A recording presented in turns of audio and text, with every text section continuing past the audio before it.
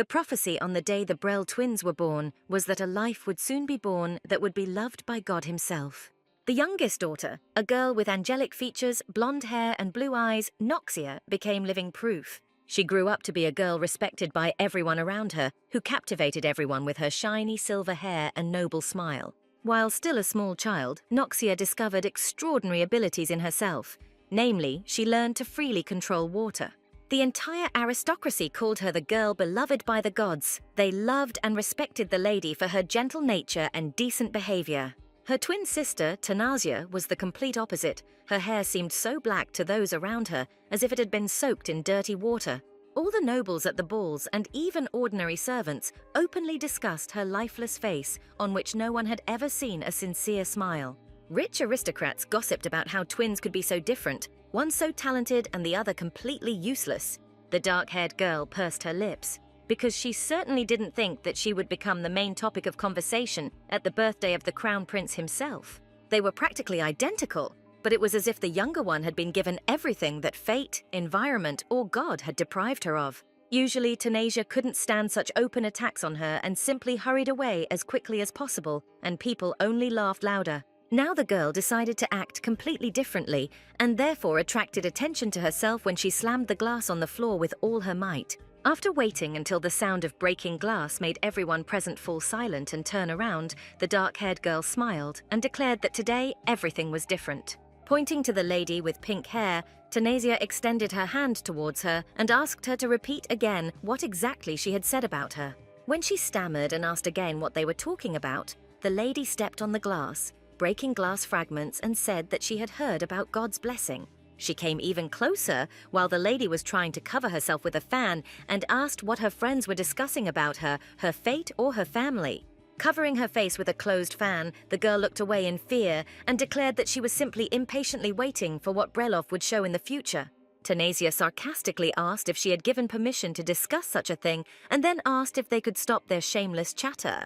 When the interlocutor tried to defend herself and object to the lady, the dark-haired one opened her mouth and screamed, calling on everyone to listen to her carefully. The companies of aristocrats and nobles, who had so recently discussed it so openly and with interest, fell silent in fear before such a thing.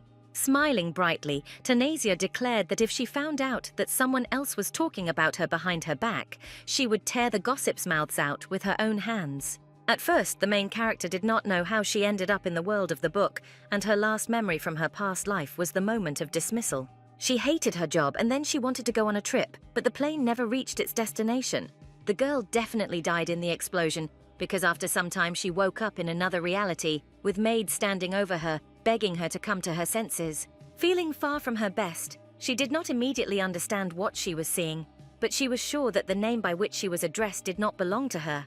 A little later, the doctor explained that the lady had fallen from a horse at full speed, and it was almost impossible to survive after that, so a miracle had happened.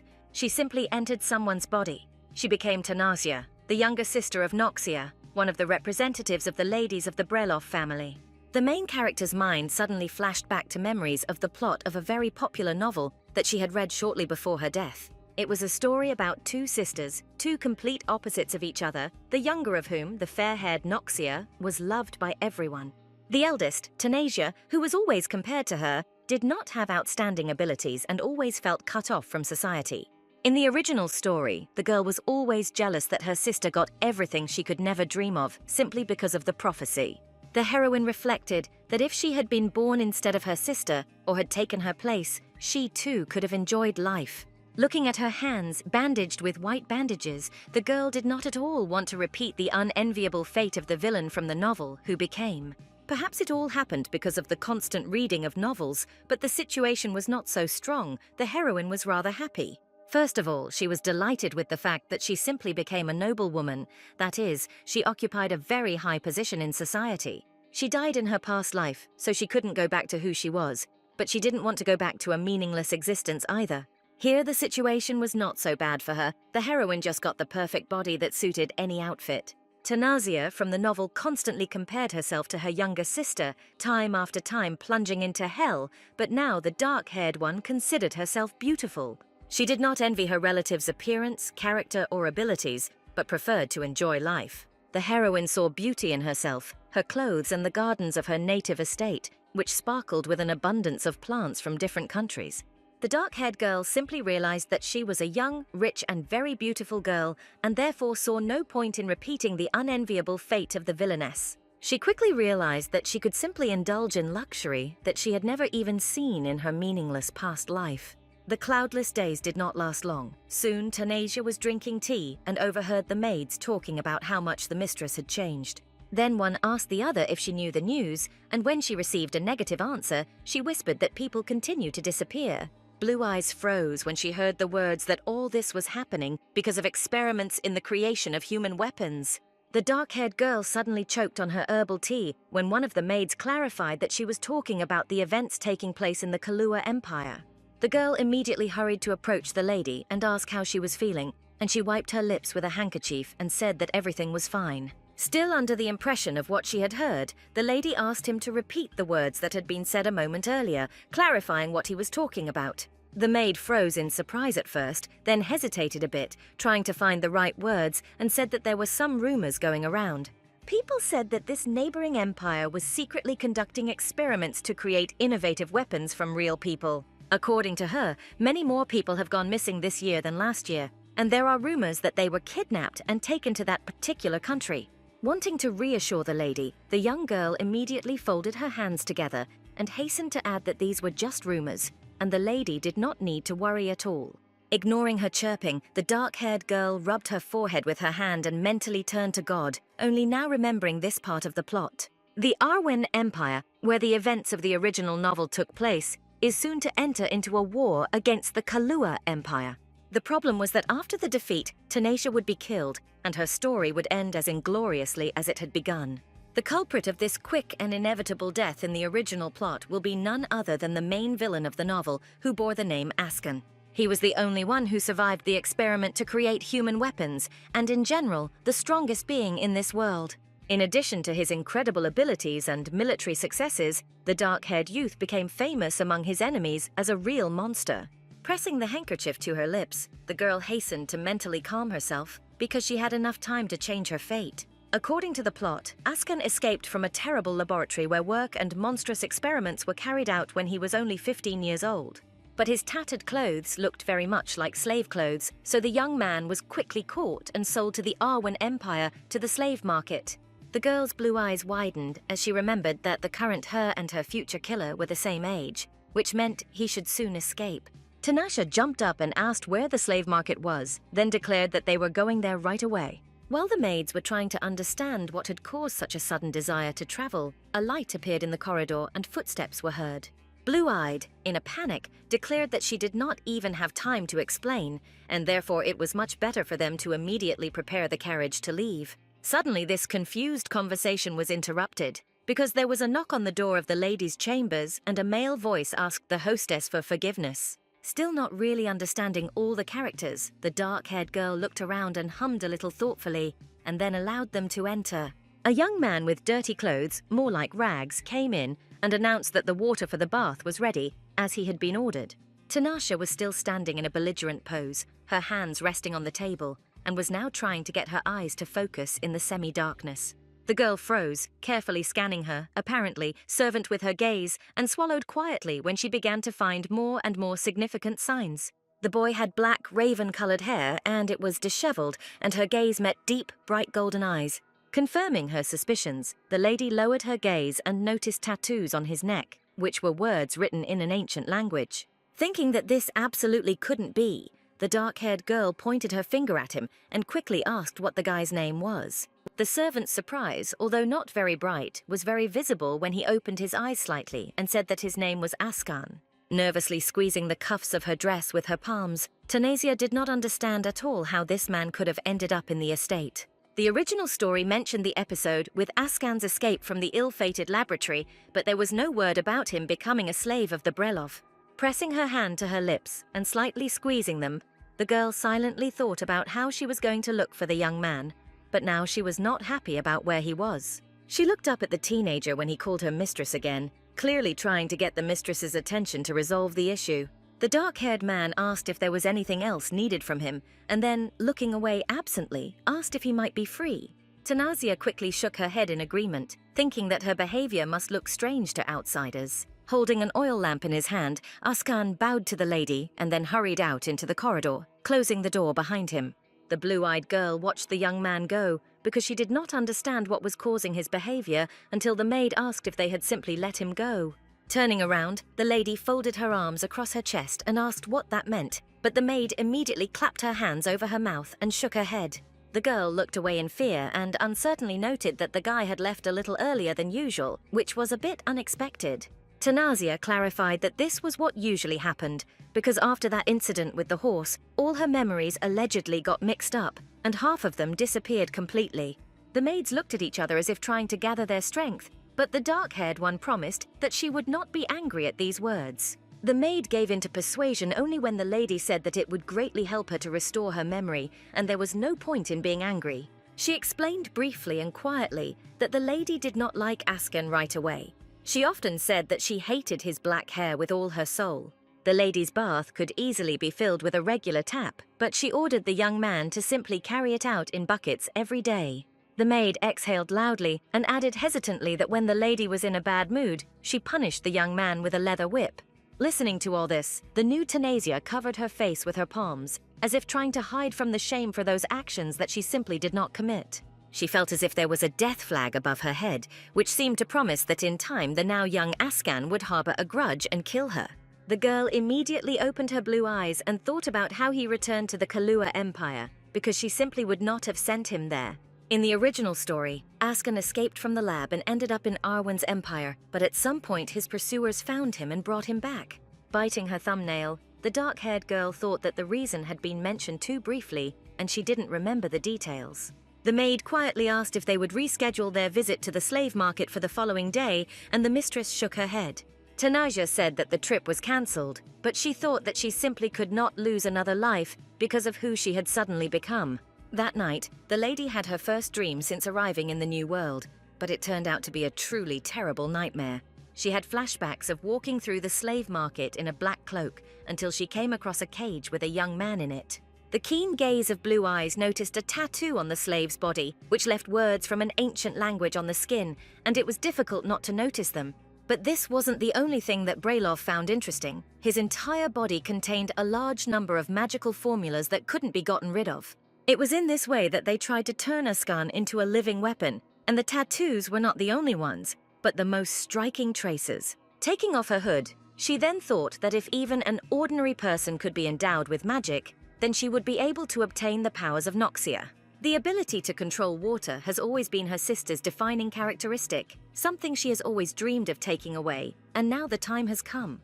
Brailov bought a 15-year-old slave and began to control him like her puppet, while simultaneously studying the body she received after the experiments. Of course, such treatment of people, even slaves, was illegal, and therefore was kept secret while the young man was being tortured. His body was repeatedly hit by his hospitable mistress with a leather whip or lash, which left bright marks on his body. While Askan was kneeling in front of her, his hands covered with shackles, the dark-haired woman pulled away the whip and declared that there was no point in resisting. Looking at his wounds with joy and interest, the girl said that even from the reaction of this body, it was clear that he was an unusual person. Raising her dark, thin eyebrows, Tanasia suggested that the young man pull himself together as quickly as possible and explain to her exactly what powers he possessed. The dark-haired man was silent and only breathed loudly, without letting out a single sigh, but his bright yellow eyes burned with open hatred. But such a display of disobedience only inflamed Brailov's cruel disposition, who only laughed and took a more comfortable grip on the whip. She struck him again on the chest, and the whip whistled with a loud sound until it reached its target in the form of an innocent man. Askan remained silent, not giving in to this torture, and only clenched his hands into fists, while the blue-eyed girl was very interested in how long he would hold out. The young man's entire body was gradually covered with bright red scars, and the respectable lady had no intention of stopping her vile entertainment. Tanasia did not like at all that the slave, whom she bought at the market like an object, refused to accept her will as was proper. Touching his chest with her fingers, clad in black-gloved fabric, the girl hummed thoughtfully and stepped closer. The dark-haired girl almost licked her lips, asking what was going on, because after all these blows, his body seemed to become denser than steel. This was the idea of the doctors and scientists who tried to create a Superman in the form of a weapon because he had to be invincible. Blue-Eyed said that with such strength one could defeat tens, hundreds of people, and even such blows would not leave wounds on his body. Ascan, sweat pouring down his face and body, raised his head and looked at her when he heard that the stability of this position needed to be tested. Watching the actions of the original Thanasia, who was a monster, the current heroine silently begged her to just stop. She could no longer watch as a completely different person in her guise tortured a defenseless teenager for his own vile purposes. The girl clearly saw all this, heard the whistle before the blows and the bang after, and then Ascana's quiet, deep growl sounded in her ears. When she finally managed to wake herself up and open her eyes, the girl felt heat all over her body, although she was pale and almost blue after such a sight. The dark-haired girl desperately hugged the blanket to herself in an attempt to catch her breath and come to her senses, but the disgusting picture still stood before her eyes. Unable to bear the tension in her body, the blue-eyed girl jumped up, lifting the down blanket, and sat on the bed to help herself calm down. Wiping the icy sweat from her face that was pouring down her neck like hail, Thanasia thought that this was definitely not an ordinary dream or a nightmare. It was more like a memory of the events that the original heroine lived through before another girl entered her body. However, the original character of the elder sister tortured not only Ascan, and the experiments did not leave the unfortunate man even after his escape. If this story continues like this, then there is a really high chance that she will simply sell the boy to the Kahlua Empire. And the teenager will become an adult, and then, as in the original plot, he will return to take revenge on her, and he will absolutely succeed. The blue-eyed girl understood perfectly well that she had to smooth over this insult, and so she went straight to his room in the morning in a new red and white dress. The lady looked genuinely inspired when she called him by name, and this could not but surprise the young man, or even more so all the surrounding servants. At the same time, the dark-haired man was wiping his wet face and neck with a towel, looking at the lady with surprise, because she had not gone to the servants. Clenching his hands into fists and mentally preparing himself for more torture, Ascan pulled the towel away from his face and squeezed it, asking what she was doing here. Turning pale in advance, the young man raised a tired but at the same time rebellious gaze to the tormentor, clarifying what was needed from him. Not used to such a reaction from people towards herself, Thanasia at first froze in surprise and stared at the teenager after hearing his words. She had only just noticed how tense and cautious he was, even during a normal conversation with her. And it hurt because it wasn't her fault. The previous Brailov had bullied the young man, and therefore the current one fully deserved such treatment and was forced to correct the whole situation. Closing her eyes, the dark-haired girl slowly assured herself that everything would change now and explained to the teenager that it was nothing special. Looking around his modest little room on the lower floors, Thanasia said that he was moving to a clean and bright mansion. Swallowing hard, Ascan asked what the hostess meant by moving, since he was unlikely to understand the words he had heard correctly. The lady looked at him reassuringly, exhaled loudly, but then gently noted that he no longer needed to worry about anything at all. The original story was still being created by the author and was not finished, and this fact meant that the floating plot could be changed. Thanasia folded her arms across her chest and addressed the young man by name, then said that from that day on she would appoint him her personal servant. Ascan's eyes widened in surprise, and he stared at his mistress because she had never treated him like this. The look and general manner of the young man's movements showed how scared he was and how much distrust he had of those around him. The dark-haired girl turned pale, thinking that the guy was either doing a very bad job of hiding his disgust towards her, or he wasn't even trying. Stroking her chin, the girl thought that he could be understood because it was difficult to be near the person who had bullied him so much. But the situation was still such that he could not disobey her, and therefore Thanasia ordered him to pack his things and leave immediately. Ascan simply nodded and replied that he understood everything since he had no right to resist, and besides, he hardly saw the point in arranging it. The girl mentally asked him to be patient for a little while until everything changed, watching as the guy collected his shabby brown bag. The lady closed her eyes and resolutely clenched her fists, mentally promising him that she would definitely be able to fix everything. Literally a moment later, the guy called her mistress again and declared that he was ready, and she opened her eyes in surprise, asking if it was really that fast. When she pointed to his bag, covered in patches of a different color, and asked if these were all his things, Ascan answered in the affirmative. Thanasia, horrified, asked the teenager not to say that he wore the same clothes even in winter, but again received consent. Blue-Eyed felt her predecessor was a real monster when she imagined a frozen guy in rags. Declaring that this would not do, the lady waved her hand and ordered a seamstress to be called to create suitable clothing, and the maid nodded. Swallowing nervously from misunderstanding, Askan hastily declared that he was fine so as not to receive even more punishment from his mistress. The girl objected, and while shaking her head, she stated that her personal servant, which he now was, should look decent. Putting her hand to her chest, Tanzia asked the guy to stop calling her mistress and to simply address her as a lady, asking if he understood. A little later, the blue-eyed girl introduced the young man to all the maids and declared him her personal servant, explaining that now they would see him more often.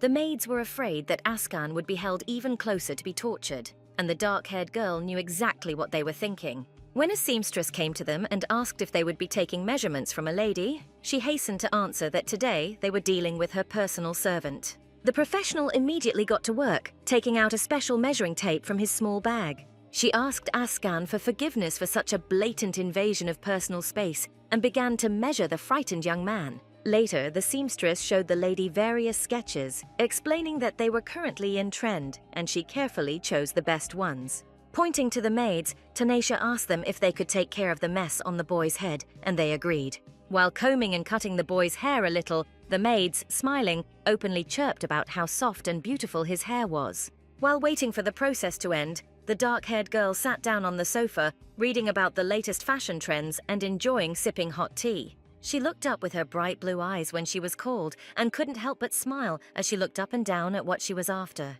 The maid standing behind the sofa on which the mistress was sitting gasped in admiration, unable to keep silent at the sight of this. Feeling awkward from all the attention, the dark-haired man nervously adjusted his cropped bangs and looked down. He stood before them in a starched shirt and an elegant black vest, the edges of which were decorated with elegant gold embroidery. The seamstress, clearly proud of the results of her work, bowed and asked the lady if she liked what they had come up with.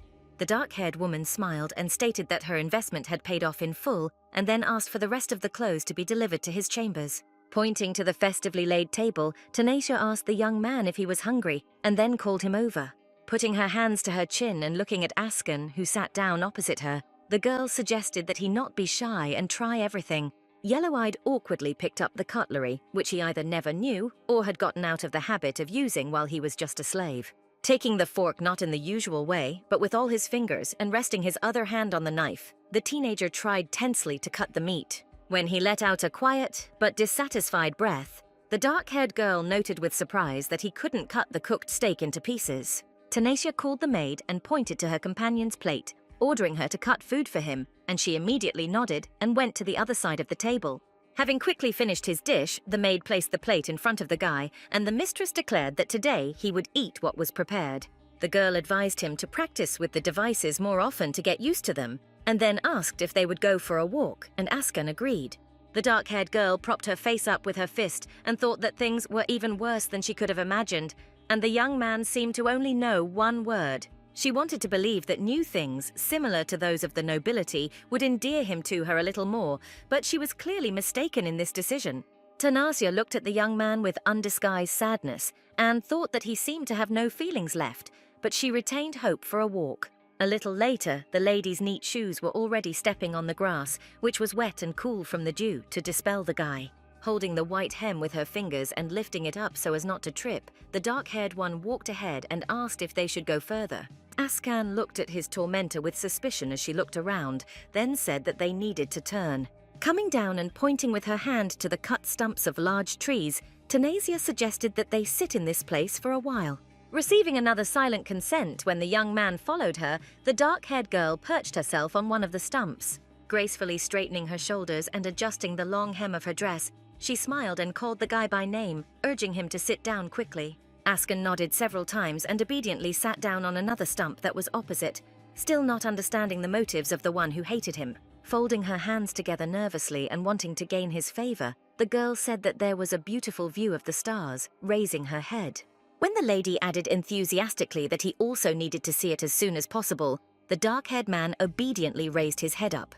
Tanasia didn't want to think about how her previous self had been so tough, so she just wanted to be distracted by the stars. The young man, who was endlessly tortured and constantly experimented on his essence, had already forgotten about beauty. Now his bright yellow eyes looked with interest at the stars that were dying in the atmosphere, but looked like falling diamonds. The dark-haired girl suddenly asked if he liked the sight, and the young man lowered his head, distracted by her soft voice. Tanasia, usually cruel and intolerant, now smiled a soft, gentle smile, covered herself with her cloak, and asked if he liked it. Looking closely at his mistress's face, Askan suddenly asked in an even tone whether she had decided to change her approach. The blue-eyed girl's expression changed abruptly, and she couldn't hide her offended surprise and asked what he meant.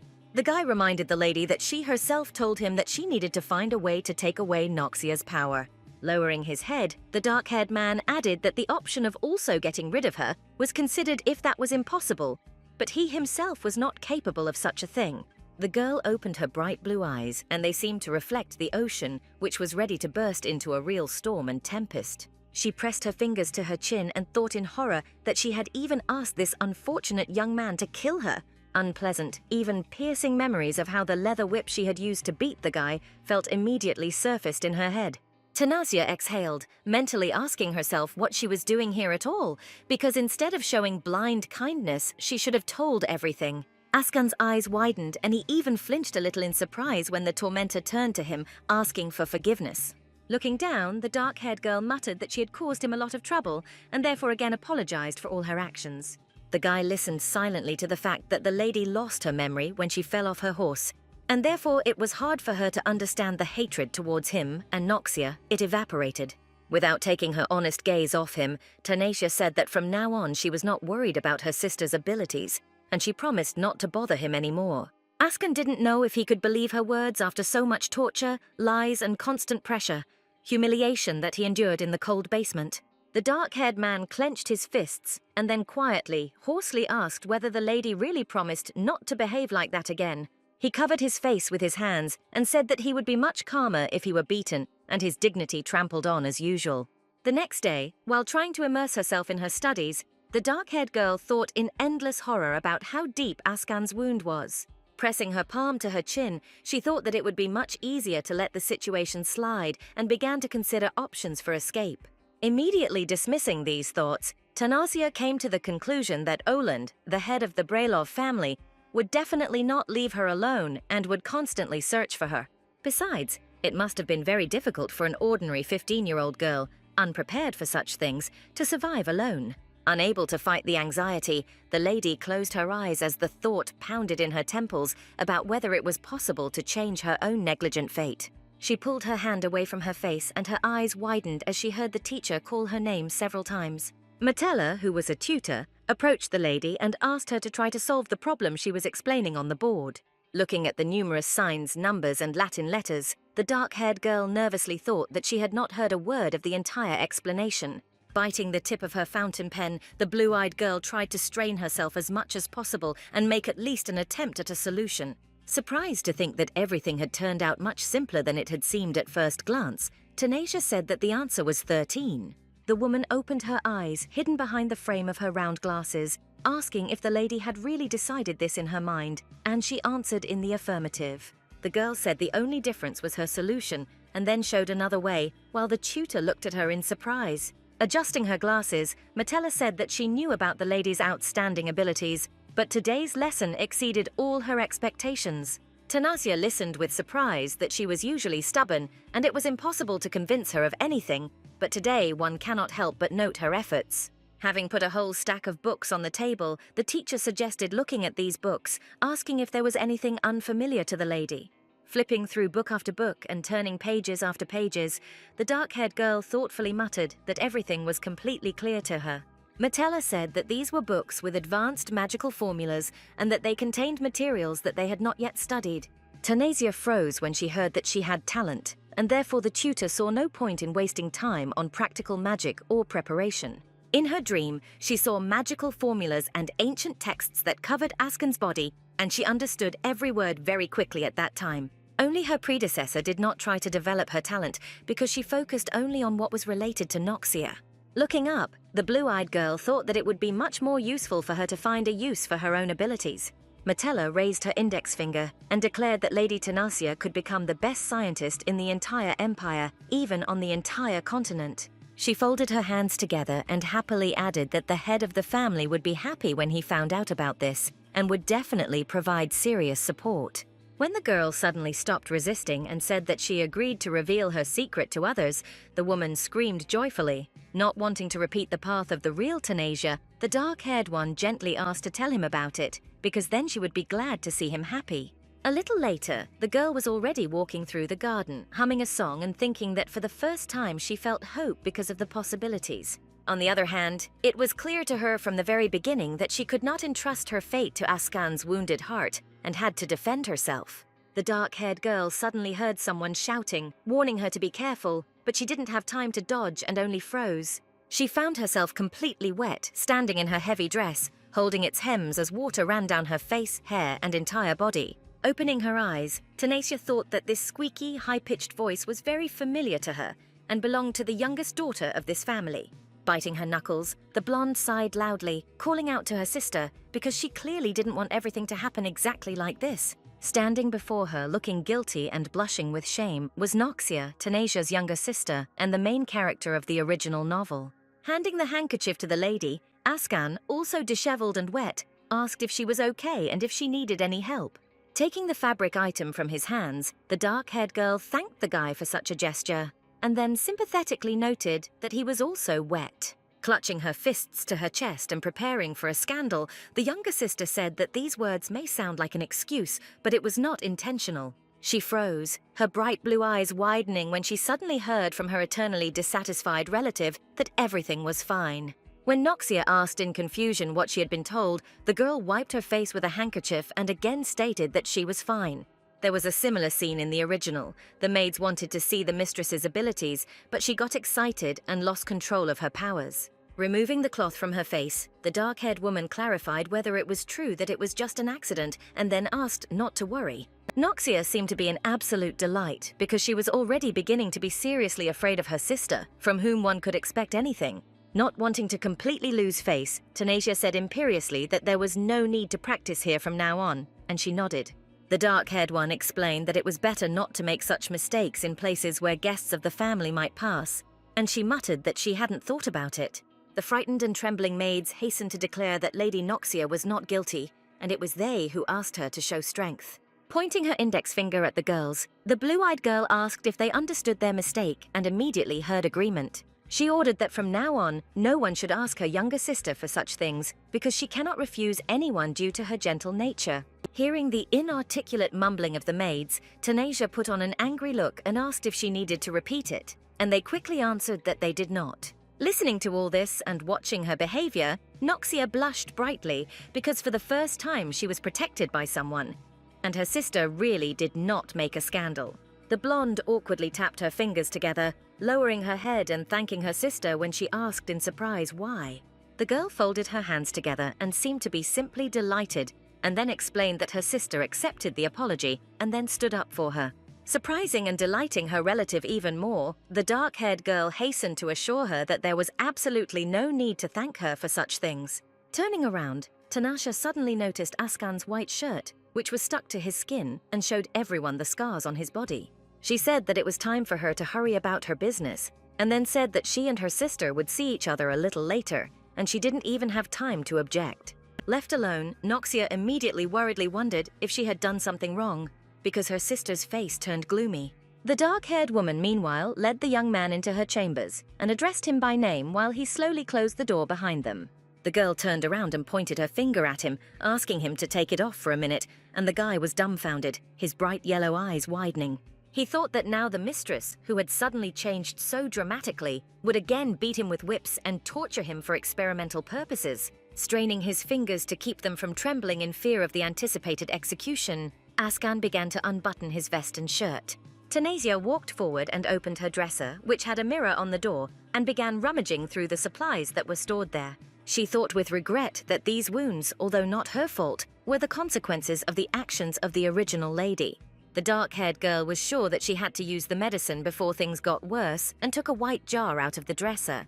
Turning around and closing the door, the girl silently wondered whether this ointment would be enough to treat all his serious wounds. Seeing the young man on his knees, Tanasia asked what he was doing, and the dark-haired man hastened to answer that the lady had ordered him to take off his clothes. Looking at him in surprise, the girl confirmed this, but clarified, asking, even if this was so, why kneel down? Her feverish thoughts began to quickly weave together into the same picture as the lady realized the state to which she had brought the unfortunate man. She immediately remembered how in her dream, in her memories, she had forcefully whipped his body with a leather whip to test all possible abilities. Rubbing her face with her hands, Tanasia realized that Askan assumed that this order was related to torture, and after her words about forgiveness, everything would happen again. Wanting to truly correct all her mistakes, the girl walked around him from behind, while the young man looked down and wondered what he could expect. She quickly unscrewed the lid and tested the consistency of the healing ointment, deciding whether its composition could help heal wounds.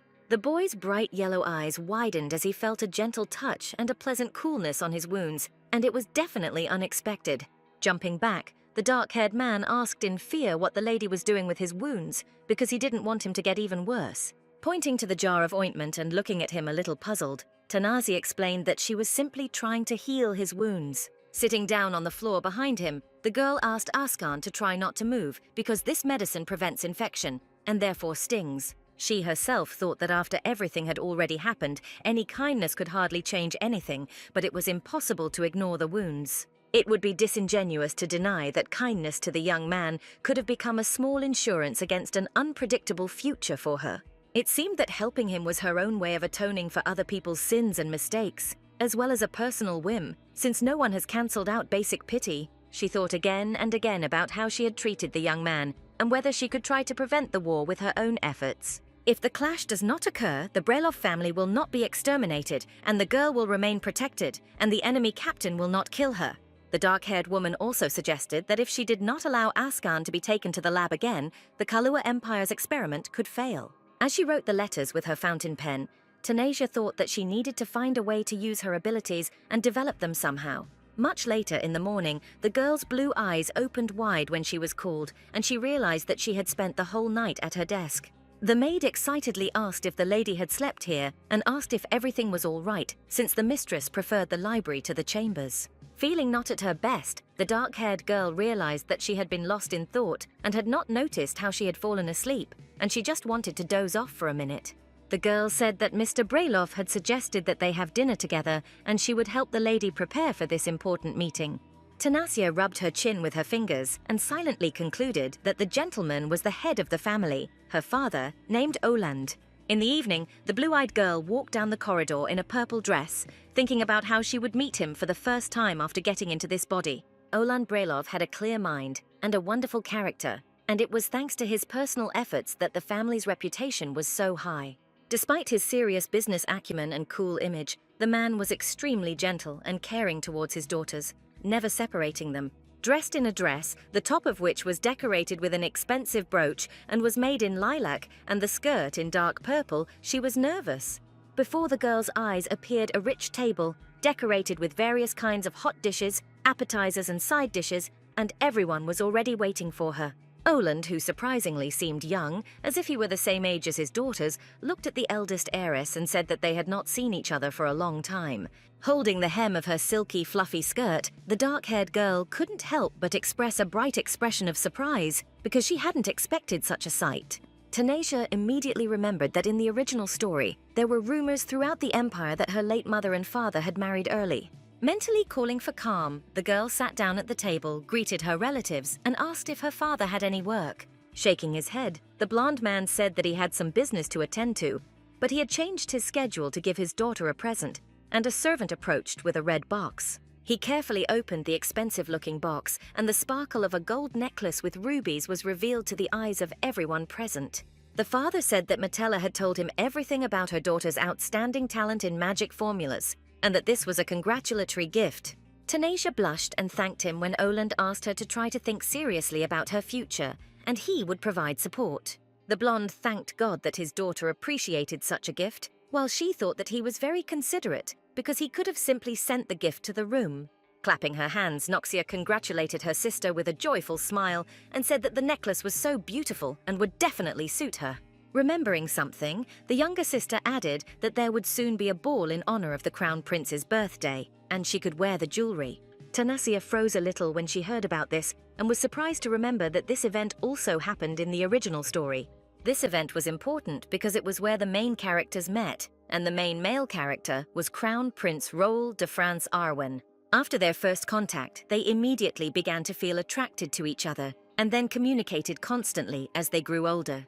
As adults, their affection and infatuation with each other developed into conscious love with expected reciprocity. In the original, Tanasia was, of course, a villain, so she tried with all her might to separate them, building palace intrigues and plots. Only now the dark-haired girl was sure that everything would go differently if she supported the loving relationship of the main characters. Wanting to do everything she could to reduce the chances of death, the girl opened the box again and moved it towards her sister, addressing her. Smiling sincerely at Noxia and pointing her fingers at the box, the blue-eyed girl asked her if she would like to take this necklace for herself. Both the father and the younger sister looked at the dark-haired girl in surprise, and Noxia clarified what she meant by that sentence. The blue-eyed girl immediately shook her head furiously and objected that she had spoken about the beauty of the decoration, but not in order to take it for herself.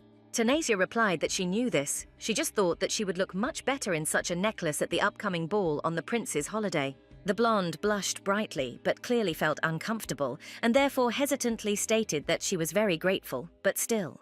Continuing to convince her younger sister, the girl said that she shouldn't refuse because it would suit her perfectly. The dark-haired girl asked if she could help her choose a dress for the celebration because she decided to fully bring Noxia to the forefront. The younger sister folded her hands together and asked in surprise if she really agreed to help her choose an outfit. After a short and sweet conversation, the sisters agreed with each other that they would both enjoy doing such feminine things. Olan chuckled nervously and carefully noted that he hadn't noticed that his two daughters had such a good relationship with each other.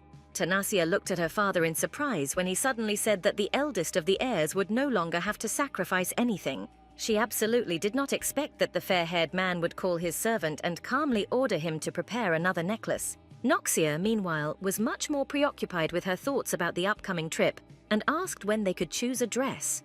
Holding back the quiet laughter that burst from her chest in response to such a childish reaction, the dark-haired girl nodded and said that any time. When the girls came to a consensus, Olan chuckled and declared that all other issues could be discussed between them over dinner. Askan, who was the mistress's personal servant and therefore accompanied her everywhere to help her when necessary, silently watched this entire conversation. For some reason, it seemed to him that the former tormentor was truly sincere in her attitude towards him and her relatives. As if she felt the attentive gaze of bright yellow eyes, Tanasia turned around and met the gaze of the young man, although she had managed to forget him a little. The dark-haired man tried not to show how much such contact embarrassed him, and therefore simply looked ahead of himself so as not to show it. The once cruel and cold-blooded girl who could torment him for hours suddenly smiled warmly and even nodded slightly. Askan tried very hard to remain calm and could not understand why everything inside him was trembling so much at the very thought of this girl. He even clenched his fists because such an attraction was very dangerous to believe when it came to a girl like this. That same night, the boy was again tormented by vivid nightmares about what had happened earlier, and so he breathed heavily and tossed and turned. In terrible visions and memories, he rushed through the forest so fast that he could not even expect it from himself, but his life depended on it. Cold sweat ran down my face and body, the icy air proudly burned, and my entire skin was already wounded by the endless plants and trees. Tripping over a rock he couldn't see, Askan fell to the muddy ground. His lungs burning and running any further seemed impossible. He rose to all fours with the last of his strength, looking at his pursuers who surrounded him with a furious gaze of yellow eyes.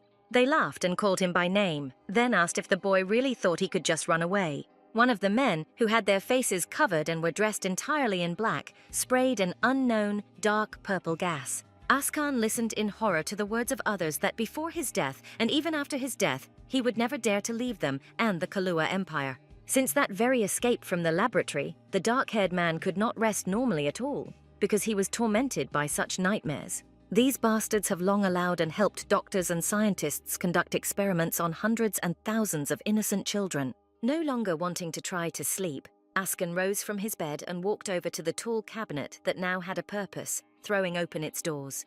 The young man looked at his old, worn brown cloth bag, which had a huge, even bright white patch on it. Taking the little thing, he thought that when the lady's whims in the form of courtesy were finally over, he would have to return to his former place. Ever since his origins were revealed, he had been trying to find a way to leave the Brelov family, but it seemed unlikely. It would be difficult for pursuers from the Kahlua Empire to penetrate the estate of such a high-ranking noble, and it was safer there. The dark-haired man wondered how long he could run away from them once he left, and began to dress, tightening the black tie on his shirt. Looking at himself in the floor mirror, the young man thought that now all he had to do was wait for the right moment to escape. The next morning, he was already walking along the corridors of the part of the estate where the servants and maids lived, and then turned around at someone's call. The workers said that Askan had become very excited when he got his new job, and now decided not to even greet any of them. The dark-haired man thought that the people he lived with didn't deserve this, and nodded slightly, but they didn't deserve warmer relations. Screaming indignantly after such an act, when the guy was already about to leave, the workers looked at each other angrily. They screamed that he was just an arrogant bastard, and then the young man stopped because he felt a sharp blow to the neck from something very heavy. When a bloody metal key fell to the floor, another worker asked fearfully if he should tell the gentleman about it. The dark-haired man touched the warm wound that had just been inflicted on him and rubbed it slightly with his fingers, listening to their bickering among themselves.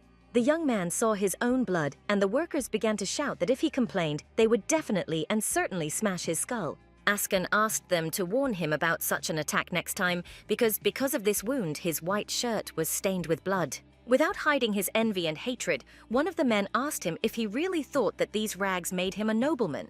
The dark-haired man listened in silence to the fact that, judging by his shiny face, he hoped that such a life would last a long time, but he would soon be thrown out. He looked at both of them with disdain when the other worker said that it was time to stop, because this boy had always been very strange. Askan immediately remembered how the doctors said that he was a walking bomb and would devastate everything around him if his emotions broke out. The young man could easily take the life of another person if he used his power, but he could hardly control it. Usually he didn't get angry at such things, or reacted only slightly, but the insults that were said to him this time were much more unpleasant. Tanasia's soft voice suddenly asked melodically, but sarcastically, when she suddenly decided to kick out her personal servant, Askan. All three froze in different positions and places, but looked with equal surprise at the lady, who had never come here at all. The dark-haired girl folded her arms across her chest and said that she had to look for the young man due to a sudden change in her schedule. Tilting her head slightly and looking at the teenager's offenders, the girl said that she didn't think she would see such an interesting sight. The men began to bow like dummies, vying with each other to beg forgiveness from the lady, who was famous for her cruelty. Nodding towards the young man, Tanasia stated that they should ask Askan for forgiveness, since the object that was thrown at him left a wound on his neck. Looking at the floor, the worker addressed his apologies to the guy, clasping his hands together and saying that he had simply gotten angry at him and could not control himself. Still rubbing his fingers over the warm blood that had splashed onto the wound, the dark-haired man looked down and muttered that nothing terrible had happened. The lady looked at them sternly and said that she was not going to repeat it again, because she had the best character.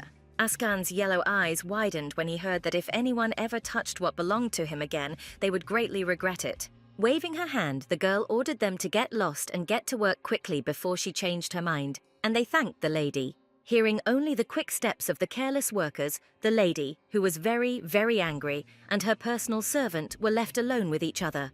Turning to the young man, Tanisha asked him how he felt and whether the wound was serious, but he replied that everything was fine. Looking at him in surprise, the girl said, "Didn't he hear what she said?" and then repeated that the guy was her man and belonged to her. The dark-haired man looked at the lady in surprise when she said that she forbade getting injured without her permission, and that was an order. Askan swallowed nervously and said that he understood everything, although he had never experienced such care, especially from his tormentor. When the girl said that they had to go because Noxia was waiting, the servant hurried after the lady and asked where they were going. Turning around on the go, the blue-eyed girl explained that she and her younger sister had agreed several years ago to choose outfits for the ball. The young man suggested that they could leave him here then. He would treat the wound himself and start work a little later. The dark-haired girl looked at him with incomprehension and declared that he should go with them because he also needed an outfit for the upcoming ball. Askan looked at his mistress in surprise because he had not expected at all that he, a servant, would need such an acquisition. After some time, in a store for high-ranking nobles, they were already selecting an outfit for the young man, combining it with interesting jewelry. Noxia told her older sister with admiration that everything looked great on the young man, and she replied that the investment had paid off. Later, when Tanasia helped pick out an elegant but fluffy dress for her younger sister, she thanked her for her good taste. After telling the seamstress that they would take this suit for Askan, The dark-haired girl pointed her finger at him and asked him to change, and he agreed. Looking at the catalogue that lay on her lap, the girl thought that all that was left was to choose an outfit for her. She didn't really like shopping because it takes a lot of time and effort, which is spent on possible choices and constant fittings. Tanasia raised her head in surprise when she heard the noise of wheels, and the seamstress wheeled out a whole hanger with a variety of dresses to the sofa. The woman said with a smile that she had already managed to prepare outfits that matched the ladies' tastes, and they were all colourful and motley. Thinking that the original Tanasia was repeating everything after her younger sister, the dark-haired one stated that her tastes had changed. She turned and pointed to a black dress with delicate lace and thin splashes of red gathered into a large, single pattern. The seamstress said that it was a very unusual choice, but it would look just as beautiful, so she could try it on, but the lady said to pack it up. Noxia cried out in surprise that her sister had spent so much time on their outfit, but she wouldn't even try it on herself, and she replied that she was tired. The blonde immediately tapped her fingers together, thinking that her sister was free to decide for herself, and Tanasia said that they would pay for everything. When the seamstress went away to calculate the cost of the outfits, she offered the guests tea, and the drinks were brought out by a servant. The maid, who was trembling all over, was clearly frightened and tense, brought out a tray and announced that she had brought the ordered iced tea. Thanking the girl as she set out the cups, the dark-haired girl mentally noted with confusion that she looked somehow strange. Reaching for another cup to put it down, the maid suddenly hit the first one with her elbow and it flew off the table with a loud thud. Both girls squealed as the drink, though cool but sweet, spilled, quickly staining the hem of Mrs. Brailov's dress. The seamstress shouted that they needed to bring something to clean the dress faster. Noxia reached out to her sister, but she was simply frightened by all of this. Her dress was not just wet, but also stained with the sweet drink, and even the expensive carpet that lay on the floor was stained. Seeing the top of someone else's head in front of her, the blue-eyed girl looked down in surprise because she did not expect such prompt help with things. Ascan knelt down in front of her and gently wiped her dress with his white handkerchief, trying to clean it before the fabric got ruined. Looking anxiously at his mistress with deep, bright yellow eyes, the dark-haired man asked if she was hurt. Still trying to overcome her surprise at the guy's position, Tanasia only muttered something incomprehensible. Unable to hide the bright blush that appeared on her cheeks, the girl replied that she was simply wet, while the young man continued to wipe the fabric. Ascan moved away and said that although the stain might not be removed, now the lady would not be uncomfortable with such a wet sensation as before. She continued to look at the young man and thought that for a servant such behavior was quite natural, but she had strange feelings. Until this moment, the lady saw in this guy's behavior only caution and wariness towards her and her decisions. And although he acted as he was supposed to, the dark-haired girl could not calm the feeling of excitement that fluttered in her stomach. Tanasia suddenly unconsciously extended her hand towards him and tenderly stroked his stiff hair falling over his eyes with her thin fingers. Ascan's eyes widened in surprise, and he looked at the girl when he felt such a gentle touch and could hardly understand her. Immediately pulling her hand away from his head, the dark-haired girl thought that she had done it unconsciously, and then thanked him for his help. She thought about how obedient Ascan was, even too cute, and rubbed her chin, wondering if that was really her taste. Watching this scene from the side, the younger sister even smiled a little and thought that some kind of spark had run between them. The seamstress and her servant continued to apologize to the lady with bows, and the woman added that she had simply not trained her staff well. Tanasia asked with displeasure if it would not all end with simple changes, and she nodded, answering that they would compensate for everything at the lady's request. The dark-haired girl suggested that they could pay to have the shoes and dress cleaned, but if the stain didn't come out, they would send the girl a new outfit. The woman exhaled loudly, looked at the Brelovs and asked her if they would be subject to punishment like last time. Sincerely opening her blue eyes in misunderstanding, the dark-haired girl asked what she meant by the usual punishment, since she didn't remember. The seamstress recalled that in the past, the mistress had flogged the culprit, immediately asking with her head down whether they could be forgiven today. Tanasia froze when she heard this and was completely overcome with shame, which had begun to accompany her not very often after the rebirth. Now it became clear to her why the frightened worker was shaking so much. It turned out that she simply knew about those cases and began to get nervous. Closing her eyes, the dark-haired girl thought that her character was also not pleasant, but the original heroine regularly beat up those she didn't like. She opened her eyes slightly, wondering what Ascan was thinking now, who until recently had endured similar beatings from her every day. Noxia sat quietly in her place and waited for her older sister's decision, and in front of her, she also felt a burning and unpleasant shame. Deep down, the girl wanted to rush at each of them and blurt out that she didn't do it, but she bit her lip hard to keep quiet. The seamstress again said that they had made a mistake and therefore should be punished, but Tanaja objected that this would not happen. When the lady asked whether the workers who had been punished earlier were still there, the woman replied that she had made sure that they were not there. The dark-haired woman said that she didn't need it and that they could return it at will and give the money to the workers as compensation instead of cleaning the dress. Watching their sincere surprise and even shock, the girl thought that she would often encounter such a reaction in the body of the villainess. The younger sister looked at her older sister with admiration again because she suddenly began to do good every time she faced difficulties. Asken also felt out of place, wondering if this behavior would change a little later or if everything would remain fine. After some time, the entire store team saw off the gentleman of the bread family, accompanying this with bows and farewell words. The maid, who had dropped the tea and stained the hem of her mistress's dress, suddenly fell to the floor onto her knees and cried out loudly with tears that she had survived. Asken, who was collecting all the purchases and receipts, heard the pardoned girl asking with surprise why she was forgiven.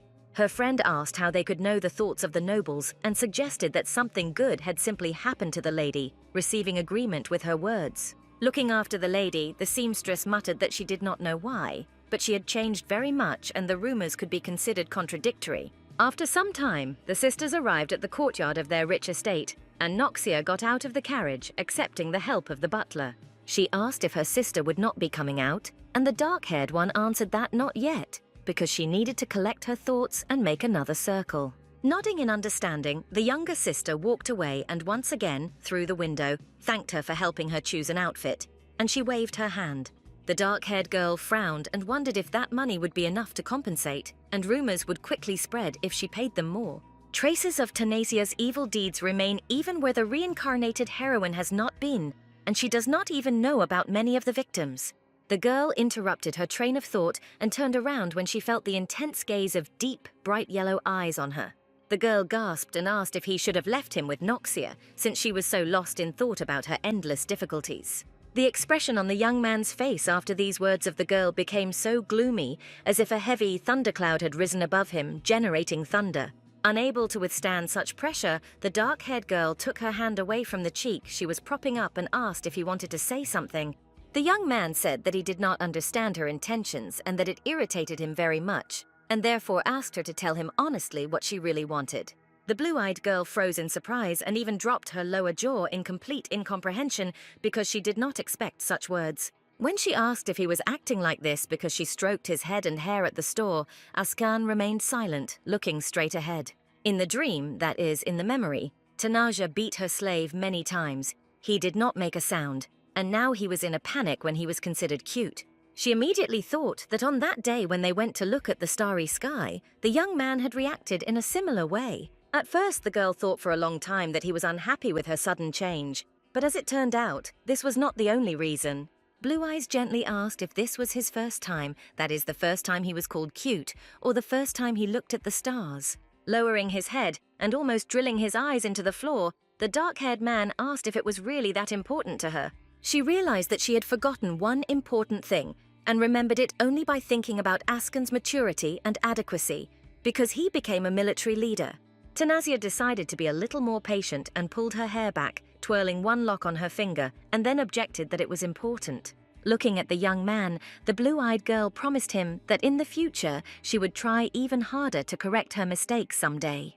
The guy froze, as if struck by lightning, because he could hardly have imagined what would await him next after the kind words of the hostess. At the same time, in the mansion, the maids caught up with the young lady and excitedly, one after another, began asking if everything was okay. When the blonde turned to them, the girls began to talk about what they all immediately understood, that Lady Tanasia was just pretending. One of them said that the elder lady must have recommended something very ugly, but Noxia objected and asked them not to say that. She said that her sister chose a dress that she liked. There were many beautiful options, so her help was important.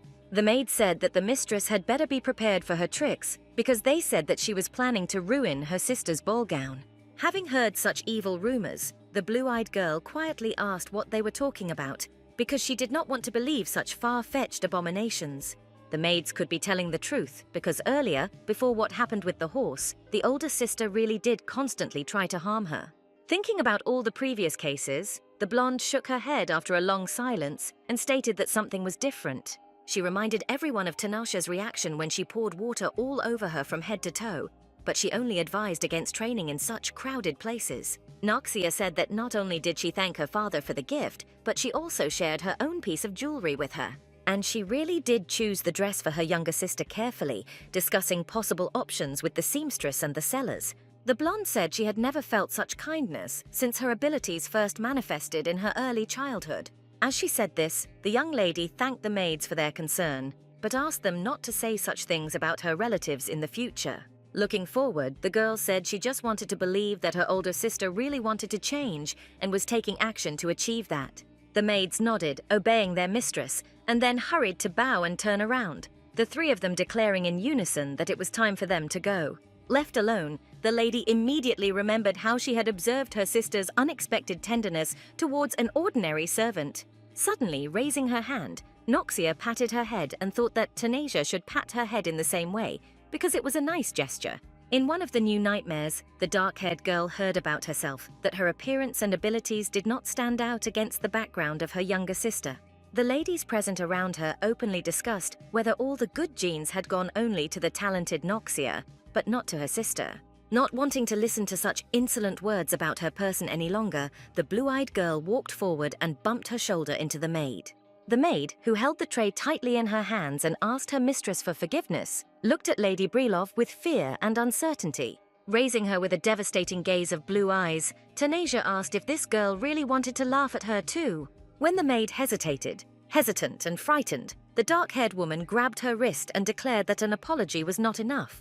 Having dragged the unfortunate woman into the far room, the blue-eyed woman swung at the maid and with a mad look declared that she would be very sorry if she screamed. After that, she woke up in her bed, feeling the icy cold dripping down her forehead, and she stroked her forehead with her palms, trying to bring her breathing back to normal. The personal maid parted the curtains slightly and stepped into her mistress's chambers, whispering to her if she was awake, and she nodded, sitting up. The girl, whose name was Jeren, asked excitedly why the lady had such a look, and then asked if she was having a nightmare. Tanasha folded her hands together and sleepily muttered something like that, and the maid asked her mistress to forget about everything bad. The maid also reminded that there would be a ball at the Imperial Palace that evening, and many good things would definitely happen. Rubbing her eyes after sleeping, the dark-haired girl thought that it was true, because today Noxia and Crown Prince Roll, the two main characters, would meet. The girl looked around her and thought that at the ball it would be enough for her to simply behave quietly and not attract unnecessary attention. The preparations for the ball took several endless hours, and all of it included fitting the magnificent black dress, makeup, and hair. As she walked down the stairs and held the hem of her festive dress, the dark-haired girl noticed her personal servant, who was also dressed up. Askan stood in front of her looking like a prince, standing in a black tailcoat with bright red hemlines, as well as a shining golden brooch. Shaking his head, the young man calmly said that he had just arrived, and Tanasia asked if it was true that he hadn't waited long for her, since he looked amazing. He bowed and said that he simply wore what the lady had chosen for him, and the girl said that fashionable clothes complemented one's appearance. The dark-haired man looked down when she stated that thanks to such an outfit, his already handsome face shined even brighter than before. Stepping forward, the blue-eyed girl asked him why he was reacting like that, and asked him not to pretend that the guy had not previously known about his beauty. Tanasia stopped when he called her name and muttered something unintelligible, then turned around and asked what he meant. Askan couldn't help the bright blush that appeared on his cheeks, and with a downward glance, he muttered that she was being too straightforward. Laughing quietly at how hard it was for him to say such words, the girl turned to him as she walked and gently asked if it was a compliment. They had to break off such a delicate conversation because Noxia, dressed in her best clothes, looked out of the carriage window and called her sister. Tanasia noticed with a smile that the girl was already here, and she nodded several times, asking if they would all ride in the same carriage together. When the dark-haired girl asked why her sister was asking, she explained that they usually traveled separately, and she was glad that this time everything was different. Smiling softly at how happy her relative seemed, the blue-eyed one said that there was no point in them separating because they were sisters. After some time, the sun sank below the horizon. The Imperial Palace was burning with bright lights, and music could be heard from there. All the people began to whisper about the Breloff twins, and everyone discussed what they had heard, that the younger one was the light, and the older one her shadow. Hearing this, the dark-haired girl thought that everything was happening like in the dream she had seen in the morning, and now she understood a little about the behavior of her old self. Tanasia thought that everyone seemed to be whispering on purpose just when she was passing by, and it was all terribly annoying. Deciding to let Noxia go so that her meeting with the prince would go more peacefully and smoothly, the elder one declared that she would walk with her servant. She left her relative in the company of young aristocrats who chattered endlessly about outfits, eligible bachelors, and the rest. Deciding that she needed to drink something to relax, Breloff asked Askana to leave her alone, and the young man replied that he understood. The dark-haired girl turned on her heels and walked quickly in the opposite direction, leaving him in proud solitude. The guy's yellow eyes were caught by how graceful and thick the girl's curls looked. They seemed to remind him of the blackness of the night sky. Askan suddenly heard from the gossiping aristocrats that her hair was so dirty, as if it had been specially rolled in mud. He looked at the ladies with surprise when they continued to openly, without hiding or concealing themselves, discuss the fact that Tanasia's face was very sad. She had already picked up a glass of champagne when she heard that there were constant rumors that all the magical abilities were given only to her sister. The girls were discussing the fact that she was wearing the same necklace as Lady Noxia, which meant that she was once again ineptly imitating her younger sister. Askan listened to the strangers talk about why his mistress would copy even such insignificant things, and he clearly didn't like that. He immediately remembered those moments when the orphans discussed how the captured children were useless orphans and no one would know if they died. Hearing a loud ringing and smashing of glass, the dark-haired man was immediately distracted from his thoughts and turned to the side to understand the source of the noise. The young man listened with excitement and realized that his mistress at that very moment was talking with a noblewoman unknown to him on a clearly very unkind topic. His yellow eyes flashed with excitement as he hurried towards the two ladies and heard the cold, metallic voice of the lady commanding him to listen. Tanasia said with confidence that if she found out that someone dared to discuss her behind her back, no matter who it was, she would tear his mouth apart. Askan's jaw dropped in surprise because he could have guessed that the previous cruel version of his mistress was definitely capable of this. Staying behind his mistress, the dark-haired man noticed that there was spilled champagne and shards of glass on the floor between the girls. The girl called her servant, then turned around and, surprised to find him so close, said that it was time for them to go outside. Already in the fresh air, Tanasia thought that she needed to cool down, otherwise she wouldn't be much different from a real heroine in the eyes of others. Askan interrupted her reverie and called the lady, and when she turned to him, he carefully asked if she was going to rip mouths apart. The blue-eyed girl choked in surprise and declared that she would not do such a thing, and the guy asked if this was a lie. Looking away, the girl muttered that it wasn't even a lie but just a warning, because some people only understand crude threats. The lady asked incredulously if the young man really thought she was capable of such a thing, and Askan only coldly replied that it was indeed so.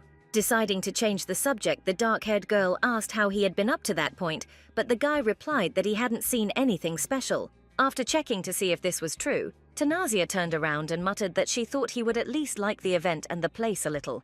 The young man did not answer and only looked down, thinking about everything that had happened throughout the evening and what would happen next. He thought that Tanasia was constantly causing serious problems for the Brel family, but was a target for other nobles. In the highest aristocratic society, only the strong are easily flattered, but the weak are quickly and jointly trampled, and his mistress was such a person.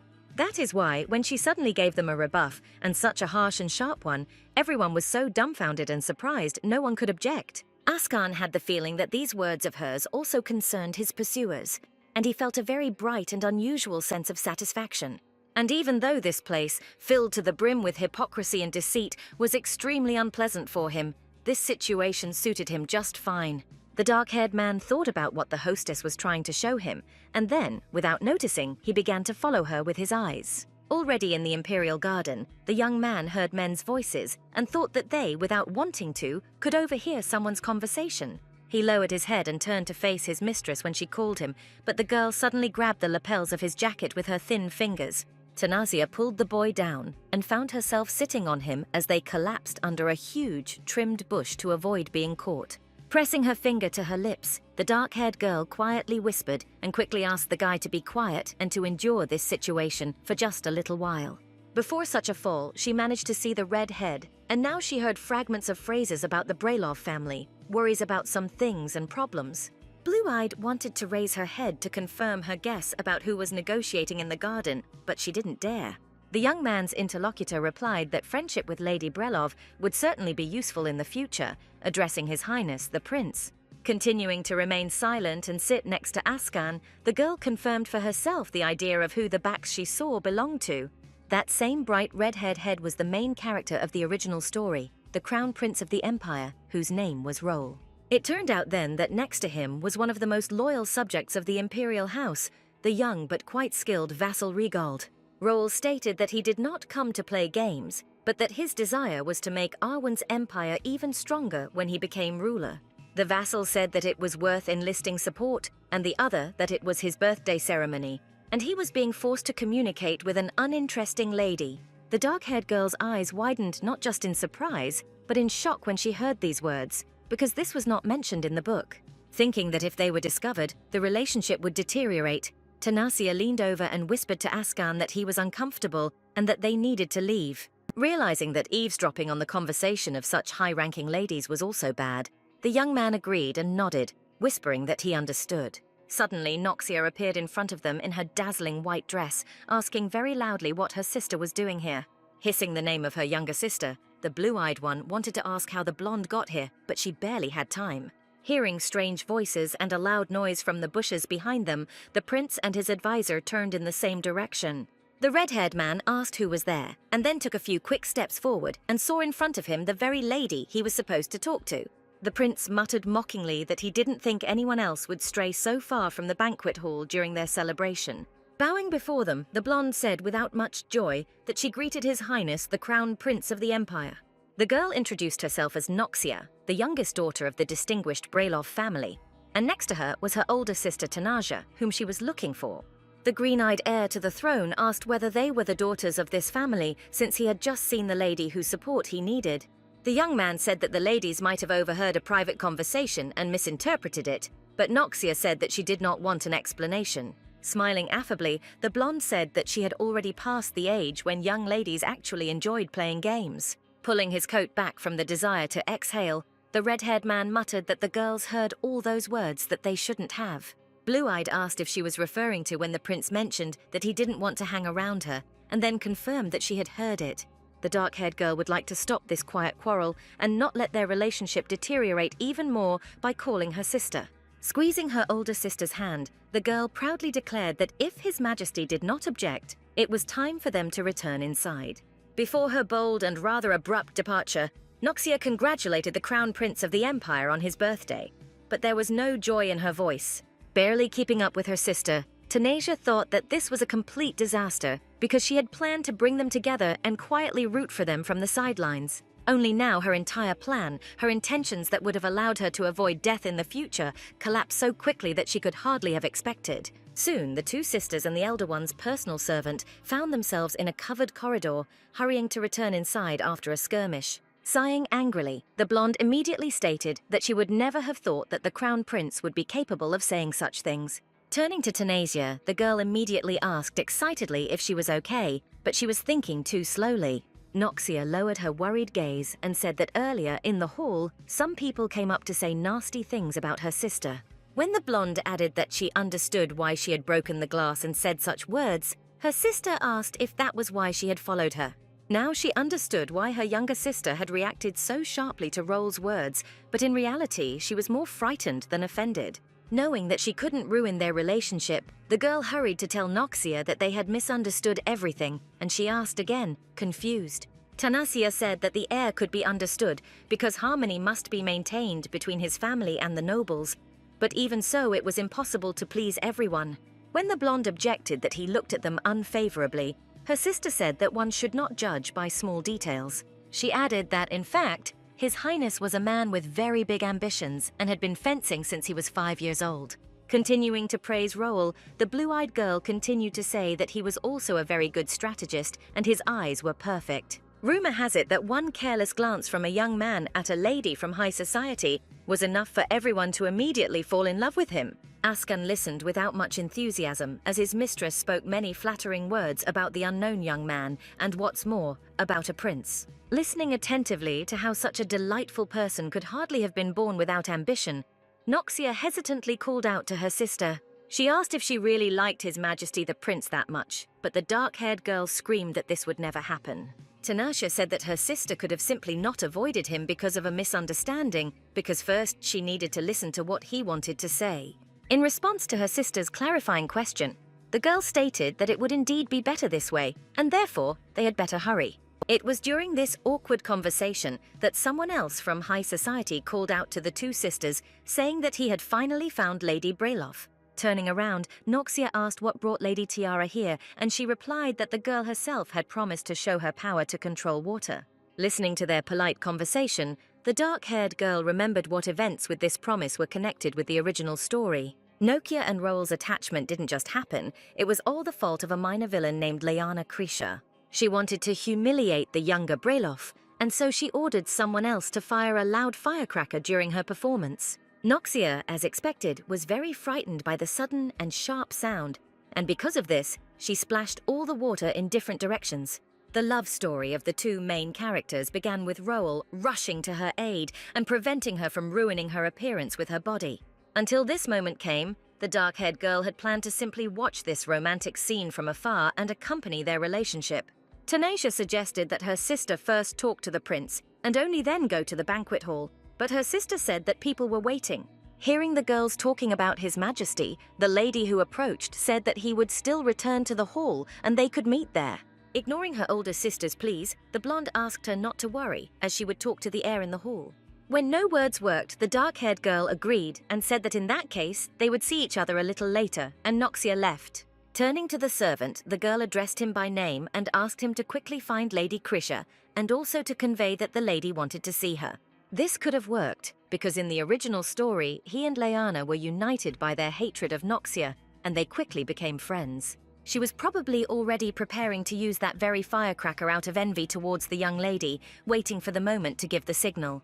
Tanasha reminded that this young girl had visited the Brailov estate some time ago, and that she needed to be detained in one place. Askan didn't even intend to ask questions or clarify why this was necessary. He simply turned in the opposite direction in agreement.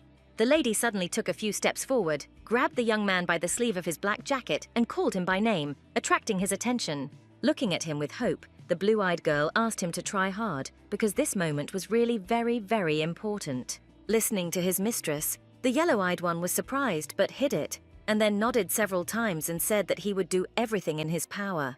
Hoping that this problem was solved, Tanasha lowered her head and thought that now she would find Roel and make him talk to his sister. She hoped that at least now everything would go according to plan, but reality did not want to give in to the heroine's machinations so quickly and easily.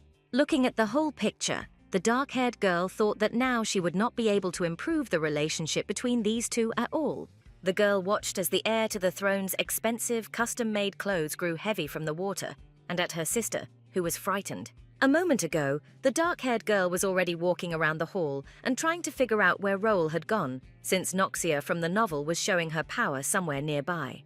Hearing loud laughter, the blue-eyed girl turned around and froze in a stupor, not understanding why the young man was suddenly standing there and talking to the aristocrats. Frowning, Brailov drew her eyebrows together and concluded that the plot had indeed begun to change and differ from the original. When she walked up to him, the red-haired man remembered that they had already seen each other in the garden, and the girl bowed, introducing herself to His Highness. When asked if something urgent had happened, the dark-haired woman replied that there had been a misunderstanding between them and it needed to be discussed. Roel hummed understandingly and said that he hadn't even hoped that he would have a chance to explain himself, and then declared that it was a great success. Turning around, Tanasha addressed His Highness and said that she was there with her younger sister, and therefore it would be better for the three of them to talk.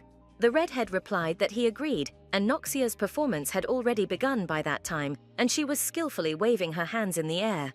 Looking at the huge crowd ahead, the blue-eyed girl mentally thanked all the gods for the fact that they were late and did not have time to come closer. Looking at the air, the girl hoped that the prince's admiration for his sister's abilities would smooth over the incident in the garden. She suddenly noticed the very servant who had committed the villainy in the original story, and then she caught that very firecracker. But Leanna was definitely not nearby. The lady was not even present in the hall, and therefore it was very strange that the young man took out firecrackers. Tanasia said that her sister was doing this because she promised to show her abilities, and he replied that he also found it interesting. Looking around, the girl invited him to come closer because she still had a bad feeling about not having control over the situation. Blue-Eyed realized in horror that the servant was still planning to fire the firecracker, despite the fact that the mistress had not given any sign. Since Roel was too far from Noxia anyway, Brelov offered to let His Majesty stand before her, and he agreed. According to the plan, they were supposed to stand as close to her sister as possible so that the young man could shield her from the flow of water during a romantic moment. Literally a few moments later, the firecracker exploded near the blonde, and she screamed in fear, losing concentration over her strength.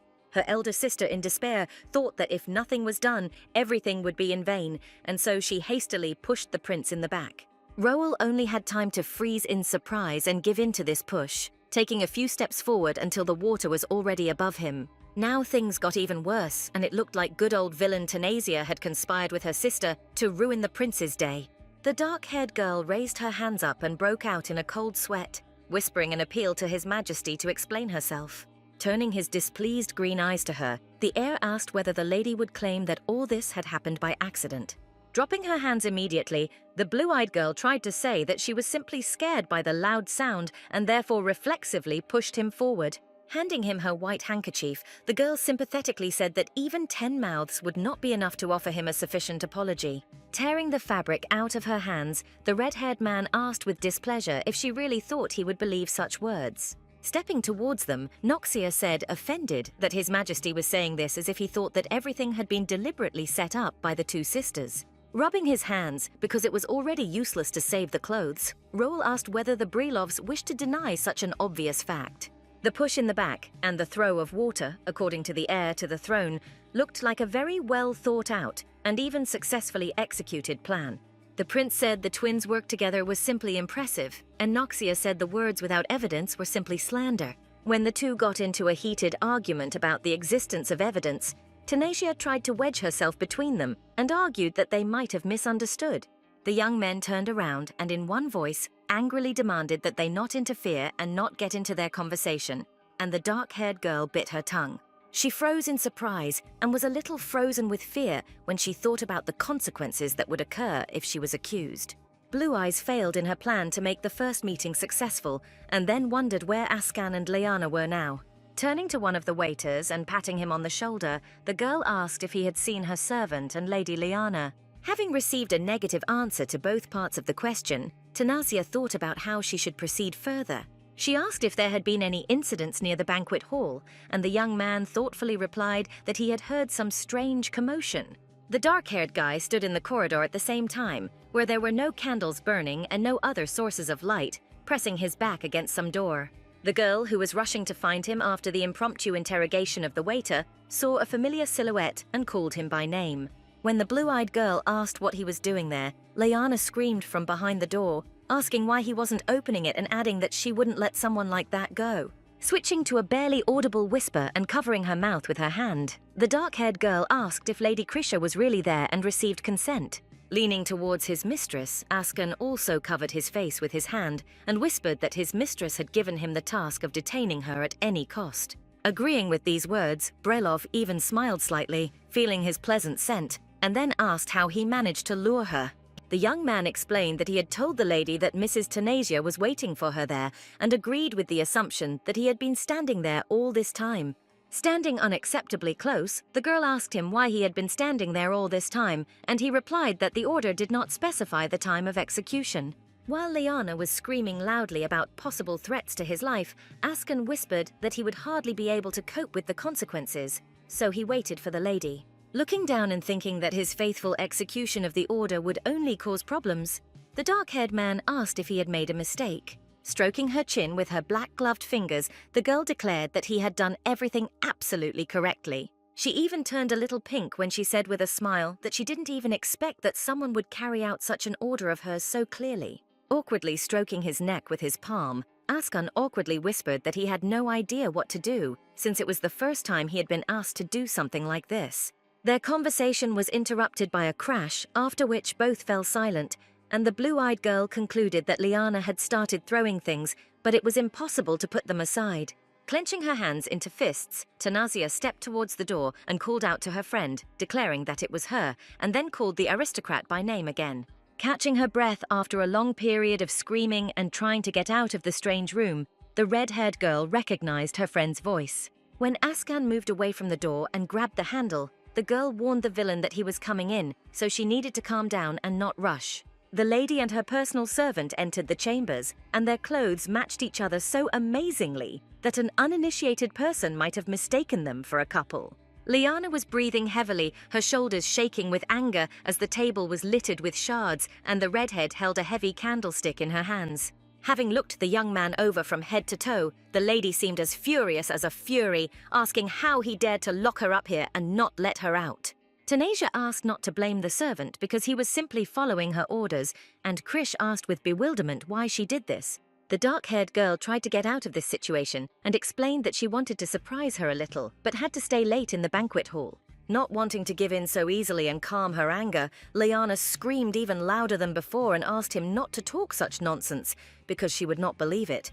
The redhead reminded that Brailoff knew perfectly well about today's plans for her younger sister, and therefore such stupid excuses would not work. The blue-eyed girl looked very innocent as she shrugged and apologized, saying that there was no need to worry because the fireworks were a success. Noting that she, however, also had a question, Tanazia asked why the firecracker was released, even without the signal from the instigator of the plan. Krish replied that just for such a case, she had ordered the firecracker to be launched at the right time, even if the servant did not receive the signal. Humbled by the attentive gaze of her blue eyes, the girl tried to portray admiration for such resourcefulness, even though she did not feel it. The dark-haired woman changed the subject and suggested returning to the hall for the celebration, but Liana objected, adding that she would fix her dress for now. Turning away, the blue-eyed girl calmly said that in that case, they would just see each other a little later and would definitely discuss everything. After waiting for Brailoff and his servant to leave, the red-haired woman stretched out her hand and called upon the power of the wind, which finally manifested. The girl did not wield her magic as skillfully and brightly as Noxia, and therefore, like other children, she remained in her shadow for a long time in the eyes of adults. Even the Krish clan itself was not interested in the abilities of their illegitimate child, because they compared the baby to Noxia. As the heavy candlestick swung in the air with her magic, the lady reflected that if it weren't for her, even her family would have acknowledged her. The redhead assumed that only Tanazia hated her younger sister even more, most likely due to the close blood ties. Suddenly feeling a rage clicking in her head, Liana waved her arms, and gusts of wind, sharp as daggers, cut the metal in half. The candlestick, divided into 3 parts, fell onto the richly embroidered carpet, and this knock pleasantly echoed in the girl's soul, causing pride. Gently twirling the air currents with her fingers, the red-haired woman whispered the name of the eldest daughter of the Brailoff family, who would pay for her deception. A few days later, Tanazia was again sitting in the library and increasing her knowledge, but was constantly distracted by extraneous thoughts and decisions. Because she acted differently than in the original story, Noxia followed her outside, and the relationship between her and the prince changed. Propping her face up with her fist, the dark-haired girl thought about Liana, who clearly didn't believe her words and actions, but noted that this was expected. There were indeed so many variables around her that made it difficult for her to trust the people around her and those close to her so easily. Her thoughts were dispelled by her personal maid, who looked into the room and said that the tutor had already arrived to see the lady.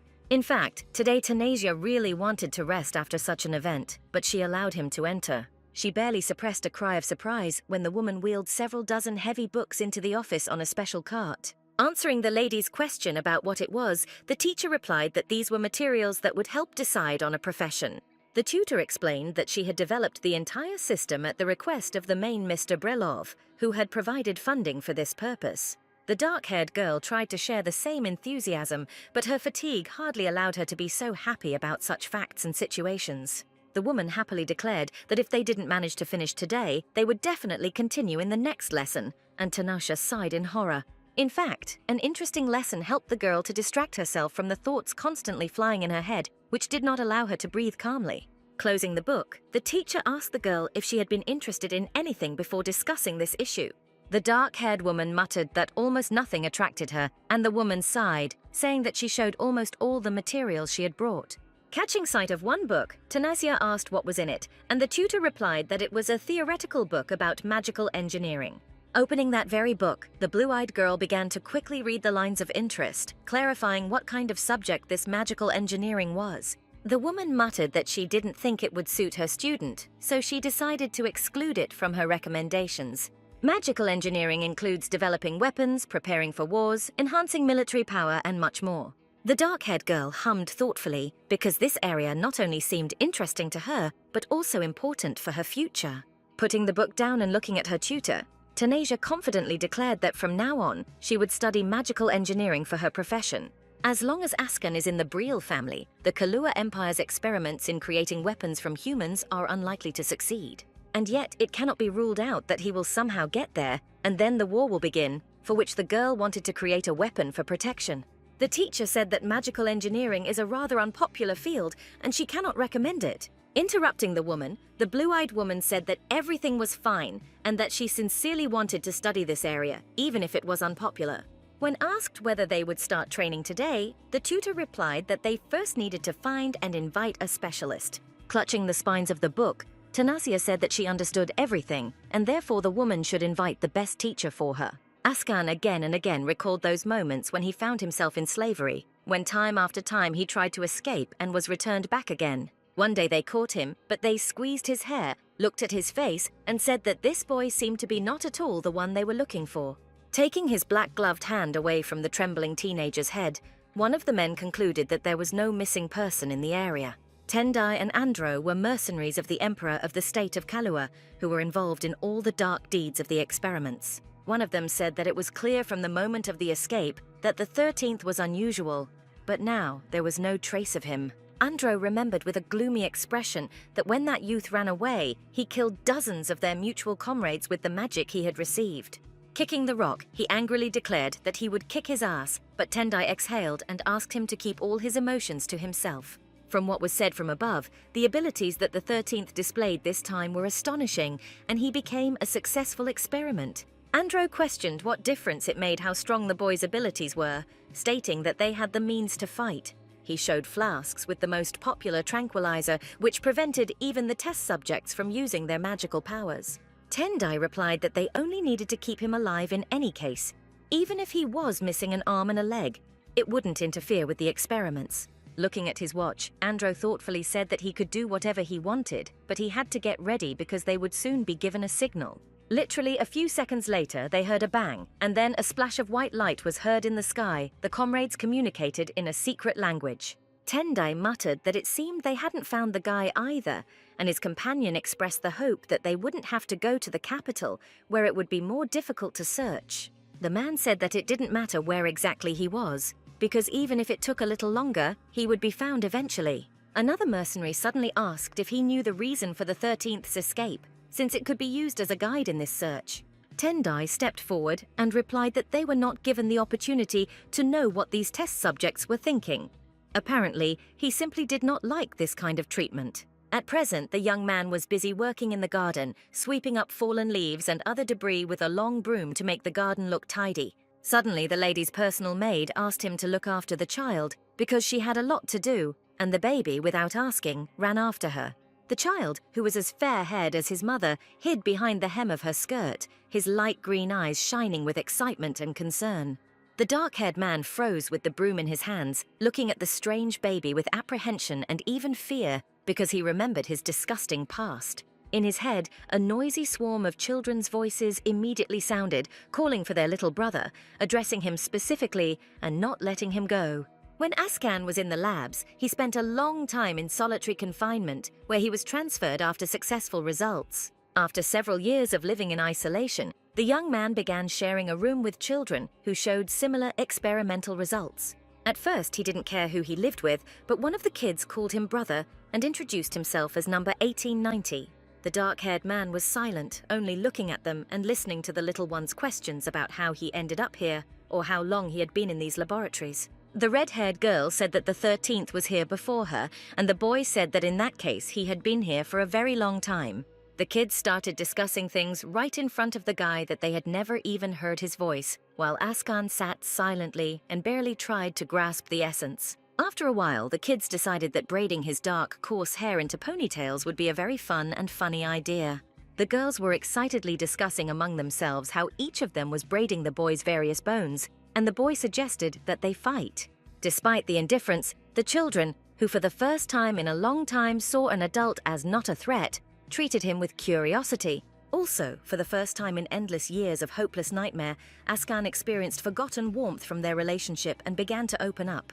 It was as if the doctors and observers deliberately allowed them to become a real family, allowing them to spend a sufficient amount of time together. The little child asked his brother to tell him how he had refused to be here, but the dark-haired one replied that he was too small for memories. The blue-eyed boy said that he didn't remember it either, and the other girl replied that she came because they said that they were providing food and shelter here. 1743, lying on the floor, answered that she said that his mother brought him here, who said that she would return. Listening to all this, the dark-haired man realized with annoyance that the woman most likely simply sold her baby to get rid of her problems. This was the case with most of the children in the lab. They were either sold by their own parents or they were orphans. The children had little understanding of their real situation, and Askan involuntarily recalled his childhood when he listened to their carefree conversations. When the kids asked if their brother had a name and were told no, they immediately suggested coming up with a new one, like 1691. The dark-haired man wanted to protect these unfortunate children who were doomed, but he could hardly do anything against the experiments. The little girl with red hair and bright green eyes once again began to cry in fear as she began to cough up blood.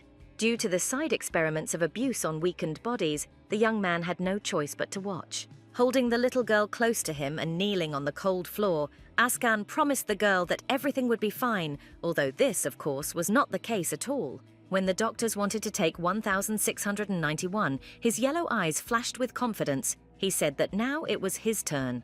The scientist stopped, confused, and asked what the 13th was thinking of doing, and then let help into the chamber to sort things out. The girl, who screamed and tearfully declared that she would not go anywhere, was literally torn from the weakened palms of the young man. 1691 screamed and asked her brother for help, but he could only watch as she was carried away for more torment. Squeezing her wrist in a desperate attempt to do at least something, the guy shouted that the girl did not want to go anymore. She said so. Swinging at Askan, the doctor asked if this impudent fellow was really talking about friendship, but turned around when the girl started coughing. Looking at the girl, who was shaking all over and trying to stop the blood with her palms, the scientist muttered that she was useless in such a state. The young man froze when the doctor said that if the red-haired girl was so dear to him, then they would conduct experiments on him and let the girl go. Still holding 1691 by the collar of his shirt, the doctor said the same thing would happen to the other subjects. Askan agreed without hesitation and underwent dozens of experiments in a row, and because of this, his body began to change very rapidly. However, at the same time, overexertion arose, and having once lost consciousness, the dark-haired man could not recover for several days. Upon returning to the cell, he found only a small bloody bundle in it, and the rest of the children were not visible or heard as before. When the doctor nudged him and ordered him to move a little faster, closing the bars, Askan turned around and asked what was wrong with the children. The man chuckled and then pretended that he had forgotten to inform him, but then he remembered and said that they had also been experimented on. Grabbing the metal bars, the young man shouted that he had been promised that the children would be released, and that he would get through all this on his own. The scientist replied that it was when he was fine, but then he lay unconscious, and then added that who knows if they are fine. The man stated that if Askana was interested in this information, he could contact the only test subject left. Having reached 1890 in a few steps, the dark-haired man fearfully picked up the bloody baby in his arms. When the baby whispered shiveringly that he was very cold, Askan wondered how much blood he had already lost to turn so pale. The child's blue eyes filled with tears as he spoke helplessly about seeing bad people taking them away, taking the rest of the children away. When the boy whispered that they were taken away on a cart, the guy thought that probably no one except the baby remained alive. Without holding back his tears, the little boy whispered that he too would follow them, his entire emaciated, fragile body continuing to tremble. Askan watched helplessly as life left the one who had only recently been born, and his eyes burned with terrible sadness. Left alone, the dark-haired man screamed in despair and asked someone to bring him a painkiller, or at least a sedative. The kid who wore number 1890 turned ice cold in his arms, leaving only traces of dried blood in his hands. Even after the children were gone, the laboratory did not allow him to live, but only continued to subject him to horrible experiments again. He had nothing left to lose, so he ran away, and the irony was that it was turning his body into a weapon that gave him the opportunity to do so. But even after his escape, he did not gain freedom because the man who became his master intended to continue the same experiments. And now Askan was once again left alone with the baby, who called him brother and pointed to a ripe apple hanging on the tree. The young man easily lifted the child, who laughed happily, off the ground to allow him to get the desired sweetness. And he couldn't get out of his head how beautiful, gentle, and completely different from herself the hostess appeared to him that very night. He couldn't stop wondering what had changed in the lady, and whether it had really happened after the fall from the horse that had injured her. The girl, meanwhile, was again sitting at the books that had opened up to her after learning about the existence of mechanical discipline. Having slammed the last book shut, Tanasia concluded that she had read the entire series of magical engineering written by Varnon. Left at her desk in an endless number of similar books, the dark-haired girl wondered if there were more similar books on sale. In this world where magic existed, there were many more types of weapons than in the modern world where she lived before. After all, in addition to the usual mechanical types of weapons, there were also other magical and unusual ones which were much stronger. Interesting but rather powerless against magic were conventional weapons created using standard engineering technologies. But weapons made with the help of magical engineering could and would become a serious obstacle in the path of any enemy mage. Magic weapons gain their unique power depending on the choice of magic stone used in their creation. The power of the weapon varied greatly depending on the magic stone, and even though they had a limited idea, they had the ability to destroy. Since the presence or absence of magical power originally determined the difference in power, national strength depended on magicians. Tanasia knew that the problem was that the Arwen Empire currently had neither the mages nor the magical weapons that could lead to victory. Askan gained the magical power of fire artificially through experiments conducted in the Kalua Empire. The youth also possessed the ability to control unquenchable fire, making his power ideal for combat. If Askan really returns to his home empire, then no one in the Arwen Empire will be able to stop him and his devastating magic. Of course, if she stays with him, such a future will not happen. But who knows how long the dark-haired one will be next to her, not daring to leave.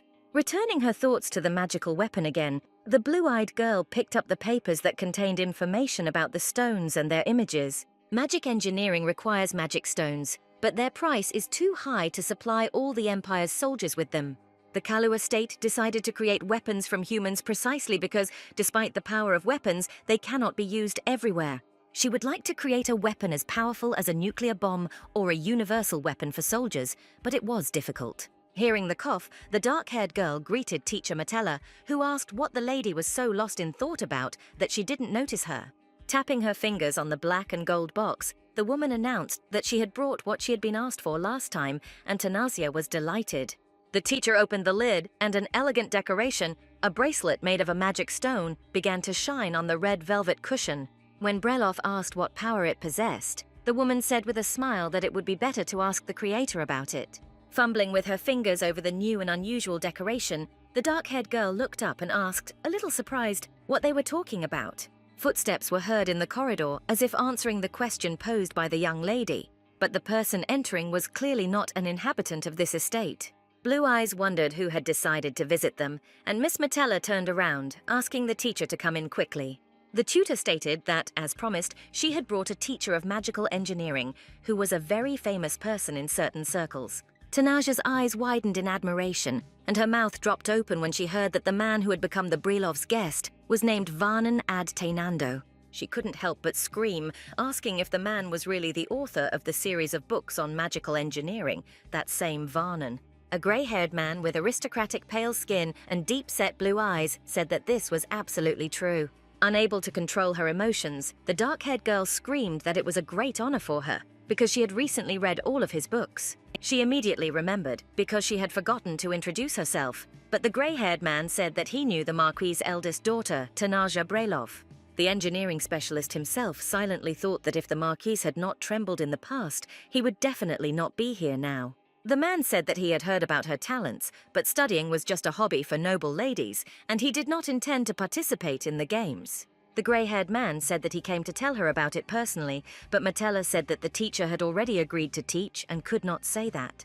Picking up the book that was lying on top of the others, the dark-haired girl interrupted the adults and asked them for 1 minute to speak. As she turned the pages, she said that someday, if she were to meet the teacher again, she would have many questions to ask.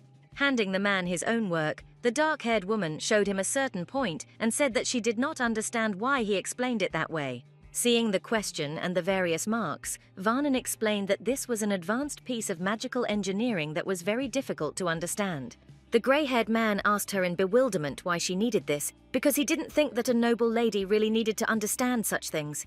The girl looked at him in surprise and asked how the discipline she had chosen could be connected with her social status. Varnon listened silently as the blue-eyed young lie explained that her origins and her study of magical engineering were two different things. Tanaja stated that she is serious enough about studying this knowledge to really understand all these subtleties. Looking at the woman, the grey-haired man assumed that she really wasn't lying when she said that the lady wanted to study magical engineering.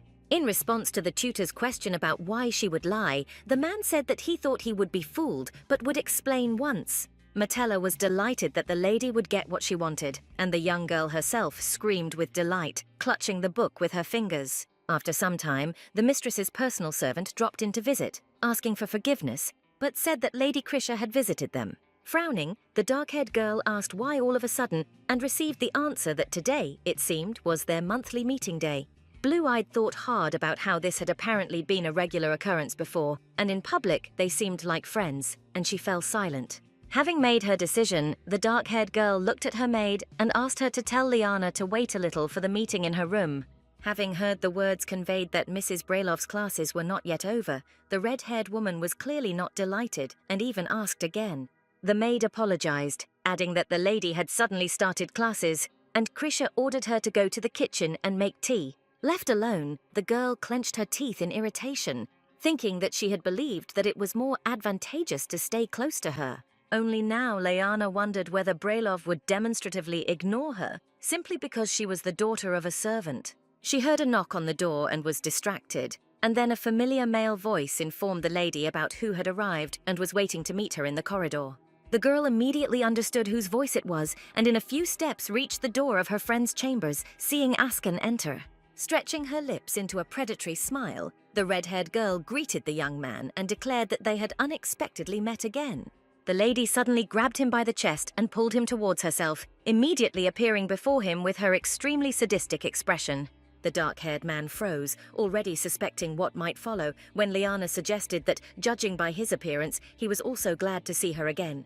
Her bright red eyes glowed as Krish said that she remembered that the last time Tanasia beat up one of her maids. Smiling, the redhead said that it would be great to establish justice and bring tears to the face of such a sweet boy. The young man's face darkened and his muscles ached with a premonition of pain when Liana asked with a grin how she could beat this servant. Meanwhile, the blue-eyed girl continued to study and thought that now, after his explanation, everything had become much easier and clearer. The grey-haired man stated that he would like paper for his next explanation, and then asked if he could write something on the piece of paper. Varnon took a notebook from the table to begin a new section of the lecture, and suddenly a sheet of paper fell out of it, which was already covered with some kind of drawing. The man looked at the drawing with interest and muttered aloud a question about what it was, and Tanasia mentally gasped because she hadn't put the sketch away. He asked if the young lady had drawn it, and she nodded, explaining that she had done it just to pass the time. The grey-haired man was silent, and the girl awkwardly continued to think about what it would be like to have such a weapon. Having placed the clear and neat drawing back on the table and moved it towards the girl, Varnon offered to explain what she had imagined. The dark-haired girl looked at him and hesitantly began that when you pull the trigger here, a magic ball shoots out. In response to questions, Brailov picked up a pen and explained that the small magic balls spin, amplifying their own power. Also taking a fountain pen and hearing that the main thing is the result, that is, the big explosion, the man drew a ball and asked if it was like this. Taking the piece of paper in her hands, Tanasha looked at it and stated that she hadn't even thought about it, but he really is an amazing specialist in this field. The grey-haired man froze and asked whether the one who had thought up such a complex design on her own could really call it amazing. When the girl muttered that she didn't think about such details, Warren said that this could be learned and there was no need to jump too far ahead. The man folded his arms across his chest and said that it would take decades to fully study this science. Patience was needed. Tanasia froze and felt her whole being fill with joy when the grey-haired man announced that he was taking her as his student. The girl, beaming at how unexpected this decision was, asked if it was true, and Varnon admitted that he was interested. The blue-eyed woman said that she did not expect any interest in herself, but the man objected, saying that only the drawing attracted his attention. The lady's enthusiasm immediately died down, but the grey-haired man suggested that they finish everything and obtain a weapon of truly terrifying power. Tanasia agreed, and the teacher turned to Metella, asking if she had bought the magical engineering bracelet he had created, and she agreed. The man said that he could not help but know that someone had bought such an expensive item and ordered it to be given to him, and the woman tried to object. When the tutor objected that the decoration was intended for a lady, Warren explained that he knew, but he had an assignment for his student. When Tanasia denied the question of whether she knew what power this bracelet had, the girl heard that it was a disgrace to his name. By the next lesson, he said to figure out the magical powers and how to use this decoration on my own. Walking down the hallway later and looking at the bracelet on her hand, the dark-haired girl thought that, of course, she had agreed, but she had no idea how to do it. She noticed her personal maid standing in the middle of the corridor in an extremely upset state and hurried towards her, calling out. Blue-eyed only had time to ask Jerin what was going on when she suddenly heard a loud knock and an unpleasant noise behind the doors of her chambers. Ignoring the girl's call, the dark-haired girl opened the doors and walked into her room, immediately freezing and looking at the spectacle. Askan lay on the floor, his perfectly white starched shirt stained with his own blood, like the rest of his clothes. Holding a stick in her hands, which was also covered in scarlet blood, Leanna turned around and, breathing heavily, asked if Tanasia had returned. The redhead claimed that she had accidentally used the gift she had brought for her friend, even though it had been custom-made for torture.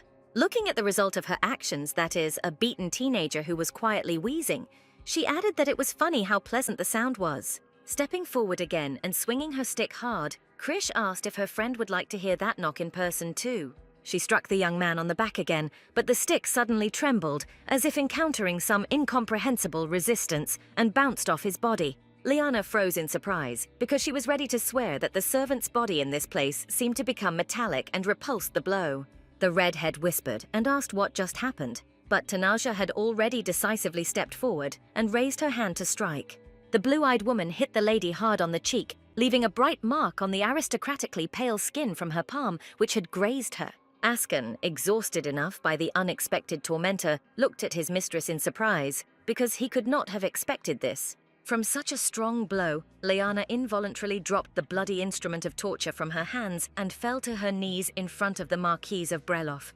Clutching her cheek and still in shock, the redhead looked at her former friend with wide eyes in surprise. The dark-haired girl suddenly picked up a stick from the floor and walked straight towards her guest, swinging it at her with serious anger and force. Tanasia stopped right in front of Krish's face, which she covered with her hands, trembling with fear because she didn't want to become like that. Throwing down the torture device, the blue-eyed girl growled that she should have thought of presenting something like that as a gift to someone. Looking at her face as if she had seen something absolutely disgusting, Breloff declared that Leanna was even more base than she seemed. The redhead screamed, asking if she had already forgotten how she had been the first to attack a maid out of nowhere at Krish's estate, where she was visiting. Tanasia said coldly that it didn't matter what had happened in the past, because she wasn't going to do it again. The dark-haired woman said that she was warning that if Liana touched any of her people again, she would not be able to get off so easily. Laughing nervously in a hysterical state, the girl asked what the Marquise would do. Would she really try to destroy her in high circles? Blue-eyed said that she was capable of more than just this, because she was the eldest daughter of the family and would crush her by any means available. Krish screamed that even though she was the daughter of a servant, she could not be treated like that, asking in an offended tone whether she was lower than this slave. Barely paying attention to her emotional monologue, the dark-haired woman declared that Lady Krisha was free to do whatever she wanted. The girl jumped up from the floor, holding her dress, and turning to her rival, declared that she would very bitterly regret today. Tanisha folded her arms across her chest and, coldly drawn out, muttered that she was already expecting and could not even wait for such an outcome of events. When the door slammed behind the unwanted guest, the girl fell to her knees in front of the young man and called him by name, examining the wounds. Turning around and almost trembling with excitement, the lady turned to Jareen and ordered her to call the doctor as soon as possible, receiving consent. Carefully holding Askan's shoulders, the dark-haired girl whispered to him and asked if he could stand up carefully while holding on to her. The blue-eyed girl froze and quietly asked what he meant when the guy asked in a hoarse whisper why she did this now. Looking at her with a tormented gaze of deep, bright yellow eyes, he again asked the question of why the lady had done this because of him. Tanasia was very surprised that in this state he was really so worried about the motives of his mistress's actions, and this was very unusual. Without waiting for an answer, the dark-haired man fell, unable to bear the pain any longer, and the girl screamed, calling the young man and gently touching him. While Askan was unconscious, he again had the same nightmare as he ran through the dark forest to escape pursuit. 2 mercenaries in black cloaks followed him closely, trying to corner him and return him to the doctor's lair for further experiments. He could no longer run, but he heard their breathing behind him and tried to run as fast as he could for the sake of his life and freedom. Finally, having pulled away, the dark-haired man stopped because his lungs were burned by the icy air and his torn shirt did not warm him. Suddenly, someone's hand grabbed him by the fabric of his sweater and pulled him to the side, into the dark bushes, and judging by the silence, these were not his pursuers. Tanisha was on top of him, pulling him to the ground, and then pressed a finger to her lips and immediately ordered him to remain silent, hissing softly. The dark-haired girl whispered to him to freeze, while it seemed to him that the entire beautiful, shining, starry sky was reflected in her face. After some time, the young man woke up in his bed, feeling a cool, soft cloth on his face while his cheeks were burning like fire. Askan lifted the white towel from his forehead and looked at it in surprise, because he had never been looked after like this before. Brailov, who was sitting next to him, slammed the book she was reading shut and turned her attention to the dark-haired man, asking if he had finally woken up. Looking anxiously at the young man's face, the blue-eyed girl asked how he was feeling, and the guy could only blush with concern. When he whispered to her what had happened, the girl said that after the beating, he had lost consciousness and had really scared her. The dark-haired man immediately remembered how Lady Krisha had beaten him, angrily wanting to take revenge for the way he had treated her at the ball. Rubbing his shoulder, Askan remembered that in the end he couldn't hold back and reflexively tensed his body, involuntarily giving away his strength to the stranger. Clutching his now clean shirt in his fingers, the young man thought in horror that he would probably have to leave this place earlier than planned. He thought that if others found out about this incident, the pursuers would find him, but the girl suddenly touched his forehead with her palm. The young man stuttered and asked the lady what she was doing, and she hissed, replying that she was checking for a temperature and that he should lie still. Touching her fingers to her forehead at the same time, the blue-eyed girl declared that the fever had subsided and thanked all the gods for his well-being. Askan, who was blushing, asked her to remove her hand in that case, because at that moment he really felt very uncomfortable. Frozen by such words, Tanasia looked at him, and her eyes seemed to turn into 2 large balls from surprise. The dark-haired girl was surprised to note that in such a situation, she even wanted to joke, and then asked the guy to wait. The young man's eyes widened in surprise, and he blushed even more than before when the girl said that she couldn't leave him sweating with his shirt unbuttoned. It seemed to Askan that his whole body was burning even more than before, and the main reason for this was the mistress, but not the possible temperature. Grabbing the girl by the wrists, the yellow-eyed man desperately asked her to stop and assured her that he would deal with it himself after she left. Tanasia froze, feeling his touch, and asked in surprise what was the matter, since he had not undressed in front of her many times. When the guy whispered that it wasn't the same at all, the dark-haired girl asked what he was talking about, and what could possibly be different. Turning a little pink from the gaiety and his feelings, the blue-eyed girl asked herself with a smile whether he was really embarrassed. The young man, his complexion the color of a ripe tomato, hesitated, and then, hearing laughter, asked why she was laughing now. Brailov apologized and said that she was just making fun of his bright reaction, but she had no intention of undressing him, and there was no need to misunderstand this. Askan couldn't take his eyes off the lady and thought about how she had acted to save him and drive Lady Krisha away. Then Tanasia said that she no longer does what she did in the past, and then warned that it was very dangerous to touch her people. Squeezing her thin wrist with his fingers, the young man could not resist asking why the lady had done this and not backed down from him. Looking at him in surprise after such an action, the girl asked if he was really angry about that joke. The dark-haired man whispered that he hadn't meant that, explaining that he simply couldn't understand why she had done that to Lady Krisha. When Tanasia whispered to him why he didn't fight back or try to escape, Askan replied as if he thought she was getting into trouble because of it. Listening to his words, the blue-eyed girl took a breath and confidently stated that in any case, she would immediately stand up for him. The Marquise whispered that she had already told the young man that he was her support, her man, and therefore she would not tolerate anyone hurting him. The dark-haired man froze in surprise, because he never expected such amazing sincerity and tenderness in words and actions from her.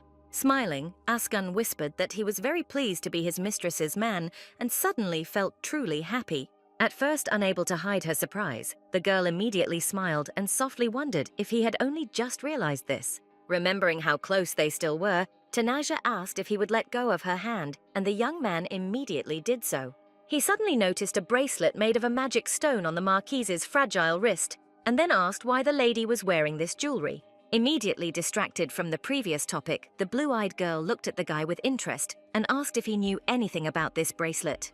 Askan mentioned the danger of such complex things, but the girl immediately explained that this was a task from the teacher for studying magical engineering. Looking at the lady with excitement, the young man asked if she was really wearing this thing that had power, without knowing anything about it. Holding up her book, Brailov shook her head and objected that this was not at all the case, since she was very strong in the theory that she studied all the time. Judging by the color of the magic stone, most likely the bracelet has the attribute of light. In addition, silver, not the most expensive material, was not chosen by chance. The young man asked her if she knew that magical engineers installed so-called locks to prevent theft of magical items. Tanaja nodded and responded in agreement, adding that if the lock was handled incorrectly, the item could simply explode. In answer to the next question, the Marquise said that everything was fine, even though the teacher seemed like an eccentric to her, but he had a reason for giving this task. Exhaling, Askan, whose cheeks were still burning with a bright flame, agreed and asked her to do as she knew and wanted. The girl gently asked if the young man was worried about her, and he turned around, asking again about her words with irritation and embarrassment. Unable to contain herself, the dark-haired girl blushed and laughed quietly, covering her mouth with her hand because his behavior was touching. Turning away, the guy muttered that the lady could think whatever she wanted, and the blue-eyed girl called him a sly one, with a grin. Already at the door, the girl said caringly and softly that it was time for her to go. But Askan could call her if he suddenly felt worse. Lying on his side, the dark-haired man couldn't get the words out of his head that the lady would never tolerate anyone hurting him. He himself could not fully believe that these words had given him such relaxation and calm, as if he really were under protection. Now the guy was already thinking with regret that he would have to leave anyway, and he would no longer be able to see Lady Tanaja, although he now wanted to. While Askan was recovering, the girl concentrated on her homework and sat down with endless books, notes, and thoughts. Looking at the decoration on her wrist, the dark-haired girl wondered if it belonged to someone or if she was the first to place a seal on it. For the first seal, it was enough to drop blood on this magical stone, but if it has an owner, the lock will work and an explosion will occur. No matter how eccentric the teacher was, he would not have given homework on which the life of the Marquise depended, and the point was not improbability. Tanasia wondered what he wanted then, because only by starting from this question could she understand what she needed to do about it. She couldn't just assume that it was light magic, because Varnan would demand confirmation of these words, and he would be absolutely fair. It is dangerous to try to engrave a seal on a bracelet that may already belong to someone else, as it is dangerous. Taking the feather, the blue-eyed girl thought that she needed to disassemble the bracelet and check if it had an owner, and if not, then activate it herself. Finally deciding to take on the work according to this plan, Tanasia declared with a smile that this is exactly what she would do. She spent long hours in the library and archives, carefully studying the smallest details of the jewelry that was entrusted to her. By that time, Askan had already managed to recover and was fine, but now the sick woman looked dark-haired and terribly sleep-deprived. When the maids and servants asked about food, the Marquise invariably replied that she would take care of all this later and that they should not worry about it. Deciding to sort this out, Jerin wanted to discuss the situation with the mistress's personal servant and saw him in the spacious corridor. They began talking about the lady's health, and the girl excitedly reported that the Marchioness had not even left her chambers once today. Askan listened to the lady only ordering food to be left at the door and not eating, and then promised to try to sort everything out. He knocked on the door and asked if the lady had left her room, immediately reminding her that she could not continue to skip meals. Sitting in a special monocle that allowed her visibility to be increased many times over, the dark-haired girl asked for food to be placed by the door. The young man paused thoughtfully and then thought that his lady's well-being was indeed very important to him and the other servants. Ascan said that all the food left at the door was untouched, and if the Marquise did not eat this time, he would report everything to Mr. Breloff. The girl looked up when he asked what the lady would do in such a case and puffed with displeasure from the constant work. The dark-haired girl immediately imagined the stern figure of her young father, who would scold her for skipping meals like a child. Taking off her monocle, the blue-eyed girl rubbed her pale skin and thought that she simply wanted to get the task done as quickly as possible. She got up from the table, walked a few steps to the door and opened it, declaring that such brazen and blatant blackmail had worked. Looking at the girl who stood before them in a nightdress and the bruises under whose eyes made her look like a dead person, Ascan called her to eat. Seeing the state of her mistress, the personal maid darted inside and declared that at this rate the lady would indeed faint. Hastily trying with both hands to tidy up the Marquise's appearance and set the table, the maid lamented that something bad might happen. Wanting to cool her ardor a little, Tanasia called out to Jerin by name, who stopped with a teapot in her hands, asking what the lady wanted. Still feeling weak, the dark-haired girl politely asked her to leave, as the constant chatter would give her indigestion. The girl immediately bashfully covered herself with a huge tray, asked for forgiveness, and said that she would wait outside if necessary. Blue-eyed mentally noted that she had begun to eat with Ascan so often that the cook simply began to prepare dishes for both of them. And now the young man sat in front of her and, more skillfully than the first times, dealt with the fish, cutting it into pieces. When the lady noticed that they had not dined together for a long time and asked how he was doing, the dark-haired man replied that everything was going as usual. After some dialogue, during which the guy only answered with the word yes, Tanasia thought that she had heard this somewhere before. The blue-eyed girl thought about what was wrong with him. It was clear that the young man had never been particularly talkative and active in terms of communication, but not like this. The girl said that she had things to do and she might skip meals again, but she would ask her to cook dinner for him personally. Putting her fork on the table, the Marchioness said that she would convey her wishes to the chef later and then asked not to forget to eat properly. Lowering his yellow eyes so that no one could read the obvious excitement in them, the young man sighed, but agreed with all this. A little later, he had already cleared the plates from the table and placed all the dishes on a tray to take them to Jerin. But he stopped and could not remain silent. The almost exhausted girl looked up and tore herself away from reading more papers when she heard Ascan address her. The dark-haired man said that even if she was here alone, she still shouldn't forget to take care of her nutrition. For some reason, these words echoed with alarm in the Marquise's heart, and the same feeling was immediately reflected in her blue eyes, dull from fatigue. Realizing that she had been silent for several endlessly long moments, the girl quickly nodded, and this satisfied the guy. Looking after him, the blue-eyed girl thought that she would talk to him when she finished the task, although she herself seemed to have already seen that very bag in his hands. In the evening, when it got dark, the girl went out into the forest because she was convinced that the bracelet had no owner, and therefore all that was left was to launch it. Tanasia knew that if she used magic anywhere, she could accidentally wake people up and decided to finish the task in a deserted place. But she could hardly imagine that she was not alone when someone suddenly asked in a menacing but quiet voice who was there. A dark-haired man in a black tailcoat and a green cloak asked what the lady was doing here at such a late hour all alone. Looking at his face, the blue-eyed girl realized that in front of her stood Jen, who was the knight bodyguard of her father, Marquis of Brelov.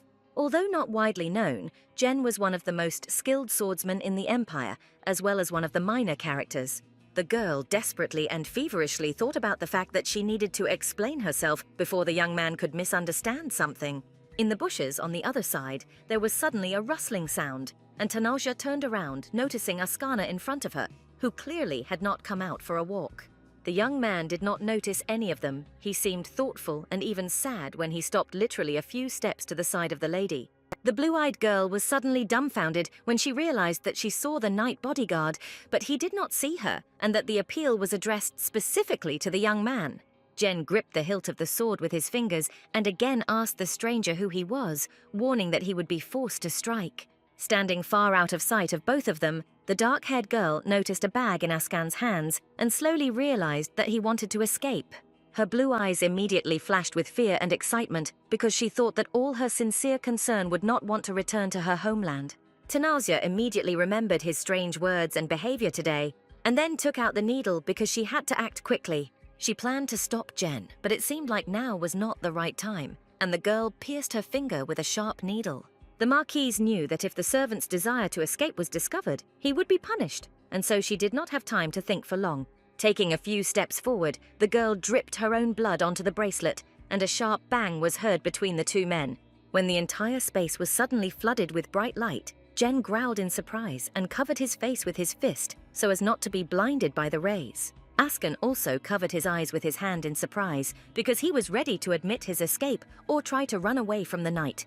He flinched and his eyes widened in surprise when he felt thin, very tenacious fingers close around his wrist. Tanasia called his name and in an excited whisper declared that they needed to get out of here as quickly as possible and faster. After a while, they were already walking along the empty, spacious corridors of the castle, and the Marquise continued to squeeze the hand of her servant. Asken thought that whoever blocked her path had no weaknesses, and if they had fought, he would have certainly lost. Clutching the strap of his bag, the young man wondered why on such a day he had encountered such a person who had interfered with him. Only Tanasia herself gave him another chance when she activated the magic crystal, and he would have made a choice in favor of escape. But despite all the things this girl did, the dark-haired man simply couldn't imagine that he could actually escape from her hand. Just at that moment, the blue-eyed girl turned around and called his name, attracting the attention of the nervous young man. The boy's yellow eyes flashed with excitement and even fear when the Marquise gently asked him to first hide in her private chambers. After a while, Tanasia closed the tall doors behind her and let out a relaxed breath when she felt that they were safe. Turning around, the dark-haired woman slowly walked away from the door and asked if he really wanted to run away from this family's house and from her. Asken responded with consent, then closed his eyes and assumed that the lady would probably begin to blame and shame him for such an attitude. She could accuse him of ingratitude, since she had been kind all this time, and perhaps decide to subject him to experiments. While rummaging around in the box, Tanasia asked if he had really managed to develop such a serious plan and really hide it from everyone. As she raked the jewelry onto the table, the blue-eyed girl muttered that no matter how much he trusted her, it still felt a little offensive. The young man looked at the Marquise in surprise and even stuttered, swallowing the question when she asked to give him his bag, with which he left. After rummaging through it, the girl asked if he really thought he could hide for long with such money, hiding his identity and not getting caught. She added that if she were in his place, she would have ransacked the entire room, not paying attention to the young man's surprise, since he was going to run away anyway. While putting her jewelry in his bag, the dark-haired girl asked if he knew that if a slave was caught escaping, his ankles were cut off. Handing him the much heavier bag, Tanasia said that adding the theft to it would not change anything. Asken hesitantly asked what the lady had just done, and she replied that she had simply decided to finance his escape with her own efforts to help. Opening his eyes much wider than before, the young man still asked with confusion why the lady needed all this. Without losing her previous sincerity, Brailoff exhaled and calmly stated that she simply wanted to help him arrange his life further. Without calming down, the dark-haired man asked why the Marquise needed this and why she was doing this for him instead of her usual indifference. Asken remembered that she had previously been interested in his body and abilities, and he was not aware of everything, but he could tell the lady. The blue-eyed girl reminded the young man with a sigh that all this no longer interested her, and the guy asked what the reason for this kindness was. When Brailoff repeated again that she simply wanted to help him escape, the yellow-eyed man asked if he was really being asked to believe that. Tanasia sighed and realized that she did not want to leave the man who had become very important to her in such cruel ignorance, and nodded. Closing her eyes, the dark-haired girl said that at first she really tried to win his trust and help him forget everything she had done. The girl muttered that it was not to find out information about his body, but simply to establish a good relationship. She added that the more she treated him well and with kind care, the more and more confused and frightened the young man looked. Gently squeezing his hands to hand him the bag, Tanasia said that in those moments she sincerely felt like he was an ordinary guy. The dark-haired woman explained that therefore the reason to treat him kindly was gone, and that was the whole story he wanted to know. Clutching the strap of his heavy bag as she walked away, Asken listened to the lady and whispered back to her if that was really the whole point. Shrugging her shoulders, the blue-eyed girl stated that she had said absolutely everything, and if the guy asked her about something else, she simply would have nothing to say. The dark-haired man's hand trembled, and he felt a surge of sadness, despite the fact that the bag now contained his salvation, allowing him to escape. There was a sudden knock at the door, and the lady assumed that someone seemed to have woken up, and then she began to think quickly. She took the boy's hand again and pulled him along with her until he could hardly understand where in her, so cruel before, such zeal for help came from now. The girl quietly said that it would not be possible to escape today, so she would wait for a convenient opportunity and take him out of this estate herself. Pulling him somewhere to the side, the dark-haired woman advised him to take more food with him just in case, and especially his clothes. Taking something out of the closet, Tanisha said that first they needed to take care of his outerwear so that he wouldn't freeze just like that. Handing him the little thing and examining it, the blue-eyed girl assumed that for his size, all this should fit quite well. She threw a warm, black-lined cloak over his shoulders as Askan doubted his desire to leave the lady more and more. The girl said that if he was caught with the luggage, they would be suspicious, so it would be better to put this on for now and calmly return to his room. The dark-haired man blushed brightly and looked down, and his cheeks involuntarily became covered with a bright blush from the burning feeling of shame and uncertainty. While tying his cloak, Brailov asked him to be careful so that others would not notice him, and if this happened, then let him say that he had a message from the lady. As if wanting to get further confirmation, the young man asked sheepishly if the lady was really going to help him escape. Fumbling with the ties and long laces, the dark-haired girl answered a little tiredly with consent. Otherwise, she wouldn't have done it. Having finished with the bow, the girl exhaled and barely audibly, softly whispered that, despite everything, all this upset her a little. Tanisha said that she sincerely thought that they were mending their relationship, and then there was silence. Blue-Eyed whispered that if it could be otherwise, she would want to stay and protect him, but she had no right to interfere with his wishes. Lightly hitting him on the chest with her fist, she ordered him to walk down the center of the corridor and then exit through the back door at the end, and he agreed. Letting him out into the empty, windy hall, the dark-haired woman said that they would meet tomorrow then, and then closed the door behind her. Askan walked quietly, like a shadow, down the corridor and thought about what had happened, unable to even come close to believing everything that was happening. The young man kept recalling the beautiful face of the Marquise and her rosy cheeks, and it seemed as if she was not at all the same person who had once bought him. She sincerely spoke kind words to him, defended him, and now she even handed him a whole bunch of her jewelry to help him in this escape. Tanasia's words about how upset she was about their separation beat in his temples again and again and didn't even allow him to breathe calmly. The guy stopped right in the middle of the corridor because he couldn't even with serious efforts cope with his emotions. The dark-haired man covered his face with his hands, as if trying to calm the heat that was burning inside him so strongly that it seemed like it could fill everything around him. He looked at the same hot palms and realized that his whole body was simply burning from the feelings that his former tormentor evoked in him. Askan mentally called out to God, although secretly, deep in his soul, he thought that it was he who had put the seed of such drastic changes into the soul of the Marquise.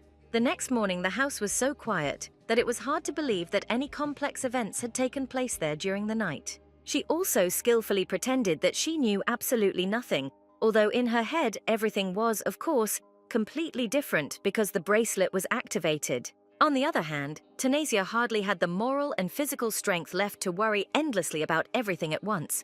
There was a brief but confident knock on the door, and then from the corridor came the announcement that the lady was being summoned by the head of the family, her highly respected father.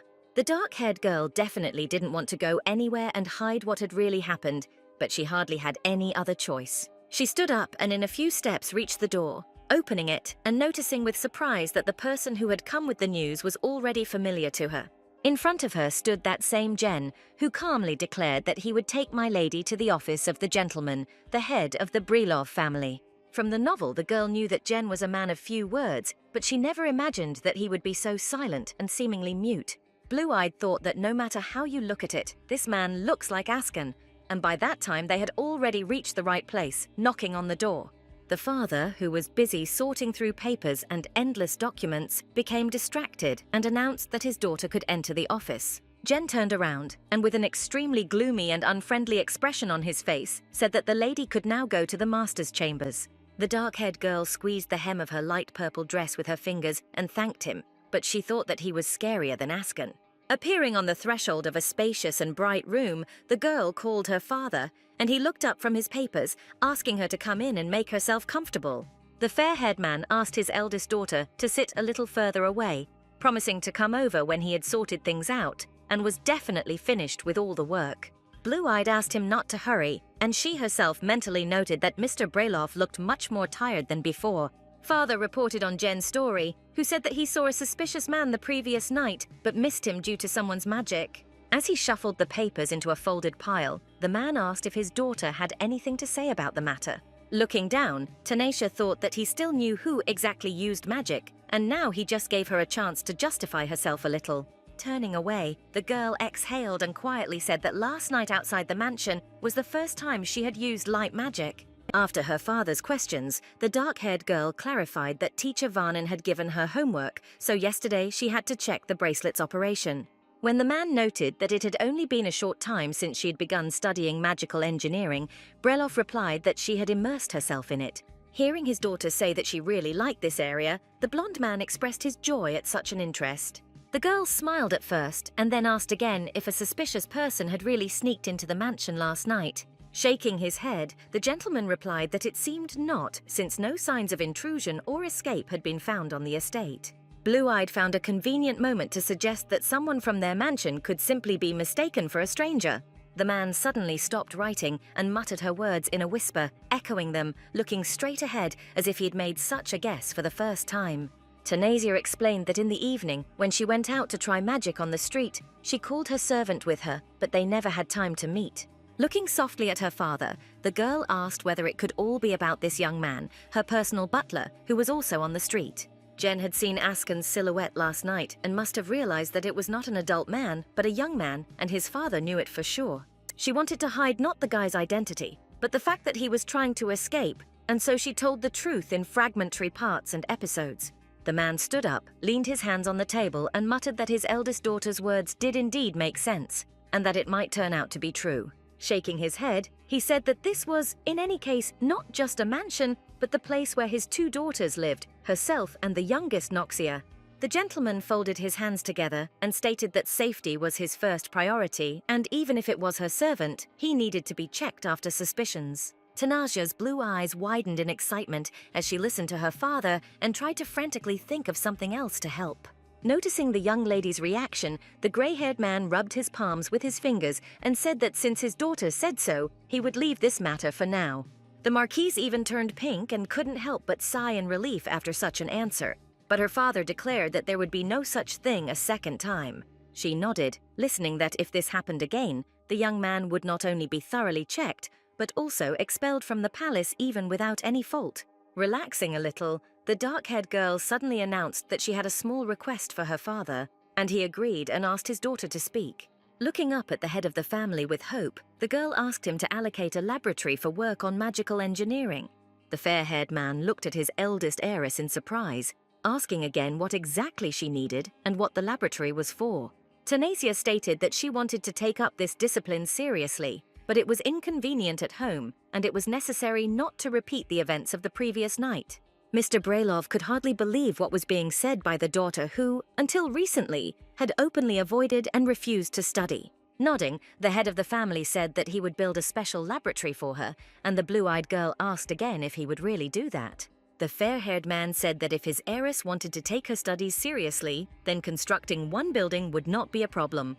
Tanisha blushed with happiness when she heard that he would give her details about the laboratory through the specialists he would call. The girl soon left her father's chambers, while Jen silently watched her leave before going to his master. The knight said that the lady had told her father the truth, but he was convinced that despite this, the lady was definitely hiding something from everyone in the estate. Brailoff replied that he had warned the heiress and would forgive her for this moment for her diligent study of magical engineering and her persistence. The bodyguard seriously considered objecting, but remained silent during the gentleman's monologue about the importance of education and training. Suddenly interrupting himself, the fair-haired man asked with a smile if it seemed to Jen that Tanisha was very similar to her father. Answering a clarifying question, the blonde man said that he thought she would be scared after telling him, but she suddenly asked for the lab. Brailoff continued, saying that he sensed that she had a business acumen and liked to give one thing and receive two, so it would be worth teaching her business. Their so-called conversation was interrupted when there was a knock at the door, and the maid informed the gentleman that she had prepared tea for him. The man's blue eyes widened in surprise when the woman explained that Lady Tanisha had asked for tea to be brought to him for fatigue. Feeling a sudden surge of tenderness, The fair-haired man turned away in an attempt to hide his blush from the gloomy bodyguard and ordered them to serve. Meanwhile, Jerin asked the lady to call her immediately if she needed anything during lunch and received gratitude in response. The dark-haired girl sighed and silently wondered if she could relax since her father had promised that he would leave yesterday's incident in the past. Oland was famous for his consistency in actions and words. He firmly adhered to his chosen position and valued trust. In other words, if such a suspicious act were to be repeated again, Askan would simply not be able to escape his punishment. Blue-eyed thought about how she should save the boy and help him, and then there was a knock on the door and she was distracted, ordering him to come in. Askan appeared on the threshold of the chambers, with dark bruises under his eyes, but he looked, as usual, spick and span, very neat. Looking gloomily at his tired face and sunken cheeks, Tanasia wondered if he hadn't slept because of what had happened. As she cut the food, she asked if anything special had happened today and if anyone had come to watch it. The young man remained silent when asked whether he had hidden the jewels securely, since they should be carefully hidden so that no one would see them. After waiting a few moments and still listening to the silence, the Marquise called out to her servant and he seemed to wake up, raising his head. He sat down at the table and said that the jewels were hidden and there were no incidents, and Tanasia asked not to worry about other things, because everything was settled.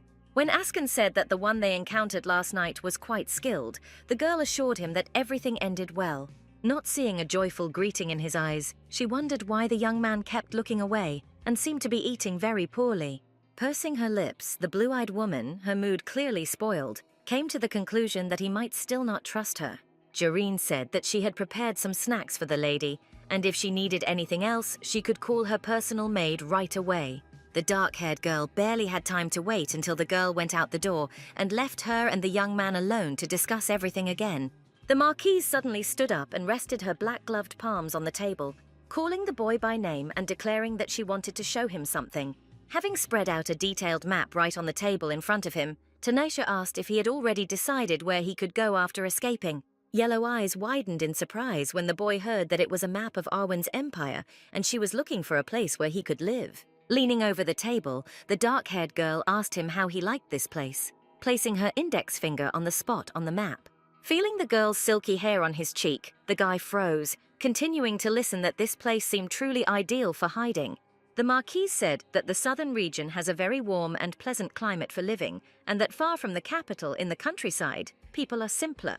Noticing the expression on Askan's face, Tanasia tucked her hair behind her ear and said that sometimes visitors settled there. Hardly remembering all the information at once, the dark-haired man turned to the lady and she mumbled questioningly, lowering her gaze downwards. The boy blushed brightly, looked down and, barely containing his embarrassment, whispered that the lady was too close. The blue-eyed girl looked at him with surprise, because she hadn't even thought about the fact that he could be worried about such trifles. The girl quickly turned away and took a couple of steps back, asking for forgiveness when the dark-haired man muttered that nothing terrible had happened. Looking at the guy's flushed face, Tanasia wondered if he had a fever again, wondering if he was sick again. Shaking his head vigorously in different directions, Askan declared that he and his health were fine, but he became even more flushed and embarrassed. Reaching for his forehead again, the Marquise said that they needed to check, because the boy's temperature could have risen again after that evening. She froze and even winced when Askan suddenly grabbed her wrist with tenacious fingers, not allowing her to touch him. The blue-eyed girl looked at the guy's face in surprise, unable to understand the reason for such strange behavior, and then asked what was going on. Still blushing, the young man looked at her in confusion and wondered if she did the same to all other people. When the Marquise asked him again what he meant, the dark-haired man clarified the question, asking if she really measured others' temperatures this way too. Blue-eyed asked why she should care about someone else's well-being and explained that she was worried because it was him. Tanasia asked him if he really didn't like this way of measuring temperature, wondering if he felt any disgust. Squeezing his fingers and lightly stroking the back of his hand, the Marquise noticed that, in addition, even his hands were burning, and this was clearly bad. Askan, still red, and now looking more like a crayfish or a tomato, pulled his hand back and staggered in his chair from his sudden movement. Immediately looking at the confused lady, he asked her for forgiveness, and the girl muttered that he really did have a serious fever. Turning away and helplessly covering his face with his hand from his own awkwardness, the dark-haired man muttered that he was simply confused. Rising, he promised to look at the place the lady had indicated, and then said that he had finished eating and asked if he could leave. The girl, stuttering, responded with consent, and Askan literally jumped up from his seat, reaching the door in a few quick steps and leaving his mistress. Already in the corridor, the young man, who had barely broken into a run, almost knocked Jerin off her feet, and she stood there, as if dumbfounded in surprise. When the maid asked if something was wrong and was refused, she added that she had never seen the guy's face so red. Looking at the agitated expression on her maid's face, the Marquise asked what that look was, and she hastened to answer that it was nothing. The dark-haired woman asked, offended, if she really thought that the mistress was offending the young man, but the maid said that she treated him well. Already in his room, Askan felt how his ears were burning and thought about how the lady could approach him so casually. In fact, he lied about hiding the jewelry and spent the whole night looking at the ones given to him, because otherwise everything that happened seemed like just a dream. The young man fell asleep only after sunrise, and for the first time he was not tormented by the usual terrible nightmares, but dreamed of a smiling lady. But what he felt during their last conversation, how close he heard her voice and smelled the floral scent, was unimaginable. All this was so vivid and unusual for him that he could hardly fully comprehend that this was actually happening to him. In his sleep, he had memories of how beautiful Brailoff looked, sitting on a cut tree stump and showing him the starry sky. At moments at the ball, the girl was worried that the young man did not like the event organized in honor of His Majesty's birthday. Tanasia's blue eyes seemed to him like a bright, starry sky, which seemed to look at him during their shared conversations. He also thought about the words that the lady had spoken to him after she had supported his escape, hoping to stay with him and protect him. Covering his face with his palms and rubbing his eyes with his hands, the dark-haired man thought that the lady was so beautiful that she even irritated him. Meanwhile, a specialist named Robin greeted the lady and said that it was a pleasure to meet her, while the second one introduced himself as Tyler.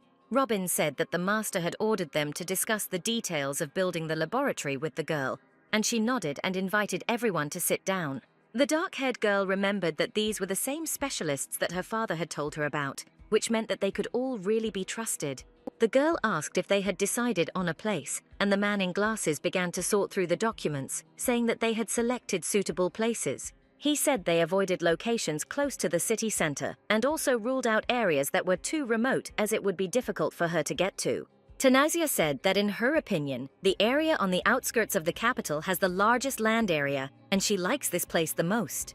When Robin asked whether the lady would get tired of constantly traveling such distances, the lady shook her head and said that it was just right. A little later, the dark-haired girl was already examining a sample drawing of the external and internal appearance of the building that they had prepared. The blue-eyed girl sighed and softly said that it was too easy, and the interlocutor asked if she had any other wishes. The girl said that she would like an internal, underground bunker and as many secret passages as possible so that she could leave unnoticed. The experts listened to what else she would like: a warehouse for storing food products and for the building's outer walls to withstand any attack. Tyler hesitantly said that it would be more like a military fortress, asking if that was really what she needed. Tanasia rubbed her chin with her fingers and replied that this was absolutely true, because she had thought everything through in advance down to the smallest detail.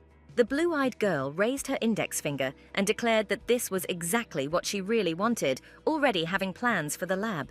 The young men said that in that case, they would need to get consent from the emperor, because by law, means for attacking the palace could not be built just like that.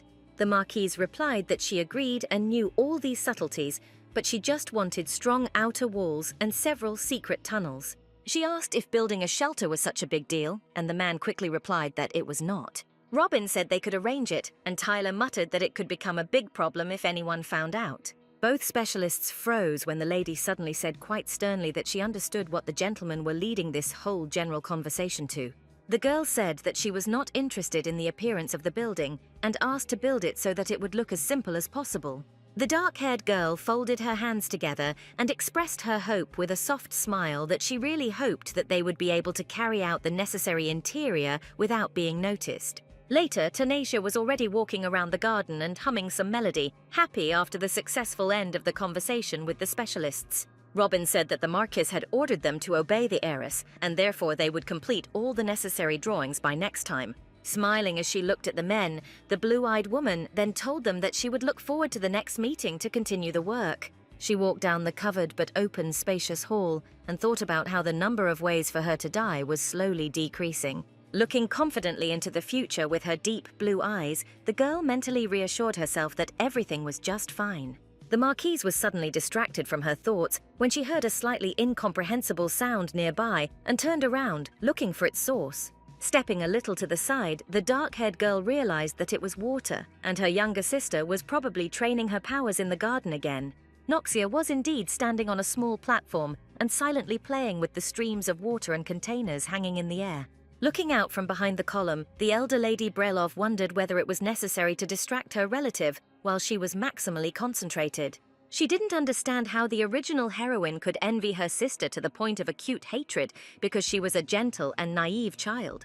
The blonde focused on her movements as much as possible, and she managed to force a steady stream of water into a large vase. As Noxia let out a tired breath and wiped the sweat from her forehead, her older sister thought she looked like she was about to faint. Even though the younger sister was born with a huge amount of magic in her blood, she still couldn't use her abilities without rest. Feeling the stone tremble, the dark-haired girl thought that it was for such cases that the method of using the magic stone was invented. She thought that in any case it would only distract her if he interrupted, and decided to quietly go back, but she heard her sister gasp.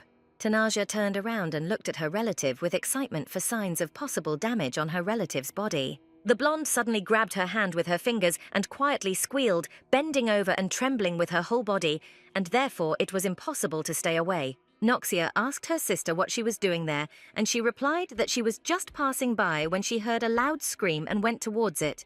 The younger sister explained that she was trying to fill a glass with water, but it suddenly moved, causing a cut to appear on her hand. Seeing the serious cut, the blue-eyed one excitedly said that the bleeding needed to be stopped first, asking if she had a handkerchief. When Noxia sobbed and replied that she had forgotten it today, Tanasia decided she had no choice and clutched the hem of her yellow dress. The girl asked her sister to wait while she ran for the maid to bring the court physician as quickly as possible. Suddenly, the sky burst into thunder, and the rain began to rapidly reach the ground, and the dark-haired girl exhaled noisily, cursing mentally. When asked if her sister could stop the rain, the blonde said that she could create an umbrella, but she was too tired right now. After listening to her sister's quick muttering, Tanasia muttered that then there was only one thing left to do and grabbed the fabric of her dress with her fingers. She applied serious force and, gritting her teeth with force, tore it into pieces, tearing off a long strip to use as a bandage. The blonde cried out her sister's name in surprise, from whom she never expected such care, especially to her own detriment. After carefully bandaging her wrist, the blue-eyed girl asked her younger sister to make sure that the rain did not get on her wound. She pressed her hand to her chest and said that she would run to the estate and get someone to help her while she had to wait here. Noxia opened her bright blue eyes and asked if her older sister would really run right through such a terrible pouring rain. Tanasia said that she would return very soon with help and, running away, asked the blonde to wait for her under a wide tree. The girl didn't even have time to object, remaining alone, and was clearly stunned by the help and selflessness. The maids who met the Marquise already inside the estate gasped with excitement, asking if the mistress had really run in the rain. Drying herself with a towel, the dark-haired girl said that nothing terrible had happened to her and that she had just gotten a little wet in the rain. Only after her answer did Tanasia realize that the maids were not addressing her, but her sister, promising that they would run her a bath immediately after the treatment. Blue-eyed thought with a sigh that she had been there by a lucky chance, and that the wound, although not life-threatening, had become a difficult event for Noxia. Looking at herself, the Marquise noticed blood on her ruined dress, and then thought that she first needed to wash her hands and then change her clothes. Already in the bathroom, the girl was tidying herself up, splashing water from her hands and exhaling loudly because she really had enough adventures. She suddenly heard the maid spreading rumors that Lady Tanasia had pushed her younger sister, and she had simply fallen and injured herself. The girls discussed how she had been suspiciously quiet the day before, which meant she had definitely pushed her sister during her training. She had often had the constant feeling that Noxia's maids were constantly talking about her behind their back and saying nasty things. The girl took a few steps forward, then took hold of the door handle and thought that they should have a few words with the impudent fellows about everything. She froze when she thought that they weren't wrong in principle, given Tanasia's constant and unchanging behavior in the original. Lowering her hand, the dark-haired girl decided that it was better not to wake up trouble, because after the appeal, she understood that she had a terrible reputation as a villain. Suddenly, Noxia's voice was heard calling out to her maids and asking what nonsense they had just been discussing among themselves. She stated that the older sister was in a hurry to get help and ran in the rain to get a doctor as quickly as possible, and the rest was a lie. The maids began to stutter hesitantly and try to explain themselves to their mistress, but she seemed very determined. Looking at her younger sister with surprise, the Marquise wondered what Noxia, who was supposed to be just taking a shower, was doing here. One of the girls said that the lady really had problems because of Tanasia, and besides, she hit the lady again for no reason. The usually calm and gentle Noxia suddenly exploded and screamed that it was time for them to stop, and then added that they didn't understand. The blonde said she let them talk like that because she thought they were showing concern for her, but they had finally crossed the line. The Marquise said that she would punish them for slandering the eldest lady and spreading rumors after discussing it with the head butler. The girls stubbornly hoped to convince the soft and gentle mistress, but she was adamant and announced that they were fired.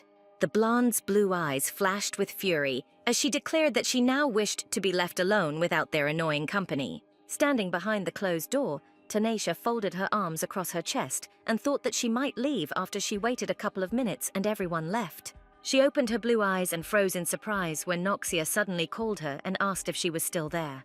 The blonde apologized for the maid's behavior, noting that she had acted both mature and stupid and that they had only wanted to take care of her. Listening attentively to her words, the girl froze and looked straight ahead and then opened the doors so that there were no obstacles between them. Tanasia quietly said that the maids were not completely wrong, and therefore she should not ask for forgiveness for their words on her own. When she added that their words did not affect her and should not touch her sister, Noxia replied that she could listen if such accusations affected her.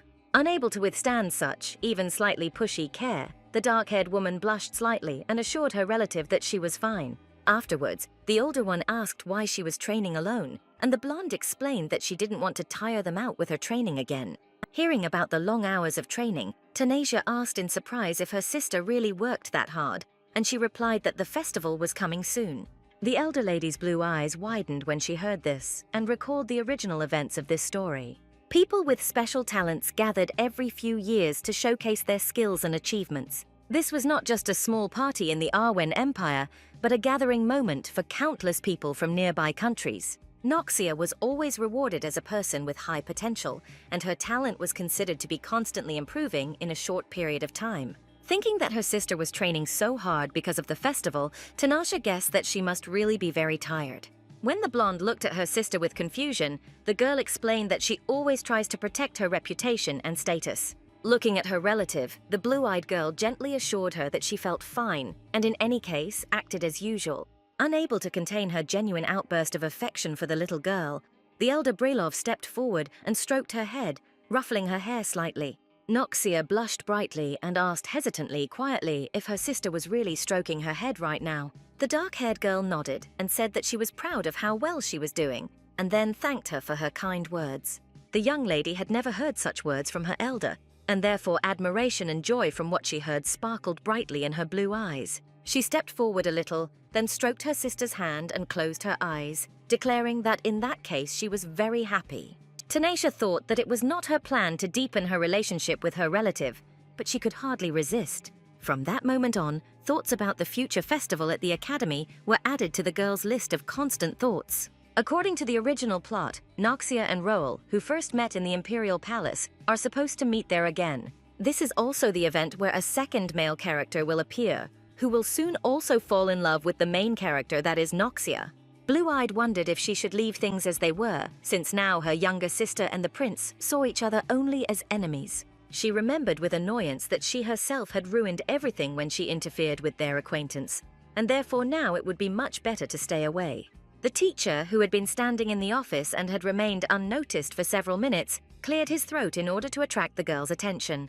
When he asked with displeasure whether the lady had already changed her mind about learning magic from him, the dark-haired girl quickly answered with a denial.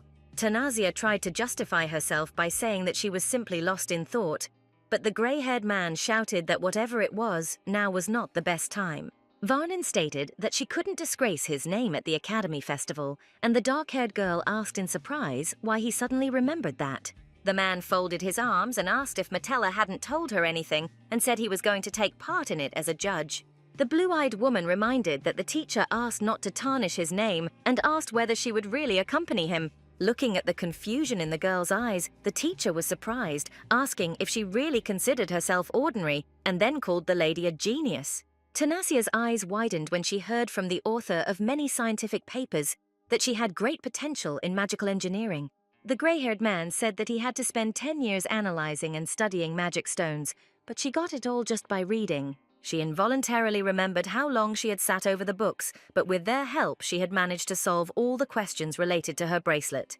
The Marquise's self-esteem grew exponentially as she heard that she had more than reached the level required to participate. When the dark-haired girl cried out in surprise, wondering if she would have to demonstrate her abilities, the teacher calmly responded with agreement. The man pulled out a drawing of the pistol that he had taken from the Marquise a little earlier, and this was a clear call to begin a possible action. He added that the weapon does not even need to be completed, because the very fact of inventing such a miracle will make everyone faint with admiration. Tanasia was clearly surprised by this outcome of events, because she thought that in order to impress everyone, she would have to try even harder. The girl suddenly narrowed her eyes and asked if Vanan had anticipated this moment when he accepted her as his student after seeing the drawing. Blue-Eyed thought with joy that in this case, she would be able not only to take part in the festival, but also to watch everything that was happening. Placing her hands on the table, the Marquise said that everything was fine, she would participate, but first it was necessary to improve the weapon she had invented.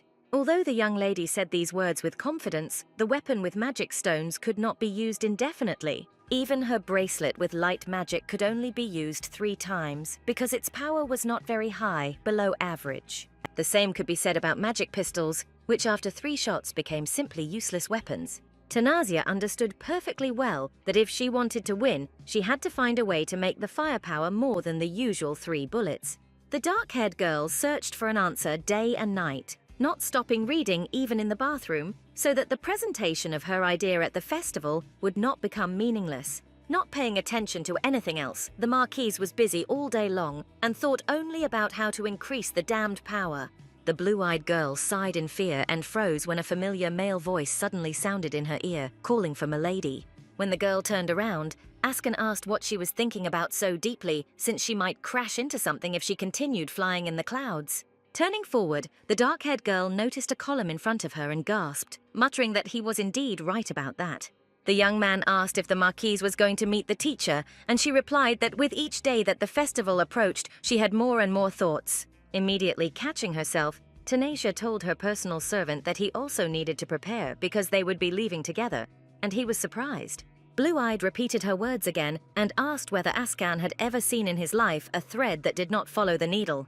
The dark-haired man nodded several times and muttered that he understood everything, and the lady said with a smile that he had stopped resisting her orders. The young man replied without much enthusiasm that he was in no position to resist, and the girl agreed that he was right about that. Tanasia said that in any case, she was going to go to the teacher's lab, and the guy asked whether she would return early. Turning around in surprise after his words, the blue-eyed girl looked at her servant in confusion and asked why she had to do this. The Marquise froze when she heard from the dark-haired man that today was the anniversary of Madame's death, and guessed who that very woman was. Even though she wasn't her mother in the literal sense of the word, the memories of the events of the original novella left her with pain. This lady was her father's one and only beloved, Olanda Breloff, the woman of his life, and their mother with Noxia, Charlene Lee Rosina. The dark-haired girl frowned and darkened like a thundercloud when she thought that in that case, her father had probably already started drinking. Anyone who has ever read the original story knew exactly what caused the woman's death. Clinging to Askan, the blue-eyed girl asked him where Mr. Breloff was now and then received a disappointing answer. Unhappy Oland again sat around drinking hard alcohol to try to forget and not torment himself with memories of his beloved. He took the silver medallion from his neck and turned it over in his hands, then opened the lid and saw an image of his beloved.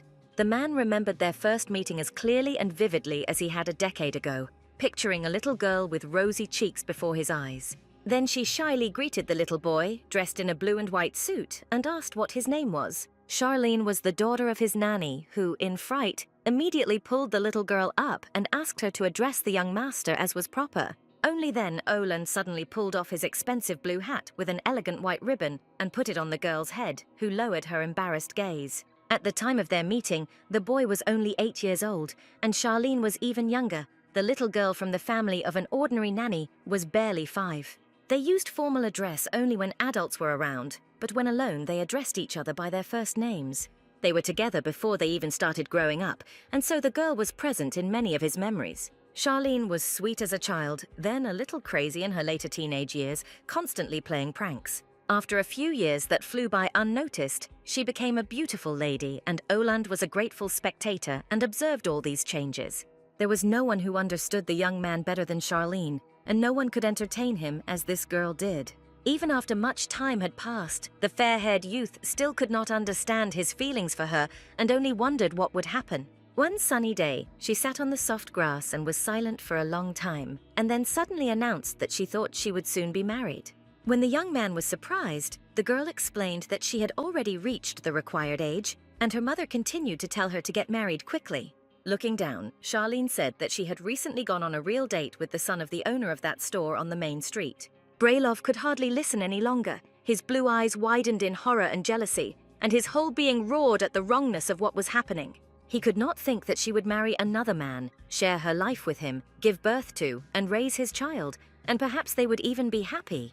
Then Oland, obsessed with his fears, began secretly visiting Charlene's potential partners and threatening them that he would use his power. Looking at all the cowards who easily refused the girl and in fear began to bargain with him, as if at the market, the fair-haired man thought that she didn't need such people. Finally, one day, Charlene stopped all of the young master's actions, declaring that she had simply had enough. When Oland asked what she was talking about, the dark-haired woman replied that she knew about his meetings with men she had been with before. He tried to object, but the girl said that if the young man was doing this out of pure concern for her, then he should simply stop. Sighing, Charlene hung her head and thanked him for his concern, then added that it was her life and she would make her own decisions. The girl folded her arms across her chest and added that she refused any of his attempts to interfere in her life, personal and ordinary. Despite her position in society, the dark-haired girl was not the kind of person who would simply obey the words of others. It was then that Oland realized that he was in love with her and realized that all his childish actions in his adult body and business he had committed only because of his own feelings. Trying to justify himself, the young man desperately whispered that he did such things simply because he was trying to protect her from bad things. When Charlene looked at her old friend in surprise, he hesitated a little and said that he simply could not and did not want to live without her. Clenching his hands into fists, the blonde man told the girl that the thought that fate had decreed that she should be given to another man was causing him pain. Taking a few steps back, the dark-haired girl whispered and asked why he had suddenly decided to bring this up so suddenly. Not wanting to keep any more secrets and misunderstandings between them, the young man lowered his head and let himself go, confessing his feelings. Having first said that he liked the girl, the fair-haired man immediately corrected himself and, blushing brightly, said that he truly loved her. Charlene blushed brightly, pressed her hands to her chest and asked him to stop talking about it, and it wasn't funny at all. Punching himself in the chest, Oland also began shouting, declaring that it was not a joke and that he would never play on such a thing. The girl again cried out that she had had enough and declared that she was leaving, but the young gentleman asked her to wait and tried to take her hand. She tried several times to beg him to stop, and then, as if spitting out his title of young master, said she had had enough. The blonde man froze, and despite the fact that his cheeks were burning with a bright fire, his whole body was covered in a sticky, cold sweat from excitement. Charlene asked him if he really thought they could be together, and then reminded him that they were no longer children as of late. The girl was right, because now they were united not just by childish affection, but by something more, but they were separated by unpleasant conventions. As they grew up, they realized that the differences in status were obvious to themselves and to everyone around them, even too obvious. Now Oland thought that he had been too obsessed with the idea of ending all relations with Charlene to pay attention to such nonsense. He asked Charlene to wait for him and promised that he would become so powerful that no one would be able to say a word against their marriage. The girl tried to object, but the blonde man pressed his hand to his chest and said that he would make sure that the whole world knew about them and their love. Putting his hand to his chest, the young man looked at her with all the bright and pure love that burned in his chest and then promised that he would do it. After he inherited all the property of the Brailov family, he began to develop his capabilities through business and connections. Oland did serious work, and as a result, he multiplied many times the power, wealth, and influence of the family of which he was the heir. After all this, Charlene said that she knows how many fans he has and understands that if he has not changed his mind about marrying her, he will regret it one day. Stepping closer to the girl and pressing his chest against her back, the blonde-haired man leaned forward and softly whispered that she was very much mistaken. Inhaling the delicate scent of her silky, dark hair, Oland declared that he would never regret choosing her in his life.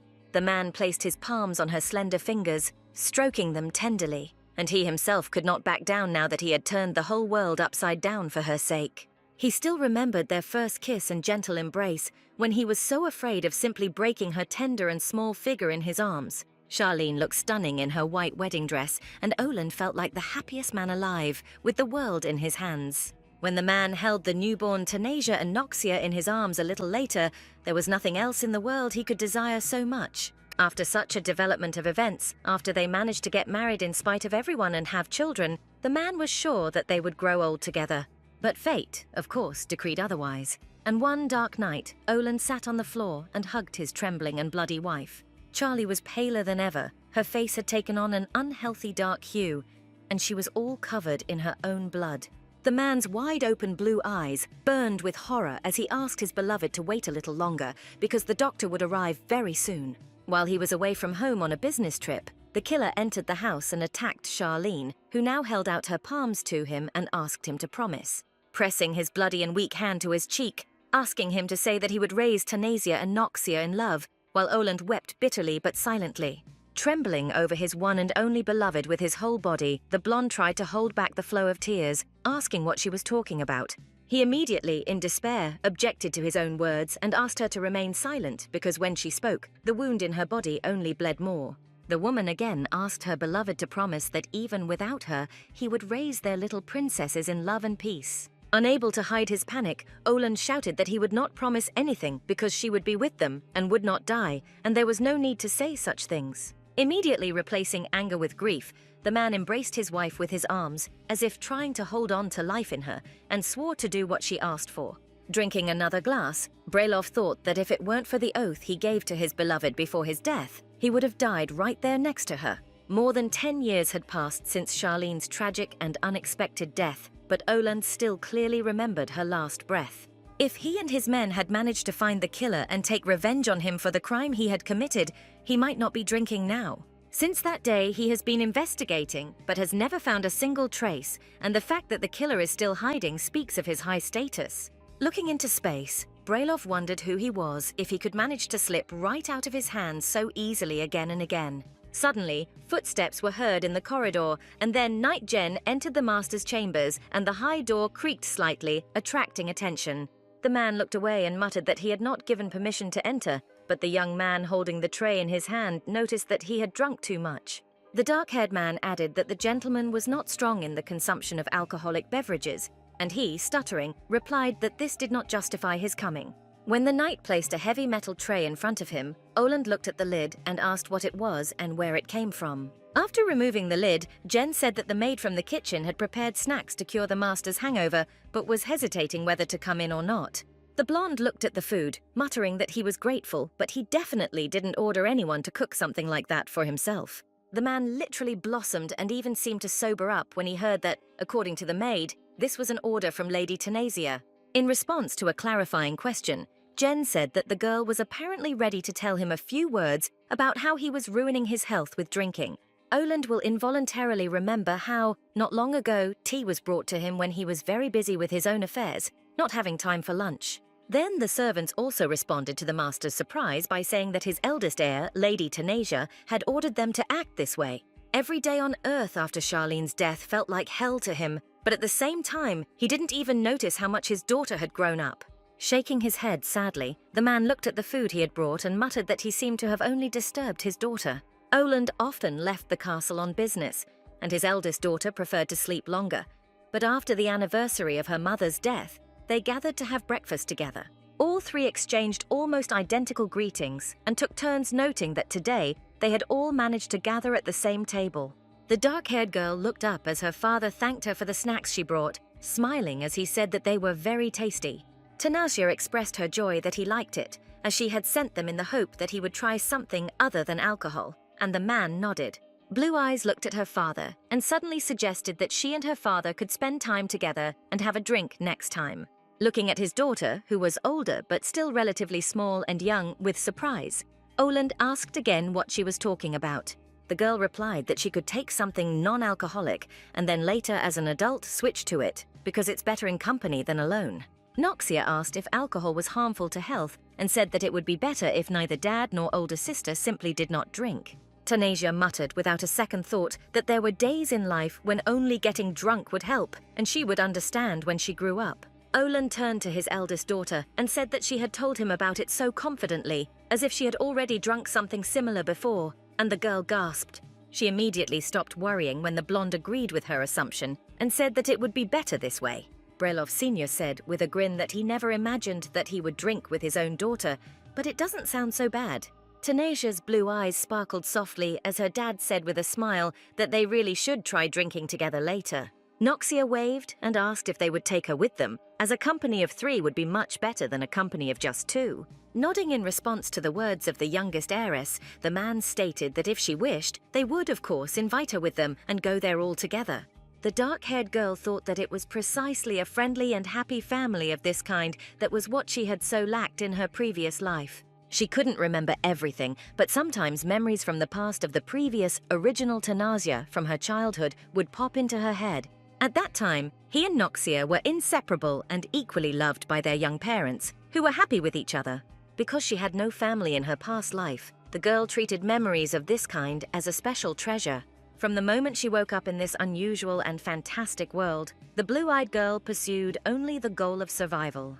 But today, a strong desire suddenly arose in Tanasia's heart and soul to finally find the one who dared to kill her mother, Charlene.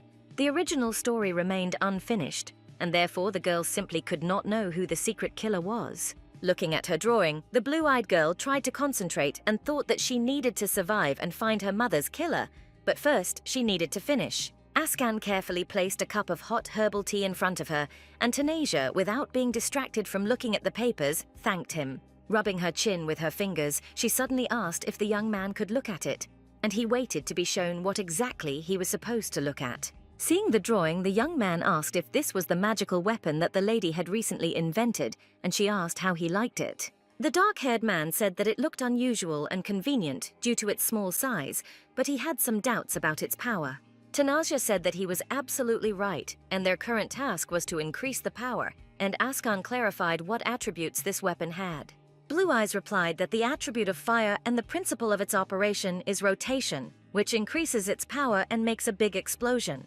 The young man was clearly thinking, and although he was not a specialist in this field, he had encountered the knowledge of doctors in laboratories. He asked a question about how the lady came up with the idea of adding an attribute more powerful than fire, and the girl looked at him in surprise, asking again. Ascan's yellow eyes flashed with interest, and he suggested that it might be possible to use the wind attribute in the form of a magic stone. The dark-haired girl hummed thoughtfully and then asked if he was going to suggest adding another magic stone to the weapon. Due to the size of the gun, it could only hold 1 stone, and there was a limit to how much power stones of that size could produce. But if you fill half of the magic stone with the fire attribute and the other half with the wind attribute, the power can increase due to their synergy. She thought that she had been so preoccupied with the appearance of the gun that she had simply begun to miss the main thing, and then she exclaimed the name of her servant. The young man only had time to look at her in surprise and did not even flinch when the fragile palms reached for his neck, and he was simply dumbfounded. Shifting from foot to foot and rising on the toes of her shoes, Tanasia wrapped her arms tightly around his neck and hugged him, pressing herself against him. Nuzzling into the young man's shoulder, she excitedly thanked Ascan for this idea, once again feeling truly happy and calm. The boy's yellow eyes widened in surprise when he heard that Milady considered him a real genius and continued to hug him. Without even trying to fight his embarrassment, the dark-haired man asked if Milady had found an answer to her question after his words and assumptions. Tanasia happily agreed and said she thought she had figured out how to add power and could finally finish the job. Not daring to place his hands on the girl's thin waist, the guy simply muttered, glad for the fact that he had apparently managed to help his lady. When Ascan almost managed to control himself, Brelov quickly stepped away from him and apologized for the way she suddenly hugged him. Pushing his dark hair behind his reddened, burning ears, the young man muttered that everything was fine and there was nothing terrible in this act. When he asked if she would visit her teacher less often, the girl said she would share news about the material supply and stop visiting. Yellow Eyes muttered that it was wonderful, and Tanasia smiled, but looked at him with a little surprise, trying to understand what he was happy about. A little later, she was running quickly down the street, and the guy who was holding the bags asked my lady to be slower because she might fall. Already inside the long familiar building, the dark-haired girl joyfully called out to the teacher and adjusted the small dark handbag on her shoulder. When Varnon asked why she had come today, the girl said with a smile that it seemed she had finally found a solution to this problem. The grey-haired man hesitantly asked what they were talking about, and Tanasia began rummaging through her bag, saying that she had found a way to increase the power of the pistol.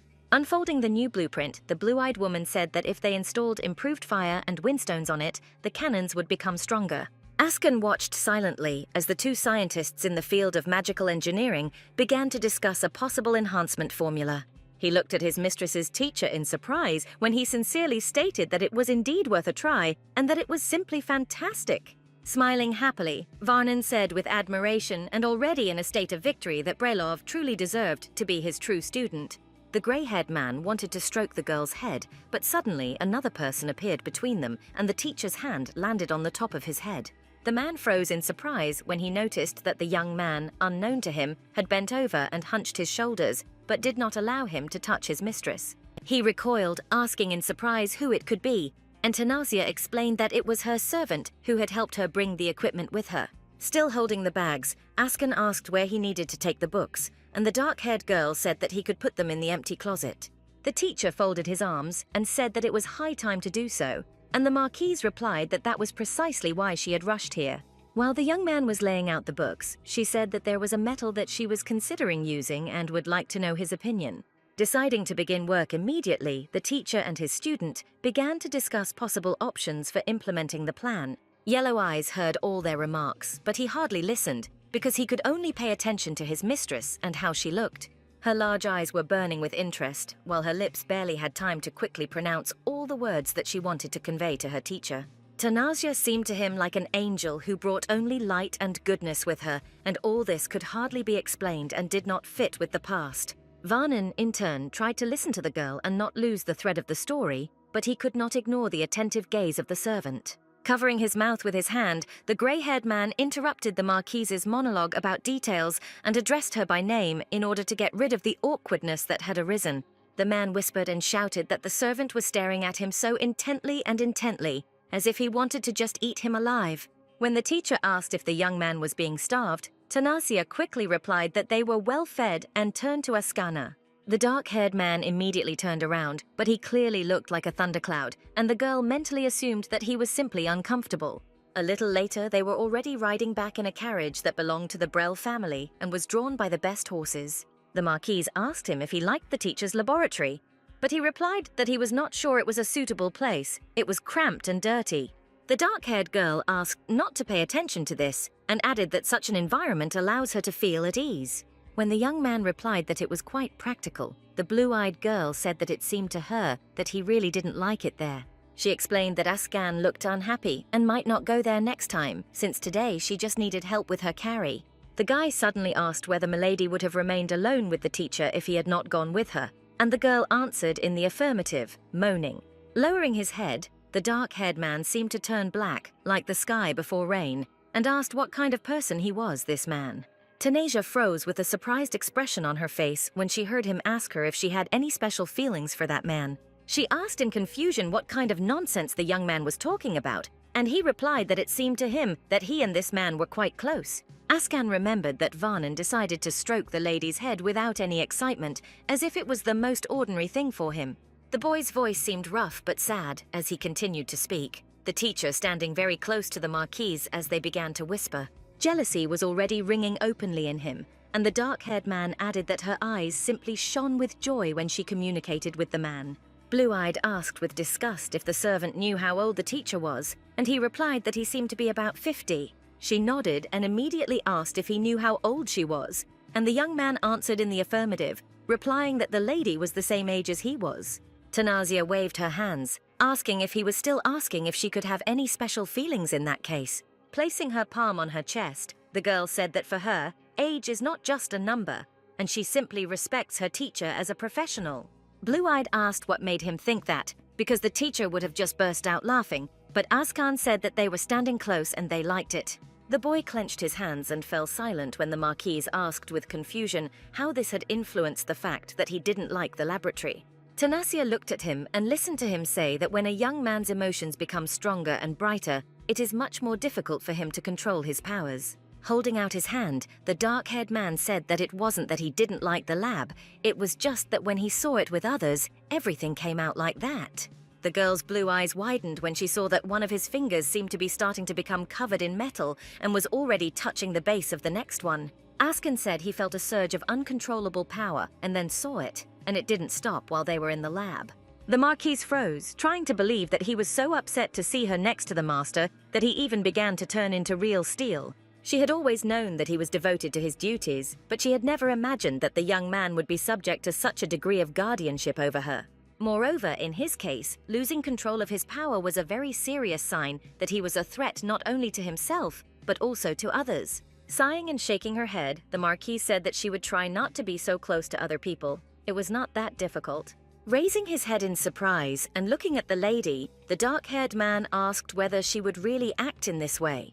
Tanasia explained that she simply did not want such misunderstandings in the future, but in exchange, he must find a way to control his powers. Asken bashfully said that it was not as simple as it might seem at first glance, and the girl replied that she knew and would help him. The young man involuntarily remembered that pleasant warmth when Milady pressed herself tightly against him and hugged him around the neck, not wanting to let go and thanking him. Tilting his head, the dark-haired man spoke hesitantly and asked if he could ask her for an interesting favor. He received consent from his mistress, and then said that if he learned to take control of his powers, he asked for a reward from her. Tanasia looked at him with wide-open blue eyes and asked with interest what he meant by receiving a reward. The young man explained that even if it was for his own good, he would still like to receive a reward from her if he succeeded, and the girl asked what he wanted. While Askan remained silent, the Marquise wondered what he might wish for, since from what she had seen, he did not seem to be the type to wish for anything grand. After examining him, Brelov said that he had time to think, and when he learned to control his powers, he would be able to ask for whatever he wanted. The dark-haired girl looked at him in surprise when she heard what would happen if he suddenly asked the elder lady for something special.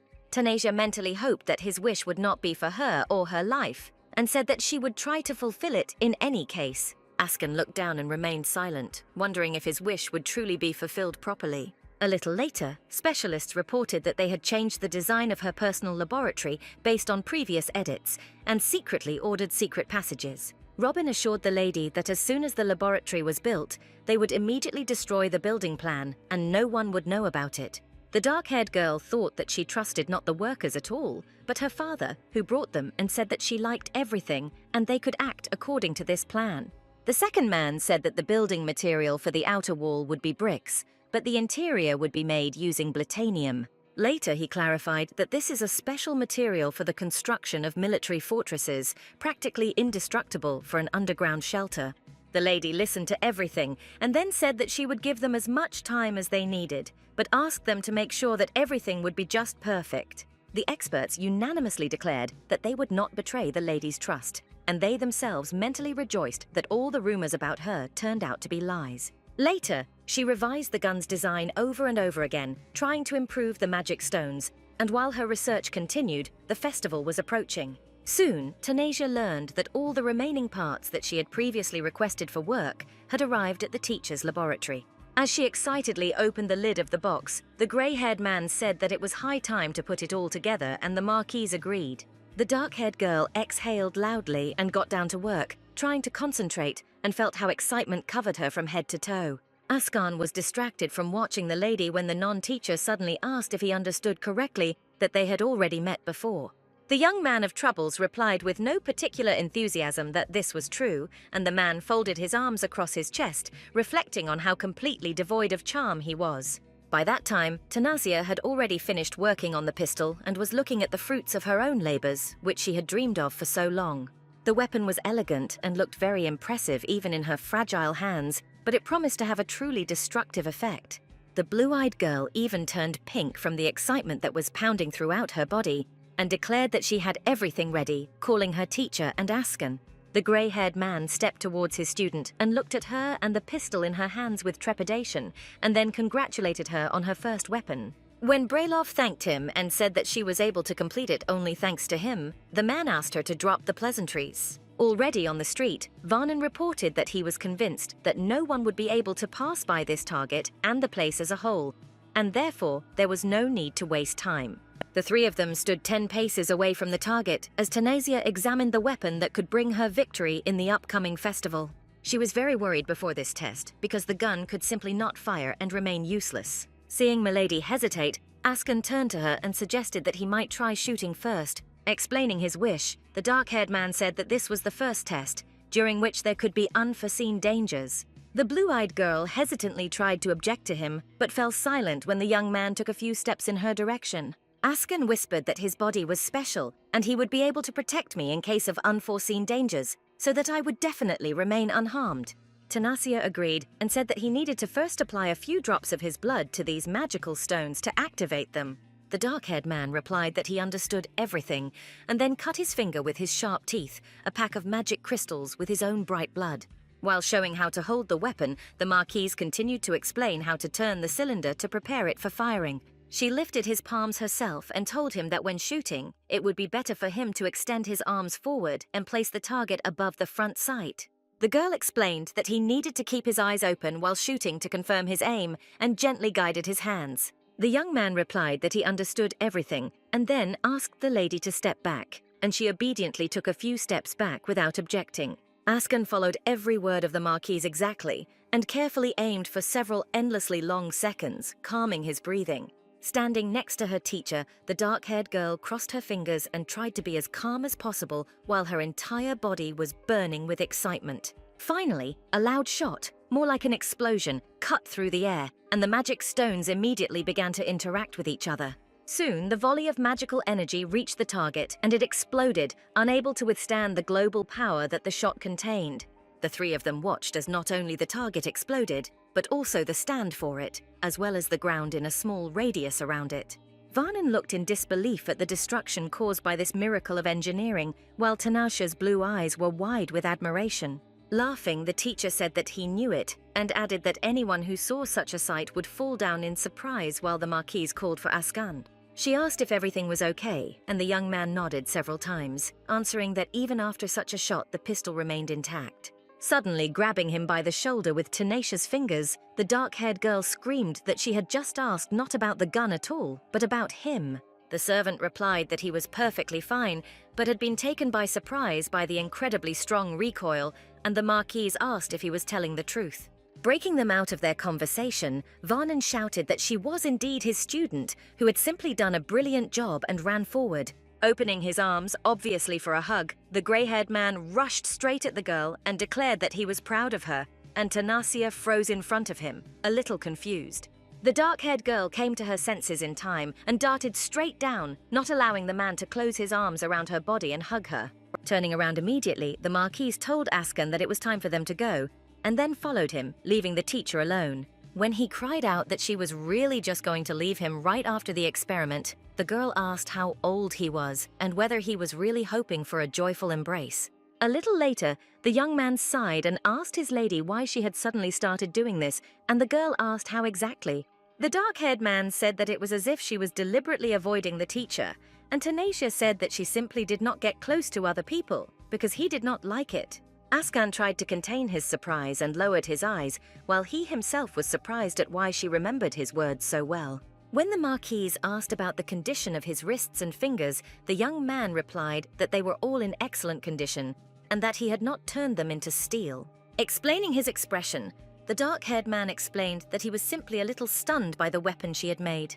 Brelov's eyes widened at this unexpected statement, and she asked what was so surprising about it. Askan said that he didn't expect such amazing power from a small pistol, so his mistress is truly an amazing person.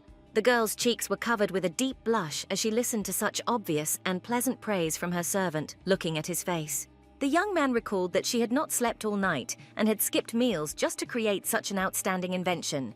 Unable to hide his attitude towards such actions and the lady's work, the dark-haired man declared that he was simply delighted with the results of her work. Looking at Askan as elatedly as she could after such words, the blue-eyed girl asked if he really thought so. When he said yes, the girl thought that this guy was not the type to suck up to others, so it was nice to hear. The Marquise suggested that they eat something tasty upon their return because she was so hungry that even the tension eased, and he agreed. Later, at a festively decorated table, the fair-haired younger sister excitedly congratulated Tanasia on her success. Noxia asked if she would participate in the festival, and the blue-eyed girl agreed, but added that they had different classifications. While the younger sister would participate in the part of demonstrating her own magic, the older one would represent the field of magical engineering. Mr. Brelov said the fact that both his daughters were taking part in such a competition made him happy, adding that he was very proud of the results of their work. Tanasia asked her father not to worry and not to think about winning, because she herself was already happy that she was simply able to take part in it. She looked away, silently thinking that her true goal was not to get a prestigious position anyway. In fact, the girl was trying to understand in what direction the story would flow, which was not finished before her rebirth. The man said that he heard from Metella about his daughter's new invention, adding that he was even going to be there to see it in person.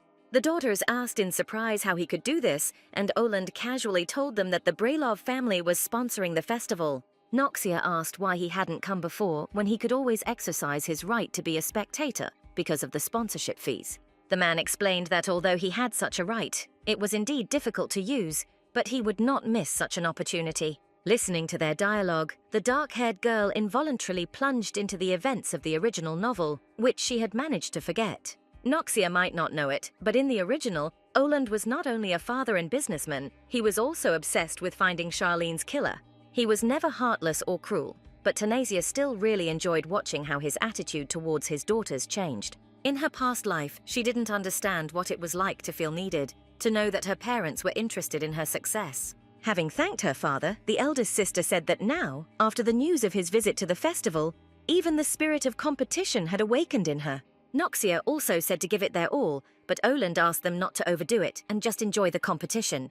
The dark-haired girl thanked her father again, and even blushed a little from how close the relationship between them now felt. Very soon the day of the festival from the academy arrived, and 2 carriages of different kinds, but equally expensive and drawn by horses, stood in the courtyard. When her younger sister asked if they would travel separately, Tanasia explained that she had accumulated a lot of luggage, and it would not all fit in one. Immediately calming down, the blonde agreed with these words and waved her hand to her sister, saying that they would see each other at the festival. Already sitting in the carriage, the girl folded her arms across her chest and thoughtfully said that she was very interested in the fact who else would visit this festival. Leaving aside Roel, Noxia, and the future minor male character, she had no memory of the rest of the original festival participants. Hesitantly calling her lady, the personal maid informed her mistress that, as far as she knew, Lady Krisha would also be attending. Blue Eyes certainly didn't expect to hear that name, but it made sense that Liana would attend the festival, considering that she knew how to control her powers. Their last clash ended there, with Ascan lying on the floor in a pool of his own blood, only able to wheeze quietly in pain. Jareen noticed how both the mistress's servant and she herself were affected by this unpleasant news, since she herself had witnessed that horror. Tanasia noticed the reaction of both her employees to her thoughtful silence and asked them what was wrong and what happened. She asked if they were afraid and worried that the lady would quarrel with Liana again, as she had several times before the current events. Jaren shook her hands and said that the lady would definitely not do something like that again, and Ascan said that he was worried. Both girls looked at the young man, who was even going to hide his concern about the very angry Lady Krisha. The dark-haired man added that the two broke up without even making up, and it was a fight that shouldn't have happened in the first place. The young man's brows furrowed as the Marquise assured him that she did not regret the fight that day and asked him not to even worry.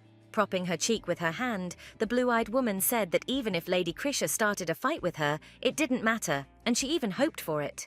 Tanasia smiled slyly and declared that as soon as this happened, she would immediately show Liana who was really in charge here. Already at the festival, the courtiers were whispering about who this girl was, and others answered that she was Noxia Brelov's twin sister.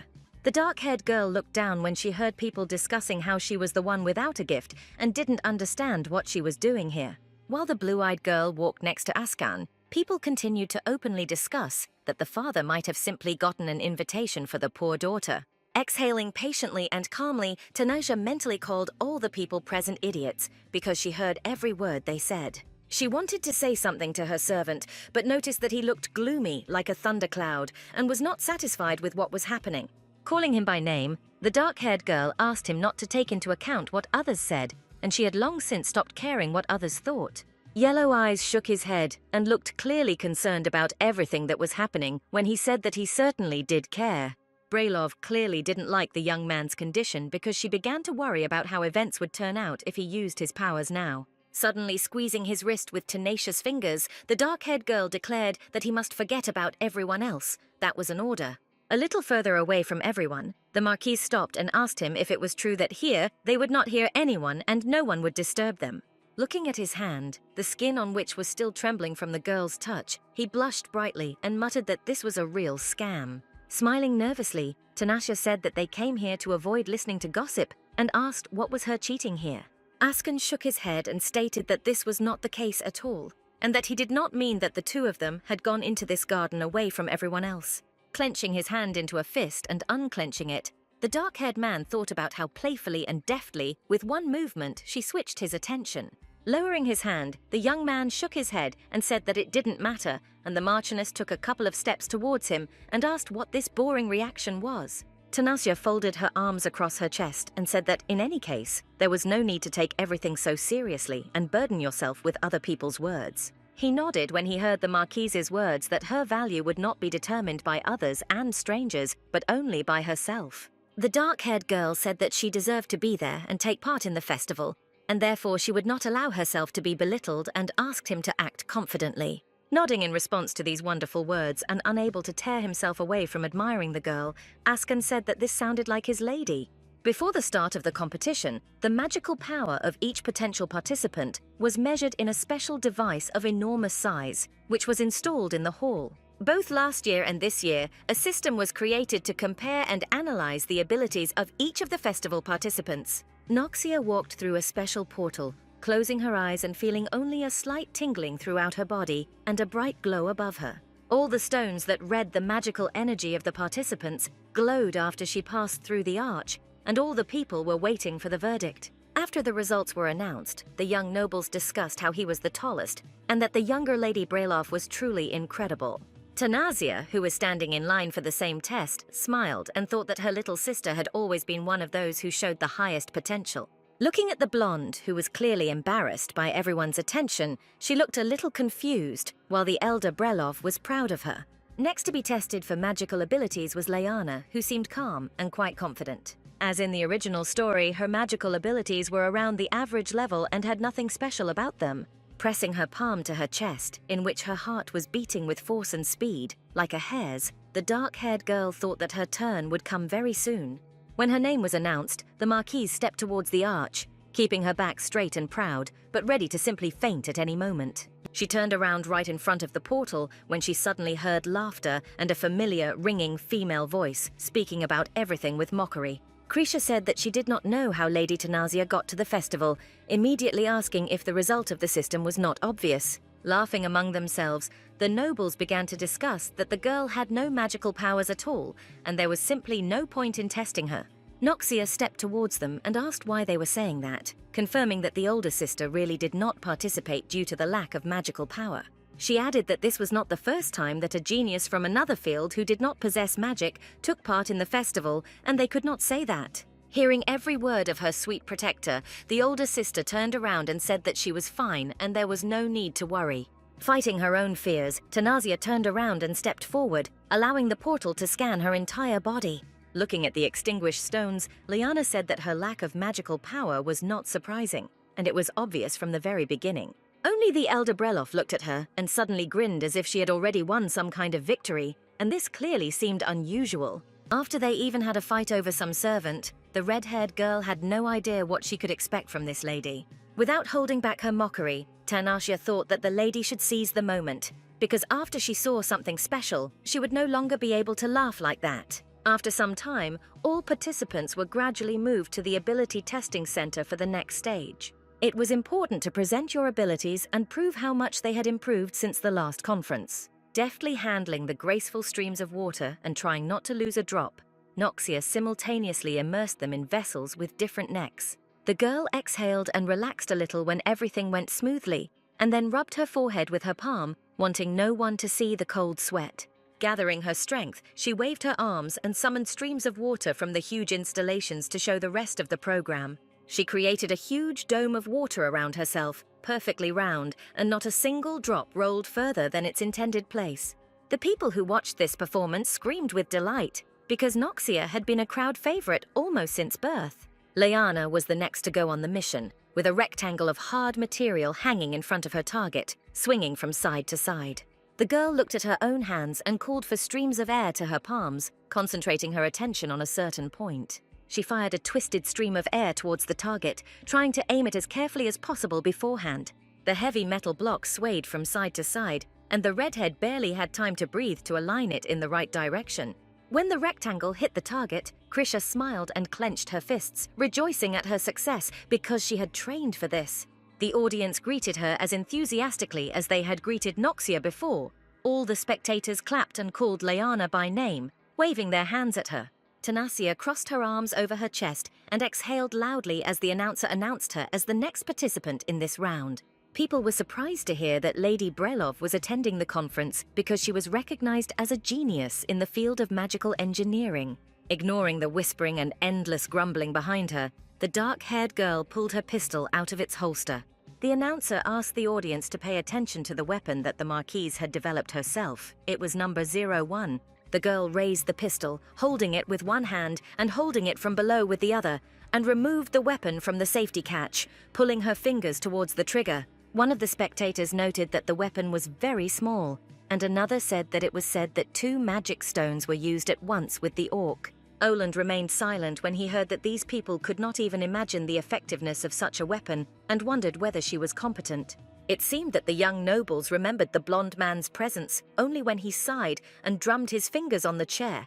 The Marquis stated that he was going to watch the weapons presentation that his daughter had made, but for some reason, he suddenly began to hear extra noise here. Brelov called Jen to him and ordered him to make a list of everyone who had spread false information so that they could then be dealt with according to the law. Immediately turning his keen green eyes away, the dark-haired man said that he understood his master's order and would carry it out exactly as required. The two, who had been discussing the girl's possible failure and incompetence before she had time to show everything, immediately fell silent in a nervous tremor. At the same time, Tanasia looked at her teacher, who was leaning against the fence and even put on his best glasses. He was clearly inspired. The young man accompanying the participants turned to the lady and pointed to the target, saying that the lady could already shoot in that position. Having looked in the exact direction in which she was asked to shoot, the blue-eyed girl chuckled with some kind of incomprehensible expression on her face. She turned around and asked if they were planning to test the firepower of her pistol with an ordinary wooden target. When the young man, surprised, tried to clarify what Milady meant, she turned away from him and said that the target was too small. Suddenly taking a few steps forward, Tanasia stopped at the projectile used by Krisha and said that this would be enough. Already sitting in her place, Liana was clearly trying to appear calm and unhurried, but she could not sit still due to excitement. The dark-haired girl had already raised her weapon at the same time and thought that she had been working towards this for several months and therefore simply could not miss. She took hold of the pistol handle more confidently, spread her shoulders, and aimed the front sight above the center of the target in order to hit it. After a series of endlessly long moments, Tanasia finally took aim and pulled the trigger, firing straight into the center of the target. A fiery whirlwind rushed across the platform with force in front of her, scorching the air and everything in its path, and then there was a devastating explosion. The dark-haired girl looked with a sense of accomplishment as there was no target or projectile left in the swamp, and even the floor cracked at the sight of the explosion. Oland looked at the unfolding picture in amazement because he could not even imagine that his daughter's studies could lead to this. Everyone present arrived in shock, and the teacher tried not to show how happy and proud she was that she had succeeded. Noxia put her palms together and screamed with delight because she was truly proud of her sister, who tried so hard. The redhead didn't want to laugh anymore. She sat in her place but felt such a terrible panic, as if the barrel of a gun was pointed at her. Finally feeling her legs, which had already felt like cotton wool, the dark-haired girl gracefully blew out the smoke that was still coming from the barrel. Holding such a powerful weapon in her fragile hands, the blue-eyed girl declared that it was she who developed this pistol and proudly said its name. A little later, the younger sister still couldn't get over what she had seen and shouted with delight that her sister had done an amazing job. The blonde added that the development of such a weapon was akin to a miracle, but Tanasia embarrassedly objected, unable to hear so much praise. Even more enthusiastic was Varnon, who tirelessly ran from company to company and inquired whether everyone had seen his student. He enthusiastically told nobles of all ages that a weapon of such a small size could carry devastating power. Blue-Eyed was thinking that he must be very surprised when suddenly she heard a male voice that caught her attention. The girl greeted Jen, and he said that he had come for the lady because the chief wanted to meet her in the next room. When the younger sister wanted to follow them, the knight turned around and bowed politely to his lady, explaining that she would have to wait a little. Watching this picture, Tanasia, with an involuntary excitement awakening in her chest, thought that there was something unusual in this atmosphere. Already in the office, the man asked whether it was true that she had actually developed this pistol herself, and the girl agreed. The blonde man said that he heard from Metella about the development of weapons, but it turned out to be even more powerful than he imagined. Oland said he was worried because the end goal of using such a weapon was often war, and someone might want to take advantage of its talent. Looking at his tense face, the Marquise immediately understood what her father, who seemed genuinely excited, was getting at. Her development of such weapons meant strengthening the national power of the Arwen Empire, but could be seen as a threat to other countries. The conference was attended not only by local residents of Arwen, but also by representatives from different countries, where her pistol could be perceived differently. But she, of course, had thought through this difficult moment in advance, and therefore assured her father that he did not have to worry about such things. The girl said she had installed the blocking device to prevent the weapon from being used for improper purposes, and had also consulted with her teacher. Tanasia added that if she suddenly starts receiving offers from different countries, she will definitely consult with her father, because with power comes responsibility. When the dark-haired woman said softly but confidently that he could be sure of this, the man himself did not realize how he relaxed and exhaled. Her father thanked her for it, and the blue-eyed girl said that she understood how worried he was about the power of the weapon, asking if he was even a little happy. Shaking his head, Olin muttered that because of his anxiety, he had even forgotten to say all the words he wanted to say to his daughter. Gently patting her on the head, the man said that he was very proud of his eldest daughter after such a masterpiece of a performance. Now, when she walked past other people, they discussed not her powerlessness, but the fact that she was the lady who had invented a powerful weapon. Walking through the crowd, the Marquise heard surprised sighs, numerous whispers and questions about her first invention from everywhere. Having moved a little further away, the dark-haired woman wondered whether they were really unable to understand that she could hear everything as she walked past. She literally felt with her whole body how the looks filled with fear and contempt were replaced by much more interested and gentle ones. Now the nobles did not seek to insult Tanasia, rather they spoke of her with feelings of awe and admiration, which did not calm down. The girl's reverie was interrupted when a pebble, thrown by someone, suddenly rolled towards her shoe and slid forward across the grass. Raising her gaze, Brayloff looked around in surprise because she wanted to be alone with herself and certainly didn't think that someone would play with her. She walked forward a little when she noticed the silhouette of a man not far from her, whom she did not know in this life, but saw in the previous one. His fair hair, much longer than the prince's or Asken's, fell to his neck, and the neckline of his white shirt was tied with yellow ribbons. The fair-haired, pale-skinned youth was wearing a mask. He stood in front of the Marquise completely relaxed and even leaned against a tree as if he were sleeping. The girl's blue eyes widened and sparkled with slight disbelief when the guy asked if she really was that same Tanasia Brelova. Looking at her with his deep red eyes, the stranger said with a sly smile that it was she who demonstrated the weapon. Decane Sid Ichthion was the second main character in the original story, who, according to the cliched plot, would also fall in love with Noxia. Nervously adjusting her dress, the dark-haired girl thought that she hadn't expected to meet him in such a place. And in theory, he should have spoken to her younger sister. In the novel, Decane and Noxia's first meeting occurred when he stopped the girl from walking by kicking a rock towards her, not hard but noticeably. In fact, the situation now was almost 100% identical to the book, with the exception that Tanasia took her sister's place. The girl thought with annoyance that the original plot of the story was changing again, and it seemed that she was about to get a new headache. Blue Eyes remembered that the boy had originally approached her sister because he had longed for Noxia's ability to skillfully control water. Decane was very ambitious. He was the illegitimate son of Emperor Lagant and wanted to become the next ruler, even though he lived as Echthion's adopted son. Suddenly leaning over her, the masked youth gently asked what the lady was thinking about, without taking his soft gaze off her. The Lagant Empire had a terrible relationship with the Kahlua Empire, and during the war, the Arwen Empire suffered only because it was between them. Its goal was to prevent war, which meant that at some point in the future, there was a high probability of seeking cooperation with the Lagant Empire. Not wanting to give up on her goals, the dark-haired girl extended her hand to him and said with quiet admiration that his mask was very unusual. The young man explained that Iction's traders cooperate with many countries and have to wear masks to hide their identities. When the girl asked if she could show him her face, the blonde man said that she couldn't until he was able to defend himself. Tanasia froze when Decane extended his hand to her and said that he had the right to show his face only to his beloved girl.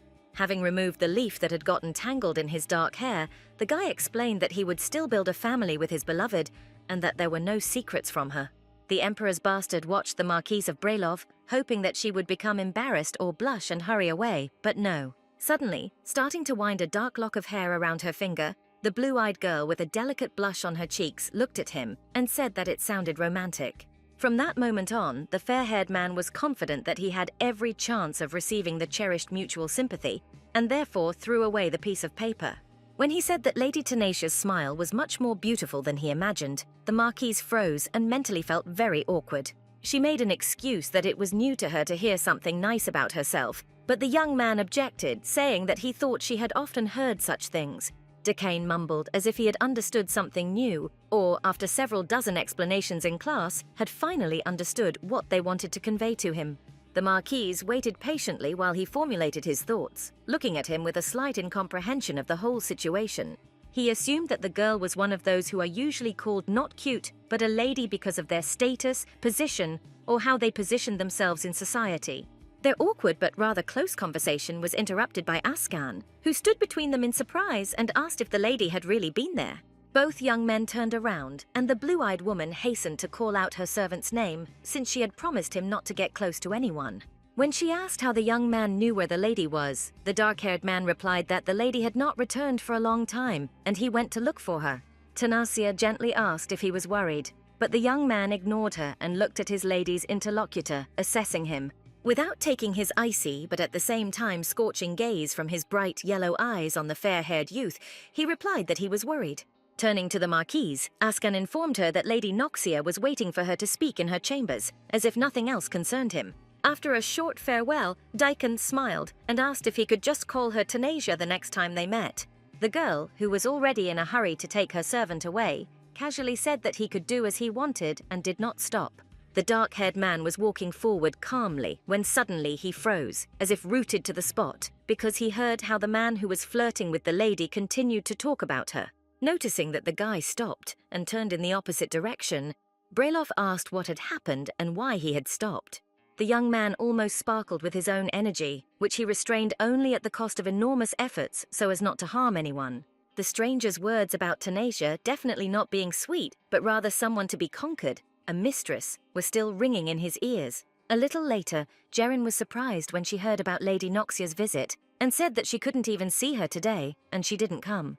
Blue-eyed turned to Ascan and asked what the matter was, and the young man hesitated and then replied that it seemed he had simply made a mistake. Sitting on the bed, the dark-haired woman asked if the sun would rise from the west tomorrow, because if he said he had mixed something up, he had problems. The young man asked for forgiveness, and the Marquise replied that there was nothing terrible in this act, since she was already on her way to him anyway. She herself thought that having met Daikon, she immediately understood that it would not be easy to deal with him, because he was a sly and cunning man.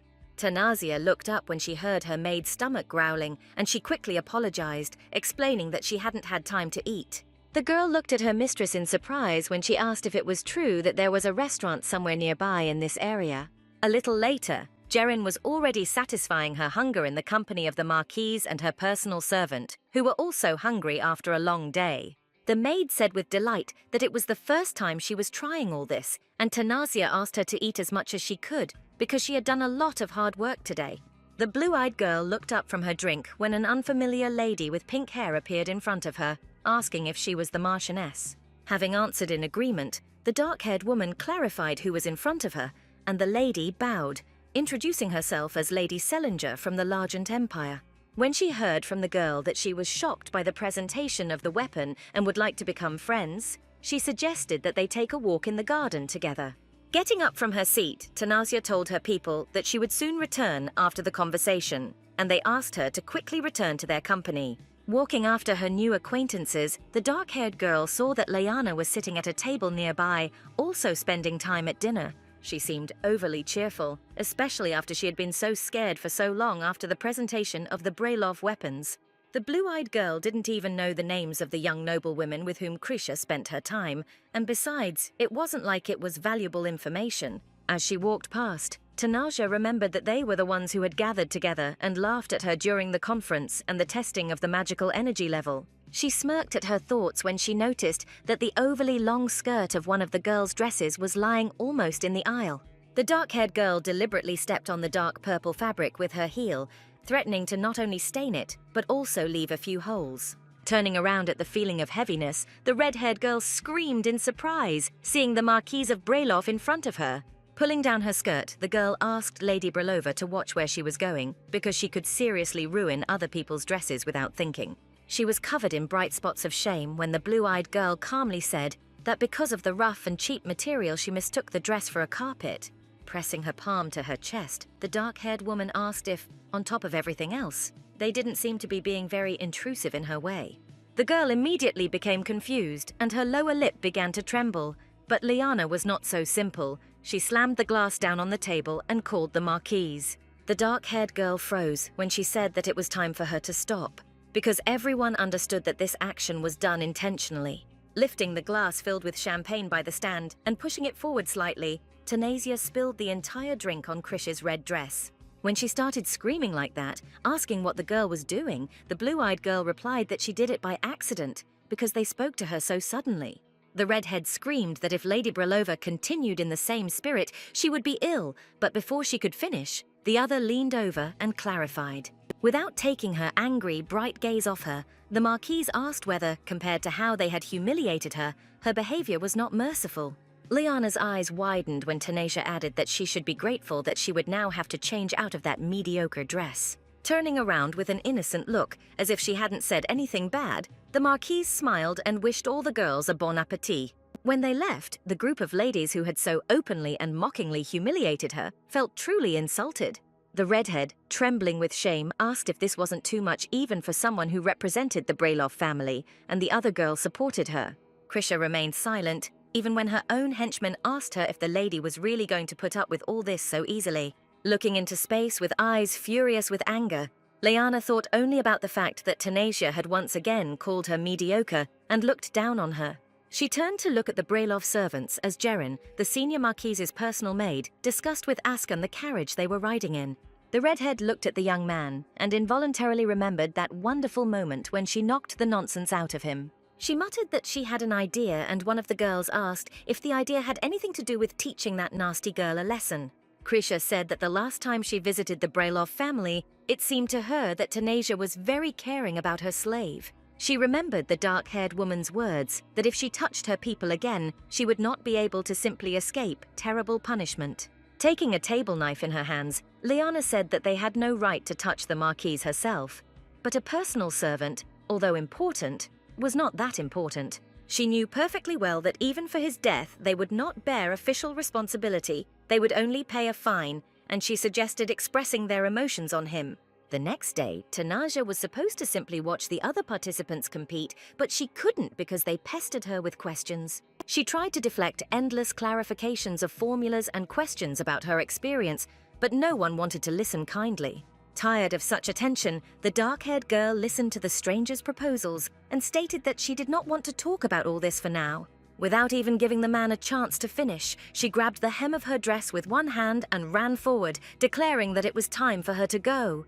Running away, the blue-eyed girl thought with annoyance and fatigue about how tired she was of the constant attention from all sides. Now, at every opportunity, she was surrounded by a crowd of strangers who offered her dubious deals to sell weapons. She realized that her father's worries were not in vain, and if she were a little younger, she would have thoughtlessly signed a contract with someone. Suddenly, when Tanasia was about to stop, another man called out to her from the other side, asking a question about the conversation. The dark-haired girl rushed forward as if her life depended on it, not paying any attention to the fact that she was being called and called from behind. She literally had to run away all day from the annoying attacks of stupid and arrogant men who were counting on her naivety.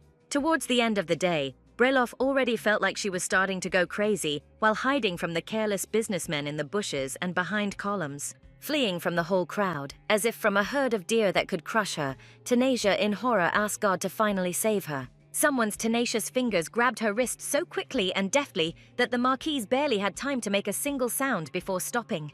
Only her blue eyes widened in surprise when she was pulled to the side and hidden in a secluded place, pulled out from under annoying hands. The men who walked past this place in the other direction wondered out loud in surprise where she could have gone, since she had just been here. While they were wondering where the Marquise had suddenly disappeared to, Tanasia stood in a secluded corner face to face next to Dekan, breathing heavily from her escape. Putting his finger to his lips, the fair-haired man showed that it would be much better to remain silent, and in addition to his words, he hissed barely audibly. The girl peered out from her hiding place for a moment, overhearing the men discussing how they could split up and look for her. Blue-eyed thanked the Emperor's bastard, catching her breath, and quietly noted that she was saved from this horror only thanks to him. Dakin said that Tanasia should not thank him at all, addressing the girl simply by her first name, without her title or last name. Noticing the surprise reflected on her face, the fair-haired man reminded her that at their last meeting, she herself had allowed him to call her that. The young man said that he was glad that he could help, but he did not need gratitude, because he himself wanted to inquire about the weapon. Screaming in irritation, the blue-eyed girl tried to break free, but Dakin easily held her back and asked her to listen, because it was not about distribution. Tanasia stopped when the guy repeated again that he had no intention of distributing or selling the weapon she had invented. When she asked why, the bastard said that it was logical, because in his opinion, this weapon was not yet fully completed. Having listed some of the features, the fair-haired man clarified whether he understood correctly that some points needed to be adjusted before distribution.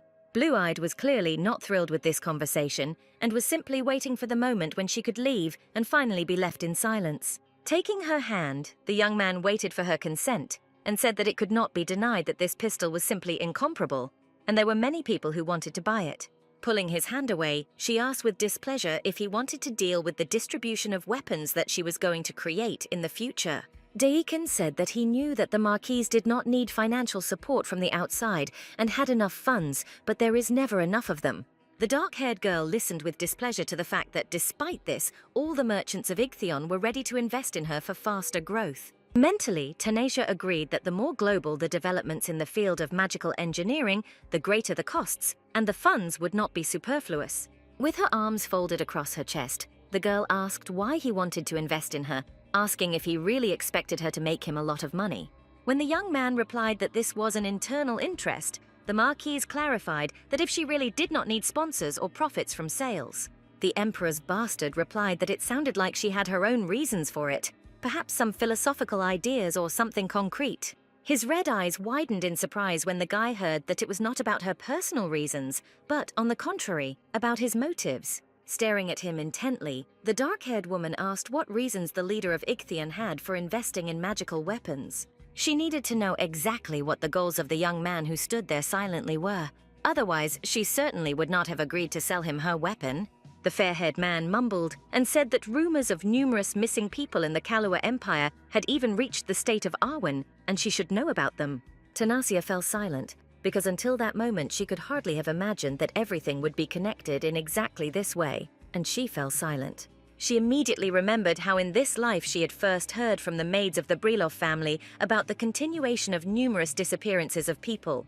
Blue-eyed tensed up when she realized that people from this side were also interested in rumors that were connected with turning people into magical weapons. The young man muttered that the Lagant Empire was very attentive to rumors and asked if such a reason would be suitable for her peace of mind. Thinking that all this was only to her advantage, the Marquise assured him that she understood perfectly well what the Emperor's bastard meant by these words. The dark-haired girl said that she would consider his offer, but before that she would have to discuss all the details with her father, and he would have to wait. Deacon froze, his red eyes wide open in surprise, because he didn't expect that this inventor would change her anger to mercy so quickly. Putting his hands on his hips, the blonde-haired man nodded his head and happily declared that, of course, he would wait as long as it took to resolve the issues. Their conversation was interrupted again by Asken, who walked forward with a determined step, declaring that he had finally found the lady, and she smiled. Leaning over, the guy said that he had seen this man during their previous meeting and then asked if he was her personal servant, receiving her consent. Looking up, the blonde man stated that the first time it could have been written off as an accident, but the second time definitely didn't look like it. The dark-haired girl didn't have time to clarify what he was talking about, because behind the gloomy Askan, a joyful Varnan appeared, calling her. The girl hesitantly asked why the teacher was looking for her, and the grey-haired man replied that they needed to go to the marquee together. Blue-eyed nodded, answering that she still needed to talk to her father and the teacher, and he suggested that they hurry. Looking at the tension between the two young men, Tanasia said that they definitely needed to make it before the rest of the demonstration started.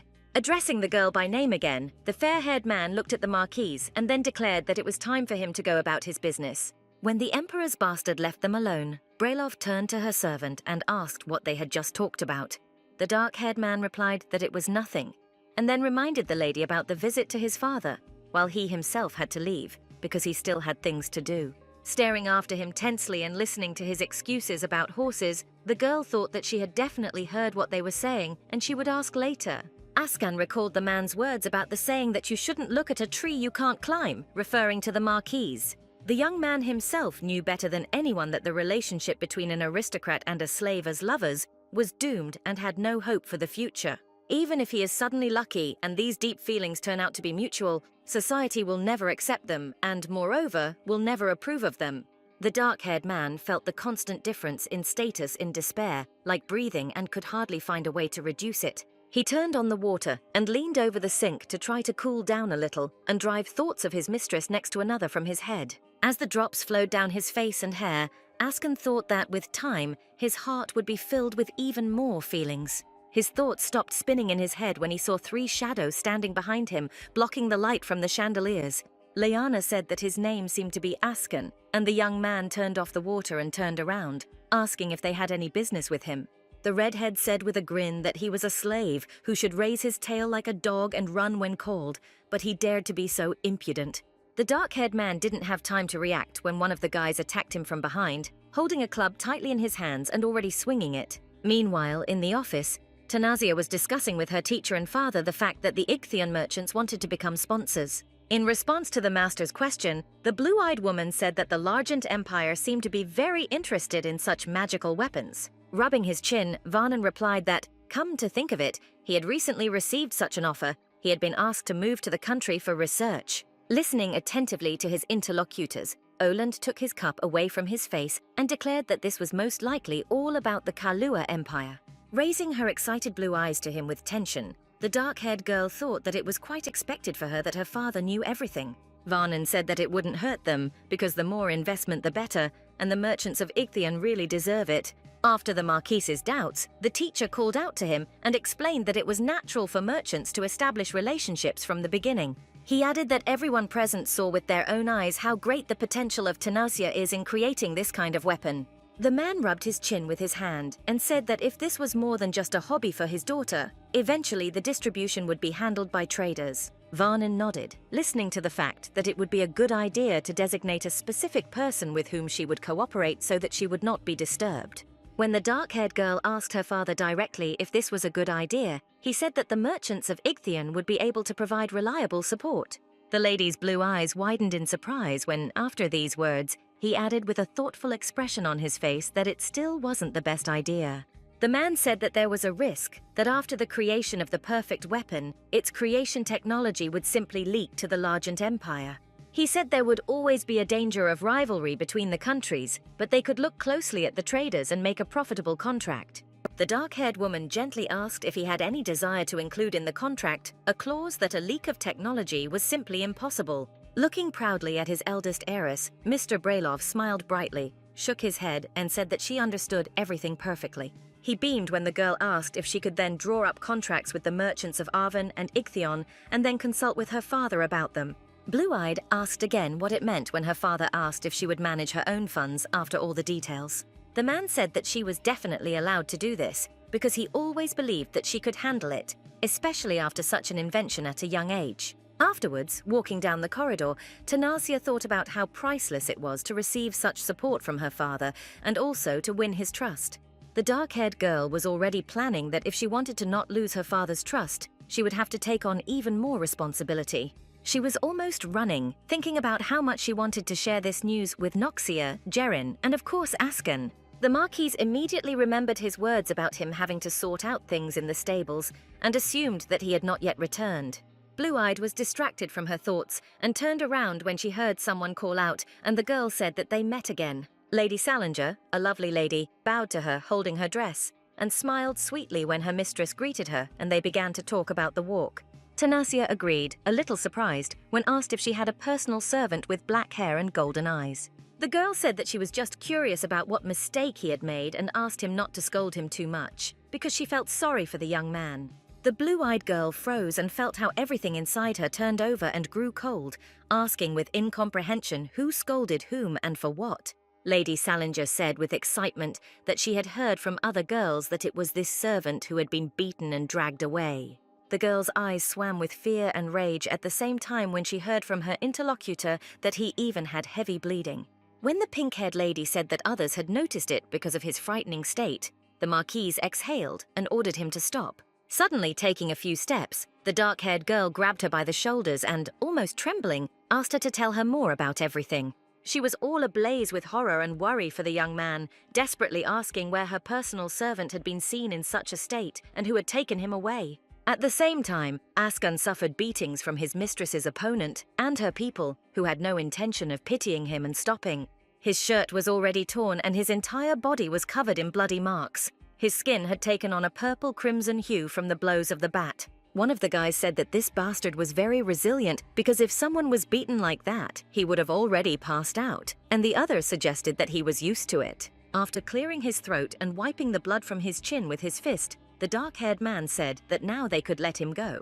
One of the girls laughed, asking if they heard that, and her friend giggled and said that the slave dared to open his mouth. Leanna walked away from everyone else and took a few steps forward, stopping right in front of the servant and asked if she had spoken before. Lifting his face by the chin, the red-haired woman said that she loved to watch bitter tears of pain roll down the handsome faces of the servants. Krisha said that she planned to let him go only if he cried and begged her about it, asking if the young man understood what needed to be done. The dark-haired man's yellow eyes shone with resistance, and he demonstratively closed his lips, not intending to beg anything from the strange mistress. Summoning a stream of wind into her palms, the redhead laughed and said that in that case, he would just have to endure until the end. Looking at the already beaten and exhausted guy, Leanna declared that since he was so brave and strong, now she would cut him herself. A scary smile spread across her face as the redhead asked if they could bear the pain of the cuts that easily. Krisha's girlfriends recoiled in fear when the door that led to the dark basement swung open and the Marquis appeared in the doorway. They asked Lady Leanna to stop the irreparable, but she had already swung, concentrating on her wind powers. Askan froze when he heard the whistle from the blow, but his eyes widened in surprise when he felt no pain, but noticed the girl in front of him. The redhead took a few steps back, clenching her fists in fear when it was not a servant who suffered at her hands, but a mistress of higher status than her. Tanasia felt like all the air had been knocked out of her lungs, and she leaned against his chest, her wounded back aching and bleeding from the deep cuts. Everyone around froze, and one of the ladies, fearfully stuttering, asked if she was dead, and Askan whispered to the lady, holding her in his arms with fear. He seemed to stop feeling his own pain when he felt hot blood on his hands that did not belong to him. The dark-haired man immediately remembered that terrible moment when a baby, a victim of cruel experiments, died in his arms. The young man's yellow eyes widened in horror as he allowed the thought to occur that he could lose his beloved in the same way, without whom he could no longer live. The ladies screamed in horror, covering their faces with their hands when Askan could not hold back and showed them his magical energy, which was no longer succumbing. They began to scream in horror and ask each other what it was when a blue fire began to flash around the two young men. Despite all her pain, the girl knew that he couldn't lose control, and so she whispered it to them with weak lips that wouldn't obey. She knew very well that if the young man lost control, not only the enemies, but also all the people participating in the festival would be in danger. Gradually coming to her senses, the blue-eyed girl tried to figure out how to switch Askan's attention to something else as quickly as possible. Placing her black-gloved palms on his cheeks, the girl thought that he didn't need to see those who were attacking him. With incredible effort, the dark-haired girl tore herself away from his chest and rested her forehead against his, breathing heavily and trying not to lose consciousness. The young man called her in a whisper, and she nodded, pressing herself closer to his head and confirming that it was she was here and she was alive. When Askan said that she was wounded, the Marquise whispered that the most important thing was that he was okay, and that everything would really be okay with her. The dark-haired girl gently stroked his cheeks, not paying attention to herself, and then quietly whispered and asked if he had calmed down a little now. When he, not paying attention to his wounds, the yellow-eyed man picked her up in his arms, asking her not to move and saying that he would now take her to the doctor. Tanasha whispered that he himself was wounded, but the young man asked her not to worry, and the girl said that before leaving she needed to say something. Turning to the nobles, the Marquise declared that if they told anyone about this, she would accuse them of attacking her using magic. Liana tried to talk her way out of it, screaming loudly in panic that she had nothing to do with it, since she had not attacked her on purpose. Blue Eyes suggested going and trying to tell it, asking which of them would be believed if they saw the wounds on her back. The redhead looked down and thought in horror that her actions could result in serious punishment. The girl asked him if it hurt him a lot, because it all happened because of her, and the young man asked him not to apologize because she suffered because of him. Askan shook his head with a sigh and stated that for him, after everything he had experienced, such beatings were almost a routine matter. The dark-haired woman said that she would understand if he could not forgive her, and the servant leaned over, asking why she suddenly decided to speak like that. Stroking his cheek, the blue-eyed girl whispered that he was talking as if it was nothing, even when he was badly hurt and clearly suffered serious harm. The girl whispered in despair that she thought his indifference to such an attitude was naturally the fault of her past actions. Gently touching his lower lip with her fingers, Tanasia whispered that she was so guilty before him and would hardly be able to fix it ever. A little later, Noxia asked her father how her sister was, and he replied that her wounds were not life-threatening, but it would be better to visit her tomorrow. The blonde asked if her sister had told him how she had hurt herself, and the gentleman said that according to her, it was simply a fall down the stairs. He himself immediately said that the wounds clearly looked like cuts from something sharp, and it looked as if her back had been scratched by the claws of some wild animal. Noxia listened to her father's worried and thoughtful words, feeling acute concerns for her sister's well-being. The father asked if his daughter could ask this question again during the next visit, because she could be honest with her younger sister.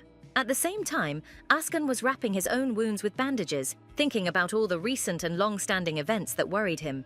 He remembered with bewilderment what Tanasia was like when she tortured him and offered to test how many hours of torture he could endure this time.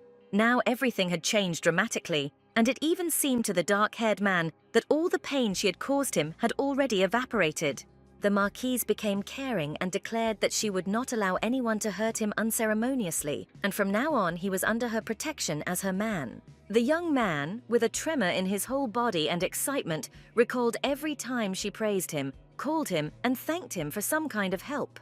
He was ready to faint from surprise when the Marquise stepped forward and simply covered him with her body from the blow. Looking out the window, Askan remembered the girl's words about how much she was guilty before him and thought that he needed to escape from the Kalua Empire as soon as possible. He needed to get away from the current Tanasia before he wanted to stay with her to such an extent that he forgot all about caution. Looking at the starry sky, strewn with stars, the dark-haired man thought that it madly reminded him of her eyes and hair, and therefore, it really was time to leave. The next day, Noxia walked down the corridor towards her sister's quarters, who was still resting after receiving treatment in her own quarters. The blonde was beginning to guess a little about the reason for her sister's possible injuries, but it would be better if she herself told about everything. The girl froze when she saw Crown Prince Roll in front of her, holding a huge bouquet in his hands and walking towards her. The Marquise thought with surprise and irritation about whose mood would now be spoiled after such an unexpected visit. The young men did not even greet each other and simultaneously approached the chambers of the elder Brelov to visit her after receiving her wounds. Noxia ignored him and ordered Jeren, who was standing at the door, to convey to her sister the information that she had arrived. The prince asked if she had seen him arrive first, and the blonde said that the difference was only a few steps. The Marquise asked for understanding, because as a family member she had the right to worry and was concerned about her sister, but the young man refused. They began to argue with each other about who would visit the wounded Tanasia first, and none of them was at all going to give in to the other for their own reasons. Hesitantly interrupting their conversation, Jareen felt very awkward as she peeked out from behind the door and distracted them from their argument. Both looked with surprise and some displeasure at the maid, who informed them that the lady had allowed them to enter together. The girl who heard their argument outside the door, bandaged, asked the crown prince for forgiveness because she could not bow. The Marchioness said she was glad he had come to see her, even despite the misunderstanding during the chaos, but he asked her to forget about it. The redhead stated that he was not at all affected by this incident, and a disgruntled Noxia folded her arms over her chest and turned away, saying that this was not true. The prince gave the elder Brelov flowers and said that he had brought medicine from the imperial palace and could call a good doctor if needed. The dark-haired girl thanked His Majesty for his concern, but then asked him to speak directly if he had any specific business with her. The young man's green eyes sparkled with surprise because he didn't expect his intentions to be seen by the girl before he said it himself. The young man said that he was sorry to bring up such a topic in this situation, but he had heard about the weapon she had created and would ask her to wait with its sale. Tanasia said that he shouldn't worry because that wouldn't happen, and she would never do anything that would harm the Empire. Exhaling relaxedly, the red-haired man said that her last answer even made him feel relieved, although he had been worried before. The prince said that the Imperial Palace also planned to sponsor and support her research, and then stood up, for it was time for him to go. Looking at Lady Noxia and calling out to the lady, Roel expressed his hope that she would now be comfortably reunited with her family. He suddenly opted for a very childish gesture and barely noticeably stuck his tongue out at her before quickly walking towards the door. The blonde even blushed with indignation because she never expected that the crown prince would be able to do such a thing. When the red-haired man slammed the door behind him, the girl exclaimed, asking if her sister had seen what a vindictive young man he was. Tanasia asked if she hated him, and Noxia screamed that she did because he had reproached them for some childish games, but he behaved like a child. Rubbing her nose with her hand, the dark-haired girl whispered that they would look amazing together and immediately replied that she didn't say anything. The blonde turned her attention from the omnipresent prince to her older sister, whose entire body was hidden from everyone by bandages. She remembered her father's request to ask again about the reasons for the injury, since she had clearly lied to him and not told the truth. The dark-haired girl froze in surprise when her sister said that she had one question and then asked if Lady Krisha had done all this to her. Noxia assumed that it was she who had hurt her, since her relationship with Liana had been in a terrible state lately. The girl added that she had heard that the wounds from her powers were similar to the scratches of a wild animal, and said that she herself had received such when she was younger. Blue-Eyed listened with excitement to all of her younger sister's assumptions, which were absolutely logical and expected. Sighing, Tanasia asked to keep this a secret from her father and explained that she could not tell him about it for some reason. She immediately added that she wanted to tell Noxia about this right away, and she looked at her in surprise, happy about it. Still holding the heavy bouquet the prince had brought, the dark-haired girl said she had a request for her younger sister. A little later, the Marquise was already standing in front of her teacher and Jerin, answering that she was already fine and that she was sorry that she made everyone worry. The man said that she needed to recover quickly and then added that they would need to meet at the mansion upon arrival. The girl noticed her personal servant, who looked like a thundercloud, and called him by name, attracting his attention. She anxiously asked him to have a good rest when they returned to the mansion, but the young man objected that he was fine and all right. The boy nodded when the Marquise said that even if he was fine, she could still see his wounds and couldn't help but worry. Tanasia said that she would ride in the carriage with Noxia so as not to leave her alone, and therefore he could ride in this carriage. A little later, the girl was already putting a vase with the donated flowers on the nightstand, and because of her injuries, she had to return a little earlier. Immediately feeling her shoulder ache, the dark-haired girl gasped and thought that now it would be better for her to avoid unnecessary movements and to rest more. After that, she came to a realization, and life became much more difficult because she realized how much pain she caused to the people around her. But then, seeing that Askan was silent about his pain even in such a state, her heart ached even more than the wound on her back. In the past, he was tortured in the labs, then by her previous version, and recently beaten twice by Leon, he suffered without ceasing. Now she could only try her best to forget her own sins and make things right, because she had one family and only one Askan. As she sorted through the flowers, she wondered whether she should give him a gift, give him a vacation, or even go on a trip together. She heard a knock on the door and wondered who could come at such a time, only to see the guy she had been thinking about endlessly on the threshold.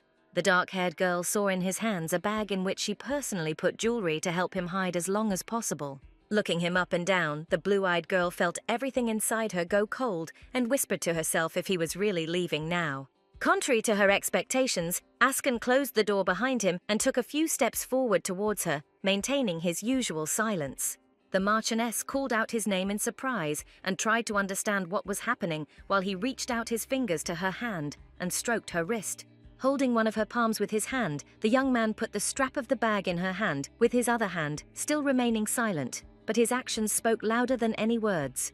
The young man whispered that he came to return it to her, and the dark-haired girl asked in surprise why he suddenly decided to do this. When Askan replied that he didn't need it anymore, Tanasia asked if that was really true, because if he was going to run away, then all of this was really necessary. The girl froze and looked at him, batting her long eyelashes, when the yellow-eyed man declared that he was not going to run away. He clenched his fists and confidently declared that he wanted to stay with the lady because she had protected him many times and had protected him again recently. With his head down, the guy asked her to continue to protect him, and in return he promised to always be by her side and also give her protection where he could.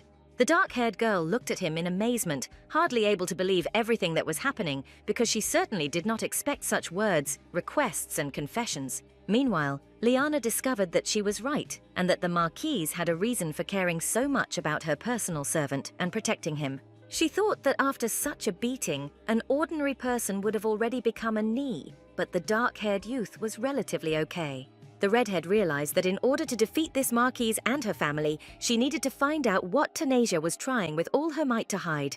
At the same time, the dark-haired girl asked Askan not to strain himself, but he reassured her that he simply wanted to restore order here. The young man ignored her words, and the Marquise rolled her eyes, not looking up from her book and muttering that he could do whatever he wanted. The dark-haired man was clearly displeased when he said that it was the first time he saw these flowers, and heard from the lady that it was a gift from the Crown Prince. Leafing through the book, the girl explained that he came to visit her the day after he was injured and brought this as a gift while Askan continued to dust. The blue-eyed girl flinched in fear and turned around when she heard a loud bang and the sound of glass that had just hit the floor. She looked down and realized that the bouquet Roel had given her was lying on the floor, the large vase broken and the flowers scattered. When the young man apologized and said that he just wanted to wipe the vase, the girl hastened to declare that everything was fine and asked if he was okay. The dark-haired man leaned over and said that the flowers were hit by shards of a vase and he would immediately prepare others, but she said that it was okay. He hastened to say that the lady liked beautiful flowers, and therefore he would correct his mistake and immediately prepare other flowers. Tanasia thought about how recently Askan had only followed orders, but now he was trying to do everything as best as possible, even without them. Even when she was busy, the young man could stand next to her for about 4 hours and almost glue himself to her like a real bath leaf. Now her room was decorated with flowers that Askan brought or bought for her every day, never tiring of changing the bouquets, even if they were fresh. And so, after some time, her personal laboratory was finally ready, and she would no longer have to huddle in the closet of Teacher Varnon. The man exclaimed in delight that the outside of the building was well done, but the inside was an even more amazing place, and Metella agreed with him. They vied with each other in praising the building materials and design, adjusted their glasses, and never tired of expressing their admiration for the craftsman. The young man whispered to the lady that she should go into the bunker for now, allowing the others to focus on other things, and she agreed. Turning to Askan, the dark-haired girl asked him to wait with the others and said that she would be back very soon. Now, nervous every time, the blue-eyed girl hoped that leaving him here would not lead to the activation of uncontrolled abilities. A little later, the girl was already thanking Tyler and Robin for the fact that she now had a wonderful laboratory, and they responded with smiles. After them, Tanasia said goodbye to her teacher and tutor, Metella, who also got into the carriage and headed back. As soon as they left the laboratory courtyard, Askan turned and addressed his mistress, and the dark-haired one turned to him, ready to listen. He asked her menacingly where the lady had just gone with the architect, and she nervously replied that she had just been about to say so. The girl suddenly grabbed his wrist with tenacious fingers, and the young man looked at this action in surprise, gasping. The blue-eyed girl asked him to follow her, and the young man, barely managing to move his legs, followed the Marquise, still surprised. Soon she brought him to the banquet, and replied that this place was built of biltianium, and this building material is resistant even to fire. Askan said that